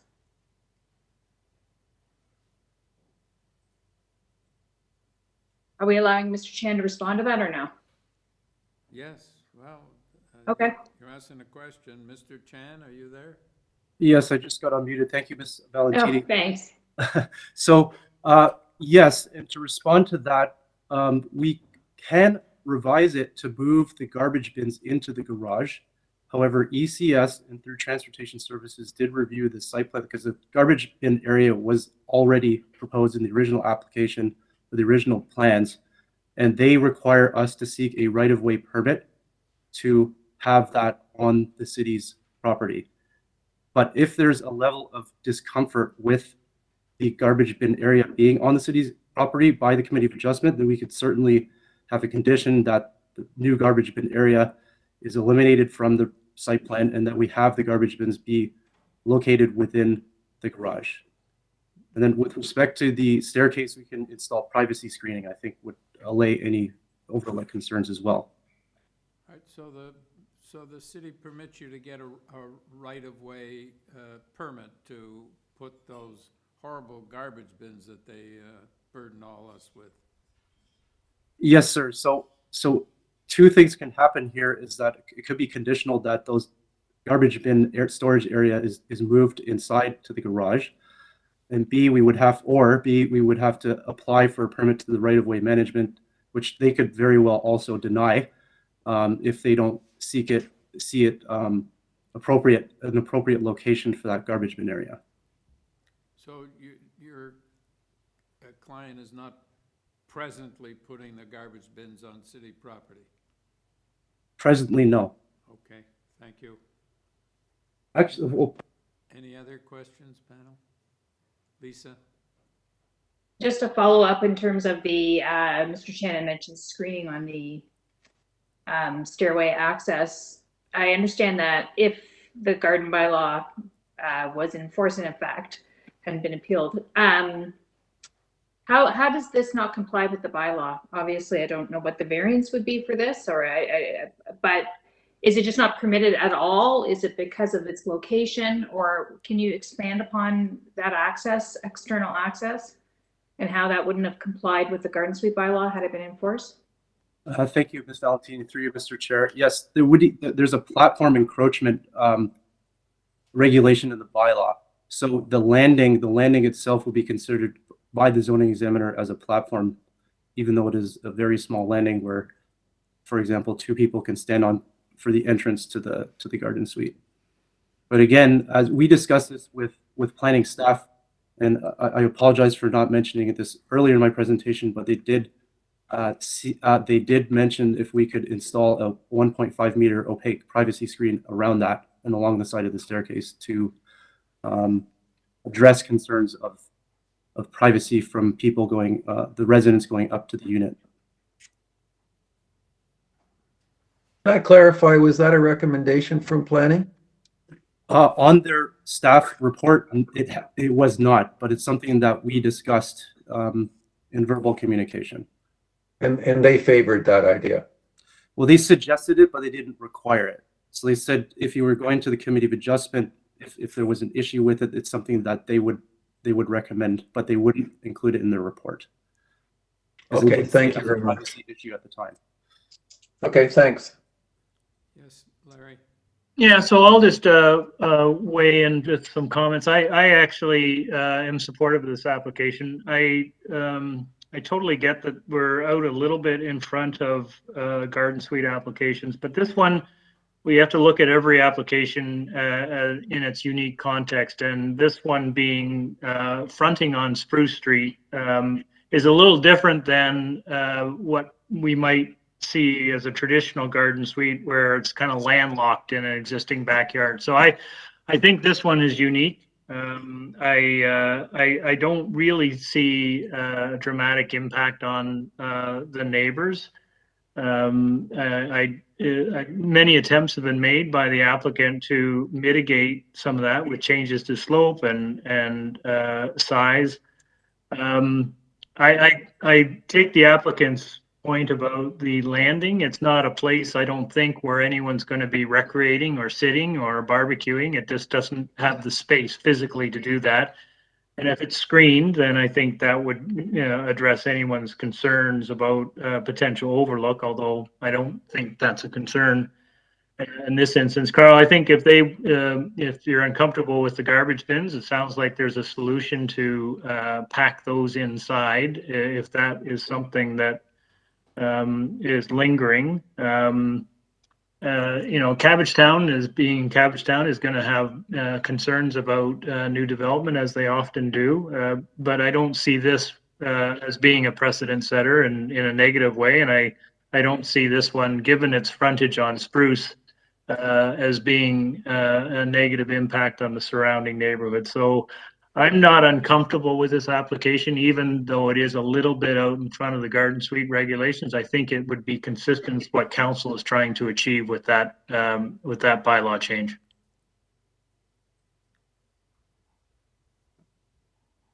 So, do you want to make a motion, Larry? Sure. I think what we'll do, maybe if my colleagues agree, we'll add the conditions that Carl and others have suggested are required. But I'm happy to move approval of this application, subject to a change that would require the garbage bins to be housed inside in the first floor parking area. And also a condition that the stairs and landing are shielded with 1.5 meter opaque screening. I don't, are there planning conditions beyond that? There are planning conditions, right? Engineering conditions. Are there engineering conditions? I think so. I didn't see There are them. planning conditions, I believe. There's planning conditions, I think. Just a minute, I'm looking. They're on the supplementary. Oh, no, there is engineering conditions, you're right. So it looks like there's planning and engineering conditions associated with this application. There are 3 planning conditions. They're on the supplementary, Larry. Yes. Yes, I think I read that, yes. So, there it is there. Planning staff report, April 25th. So the conditions contained in planning staff report dated April 25th, 2022. And it looks like the standard engineering conditions. I don't think there's any, the planning conditions include the planting of the tree, right? So there's no additional forestry? Yes. Okay. What's the engineering condition relating to the proposed canopy encroachment? I think that's been removed. I don't know if we just keep it in. Like, was there a? If it's satisfied, we can probably just keep it in. Okay, I think that canopy has been removed, but I could be wrong. Okay, sorry, I did. It has been removed. It's part of the revisions.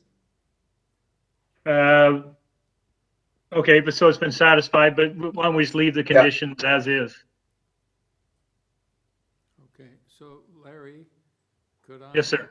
Could I suggest that you might consider, with respect to the garbage bins, that the owner apply for a right-of-way from the city with respect to garbage bins, or failing that, put them in the garage as you suggested? Yeah, I'm fine either way. I mean, if it satisfies the city, I know Carl had a concern about having those bins outside. Well, I think he had a concern I before do. we knew about the right-of-way. No, but even then, I still have concerns with the permanent storage of garbage bins on the right of way. And I don't mean to put words in his mouth, but the applicant seemed to be sympathetic with that. And it isn't the difficulty to move those inside the building. If you move those inside the building and screen the staircase, that would remove the concerns that I have with the application.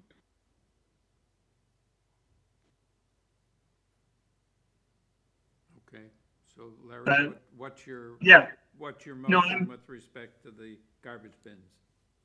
I think my colleagues would be comfortable with it having moved inside, so I think I'll stay with that.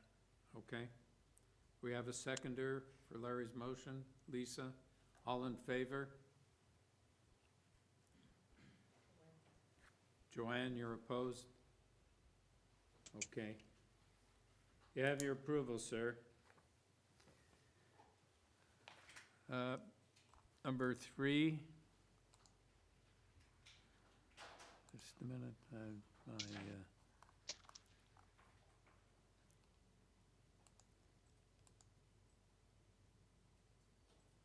Computer, okay. Number 3, 90 Barrington Avenue. The purpose of this application is to convert the ground floor of the existing two-story detached dwelling containing a basement dwelling and a second floor secondary suite into a day nursery for a maximum of 15 children. With this application, we have material submitted by the applicant and opposition from 92 Barrington Avenue. And Mr. Chan. Through you, Mr. Chair, we do have a registered speaker in opposition. He Okay. just didn't make it to the list. All right, what's the speaker's name? It's Edward Fung, 92 Barrington. Fong, Fung, yeah. F-U-N-G? P-H-U-N-G. Okay. All right, Mr. Chan, we're going to need a presentation from you because there is opposition.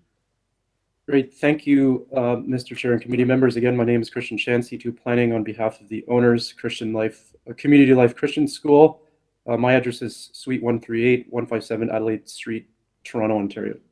Adelaide Street West, sorry. Okay. So the proposal is for one variance to seek permission for the use of the ground floor of the existing home as a day nursery. So we've had discussions with planning staff. I understand they have not submitted a report. However, we do note that they are not objecting to the application. As a brief overview for neighborhood schools, Secord Public Schools, also in the immediate context and just about across the street, has 647 students from junior kindergarten to grade 5.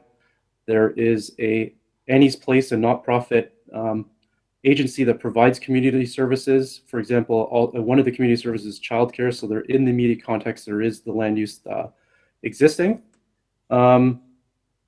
Just to go into the proposal, we're seeking permission for a day nursery on the ground floor of the existing home to accommodate 15 kids aged 2 to 4 years old with 2 teachers. About 650 square feet of the ground floor area is proposed for the nursery. The remainder of the building will be for dwelling units, maintaining the existing 2 dwelling units in the building, one in the basement and one in the second floor. The backyard will not be used as a children's play area.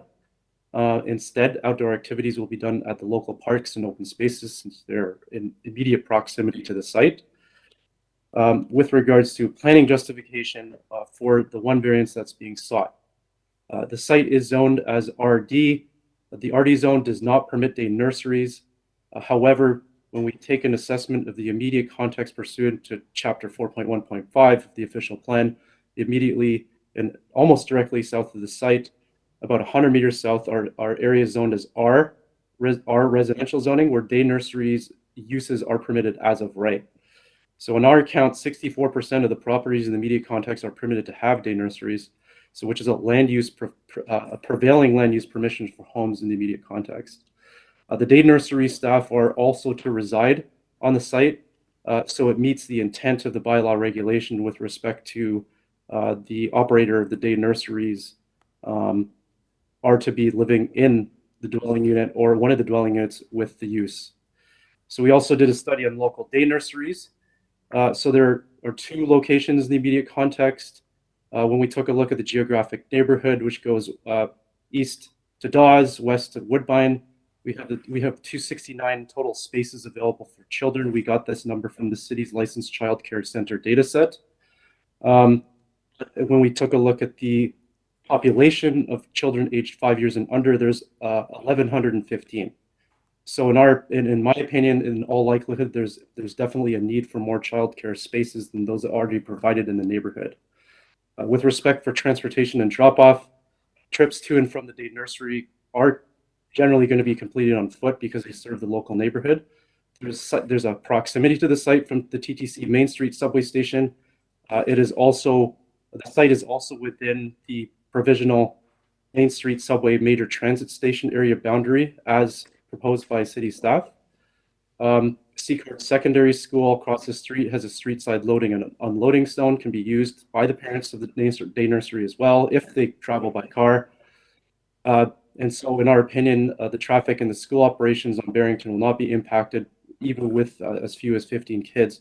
The operating times will be from 9:30 until 5:30 and operate Monday to Friday. So with respect to meeting the intent of the official plan, the proposed use conforms and meets the intent of policy 4.1 of the OP, representing low-scale institutional uses. There are no exterior additions or alterations proposed. So the intent of OP policy 4.1.5 is maintained. And then of course, policy 4.1.3 has recognition for small-scale services in lands designated as neighborhoods. With respect to impacts, it's a smaller scale day nursery with up to 15 children, 2 teachers. The noise during operating hours will be limited as the children will not be outside or off-site for any sort of outdoor playtime. The proposed use is local in nature and will not require parents to drive their children to the day nursery, especially given that the property has excellent access to transit and within 2 major transit station area radiuses in a highly walkable neighborhood. And it will only occupy 1 floor of a 3-story building while maintaining the existing dwelling units. So my recommendation is for the committee to approve the application as it meets the 4 tests pursuant to section 45(1) of the Planning Act. Thank you. All right, thank you. Any questions, panel? Yes, Lisa? Yeah, I'm just curious. I heard you say that this type of use is permitted in the R zone, which is located about 100 meters or less than 100 meters away. And I was looking at your map you provided in your cover letter, which shows the different zone categories. Is it like further down Barrington where you could have this type of use? I can't tell from the map, but I'm just curious where that lies, where the R zone starts. So the R zone, thank you, Ms. Valenti. The R zone starts about 100 meters south of the site. I think on the next map, we have the zoning map that shows the division line and also identifies the subject site. So policy 4.1.5 of the official plan determines what the immediate context is, and the immediate context extends south to the Main Street subway station in the zone OR zone, which represents the park, and goes north past the Seacard School. And again, in our count, when considering the official plan policies with respect to prevailing character or prevailing uses, 64% of the properties along Barrington Avenue can permit this use as of right. So we're seeking an extension of or relief to provide this use in an area just 100 meters north of where the dividing line is, where the use is permitted.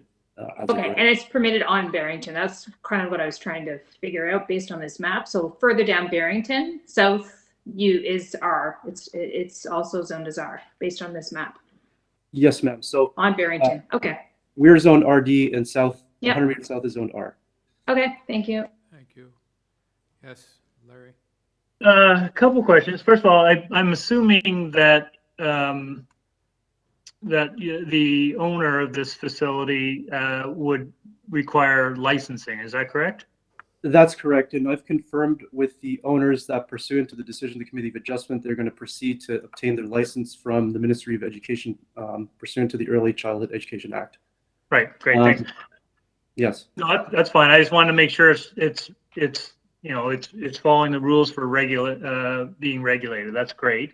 Second is I don't know, I don't have that much experience anymore about daycare, but it's unique that it actually has residential units in the basement and on the second floor. And you said, I think that the people that are going to be working there would actually be residing in either one or both those units. Is that correct? That's correct, and that's a requirement for a daycare in the R zone immediately to the south of this, or in the zoning classification south of the site as well. So it's meeting the intent of what a day nursery would be permitted, the requirements of a day nursery in the R zone as well. So is this, I'm trying not to get too personal, but is this the owner of the building is going to be in one of those units, or is this the owner is renting it out to teachers or supervisors? The owner will be living in the building. Okay, that's good. Thank you. Thank you. Mr. Fung? Hello there. Good afternoon, the council. Thank you for your time. My name is Edward Fung. My address is 113 Alexmer. I'm speaking on behalf of 92 Barrington, the owner of 92 Barrington. There's a few points here that, as I was hearing Christian speak, there's some new points. From my understanding, this is a Christian school who wants to set up a daycare, which is great. I love to increase the faith in their objectives. But there's some four main points that the owner would like to speak up to, and I'm just simply summarizing that for today's call. I've also shared a letter of objection to kind of start off that conversation. So it was new to learn today that they will not be using the outdoor space, that there will be no noise created from the outside. Obviously, there's some reservation from hearing that because regardless of what you want to do, 10 children, 15 children, it's really hard to control that sound. So we do still have noise concerns, and the owner doesn't want to express that is something that they are aware about. And then the number two is parking space. Christian has said many times that there's a lot of public transit and there's going to be a lot of great ways of parents to get through, but in reality, in the day-to-day, a lot of cars do come in out even during the regular school hours and the regular drop-off times. And we imagine with an addition of daycare, it will only increase. And then on top of that, 92 Barrington, the home that's right beside the proposed daycare, has a driveway. And a lot of parents will oftentimes misuse her driveway by dropping off children. And we can imagine with the daycare being right beside there, and it's such a convenient spot that people will continue to do that. So again, a misuse of the property is something of concern. And the street is always packed with cars already, especially during school times. Given that the school does start at 9 o'clock, we feel like there's going to be more congestion in that part. And number three, Christian just spoke about the number of children in the area that there's a great need for it. So we did a quick Google and see what's around. There's a daycare right across the street, which has a very high capacity. And from my understanding, it didn't sound like it was a full daycare, and there are other daycares around the area. So even though there are a lot of children around the area, these daycares, are they full? And if they're not full, how come we need to create another daycare in the area to kind of drive up more competitions, it seems like? And that didn't quite make sense to us. So we did want to ask about, the status of, is there really a need? And we really question that. And then the fourth one, as Christian was explaining earlier to the council about the R zone needing principal residence. So we may have misunderstood the principal residence, but the way we understand principal residence is the owner of the property will have to reside at the daycare nursery. And over the past 4 or 5 years that we've seen the home being, the owner had owned the place since the 90s, so it's been quite some time.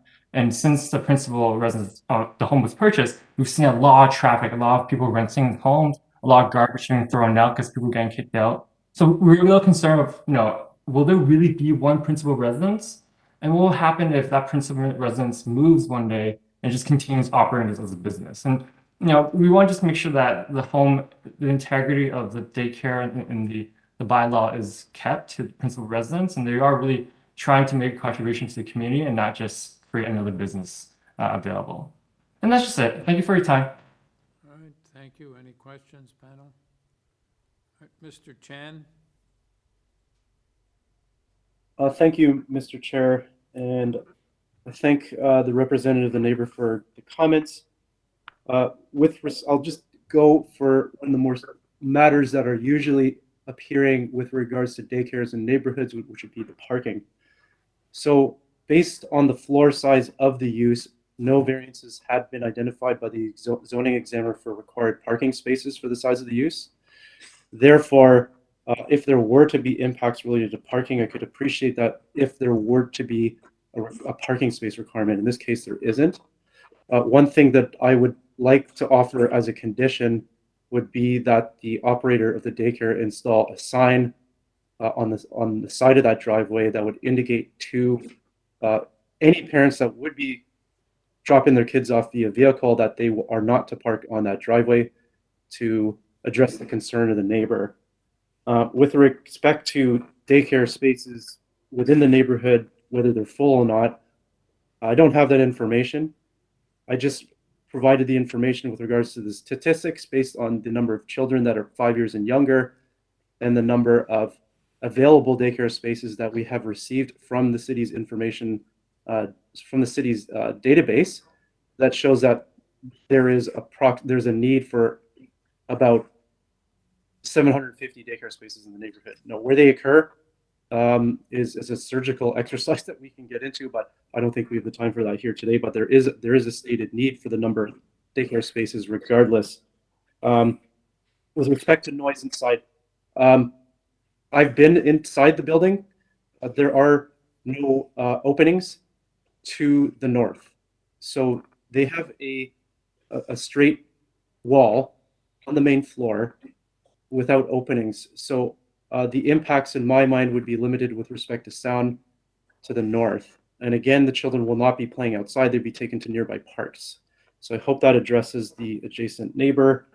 And the principal resident, the owner will reside inside, as I confirmed earlier from the question of Mr. Clay. Right. Thank you. Any questions, panel? Joanne?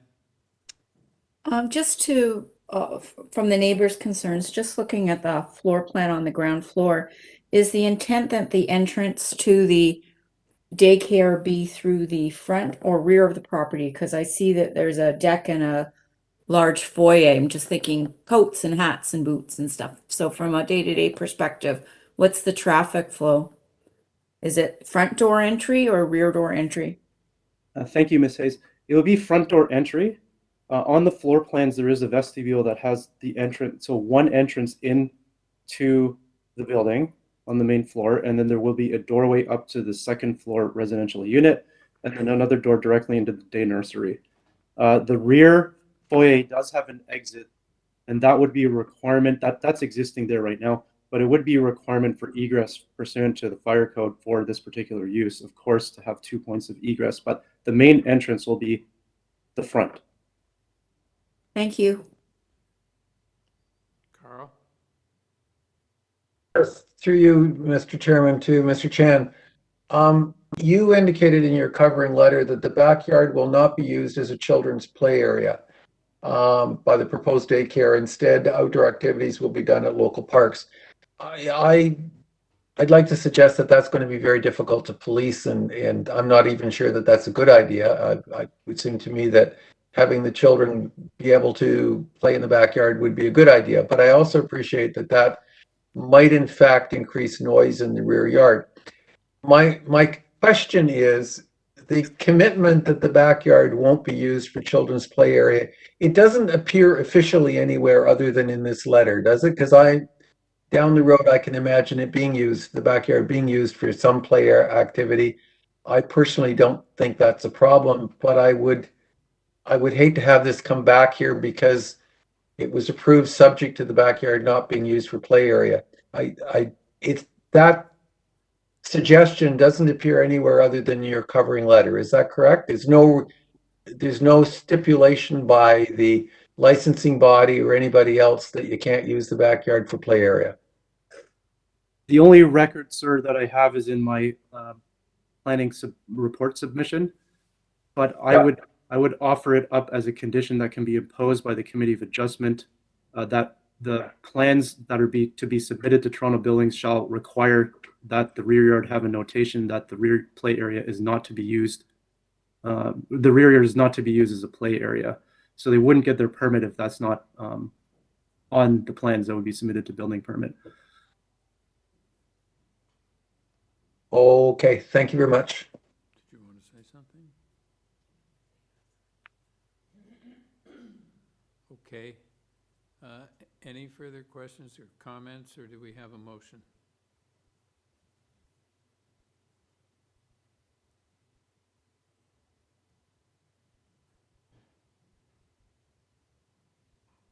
Joanne?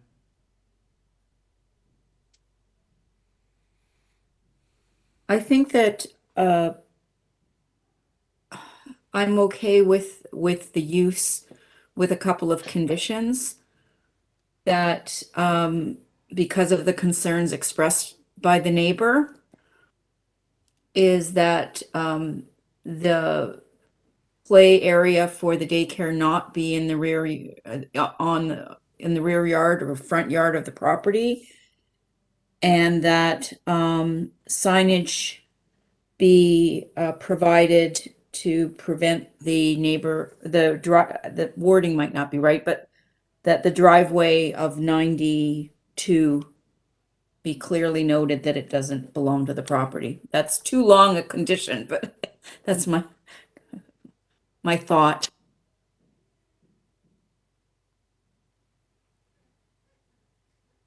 So does the sign go on 90 then? Is there a sign on 90 that says don't use the driveway on 92? Yeah, I don't think we can Put it on direct a 92. sign on somebody else's property, but No. yeah, I would just like that there be signage because I can see that, you know, as a parent, you could just pull in there quickly and that would be your natural inclination. Like that would be Absolutely. anybody's natural inclination. So if my colleagues don't have any further comments, I would be prepared to make a motion to approve subject to those two conditions that I've noted. We have a seconder, Carl? Sorry, through you, Mr. Chair. Can I just suggest something? And this is to speak to the notation on the site plan that shows that the play yard shall not be in the front and rear yard. If a revised site plan can be submitted, you know, by end of this week to show that notation. And perhaps we can tie Okay, that's fine. We can tie that plan as a condition. Okay. Okay, that's fine with me. Yeah. Okay, do we have a seconder? Carl, did you second the motion? All right, all in Yes, I favor? did. All in favor? Have your approval. Thank you.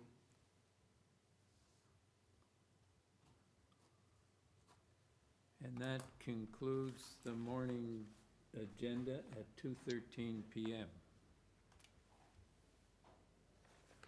Through you, Mr. Chair, staff are okay with taking a 45-minute lunch, and if you want to resume at 3 p.m. for the afternoon session. Okay, thank you.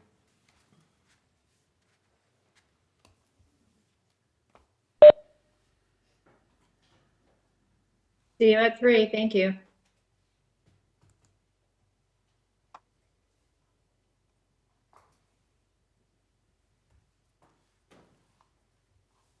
Okay.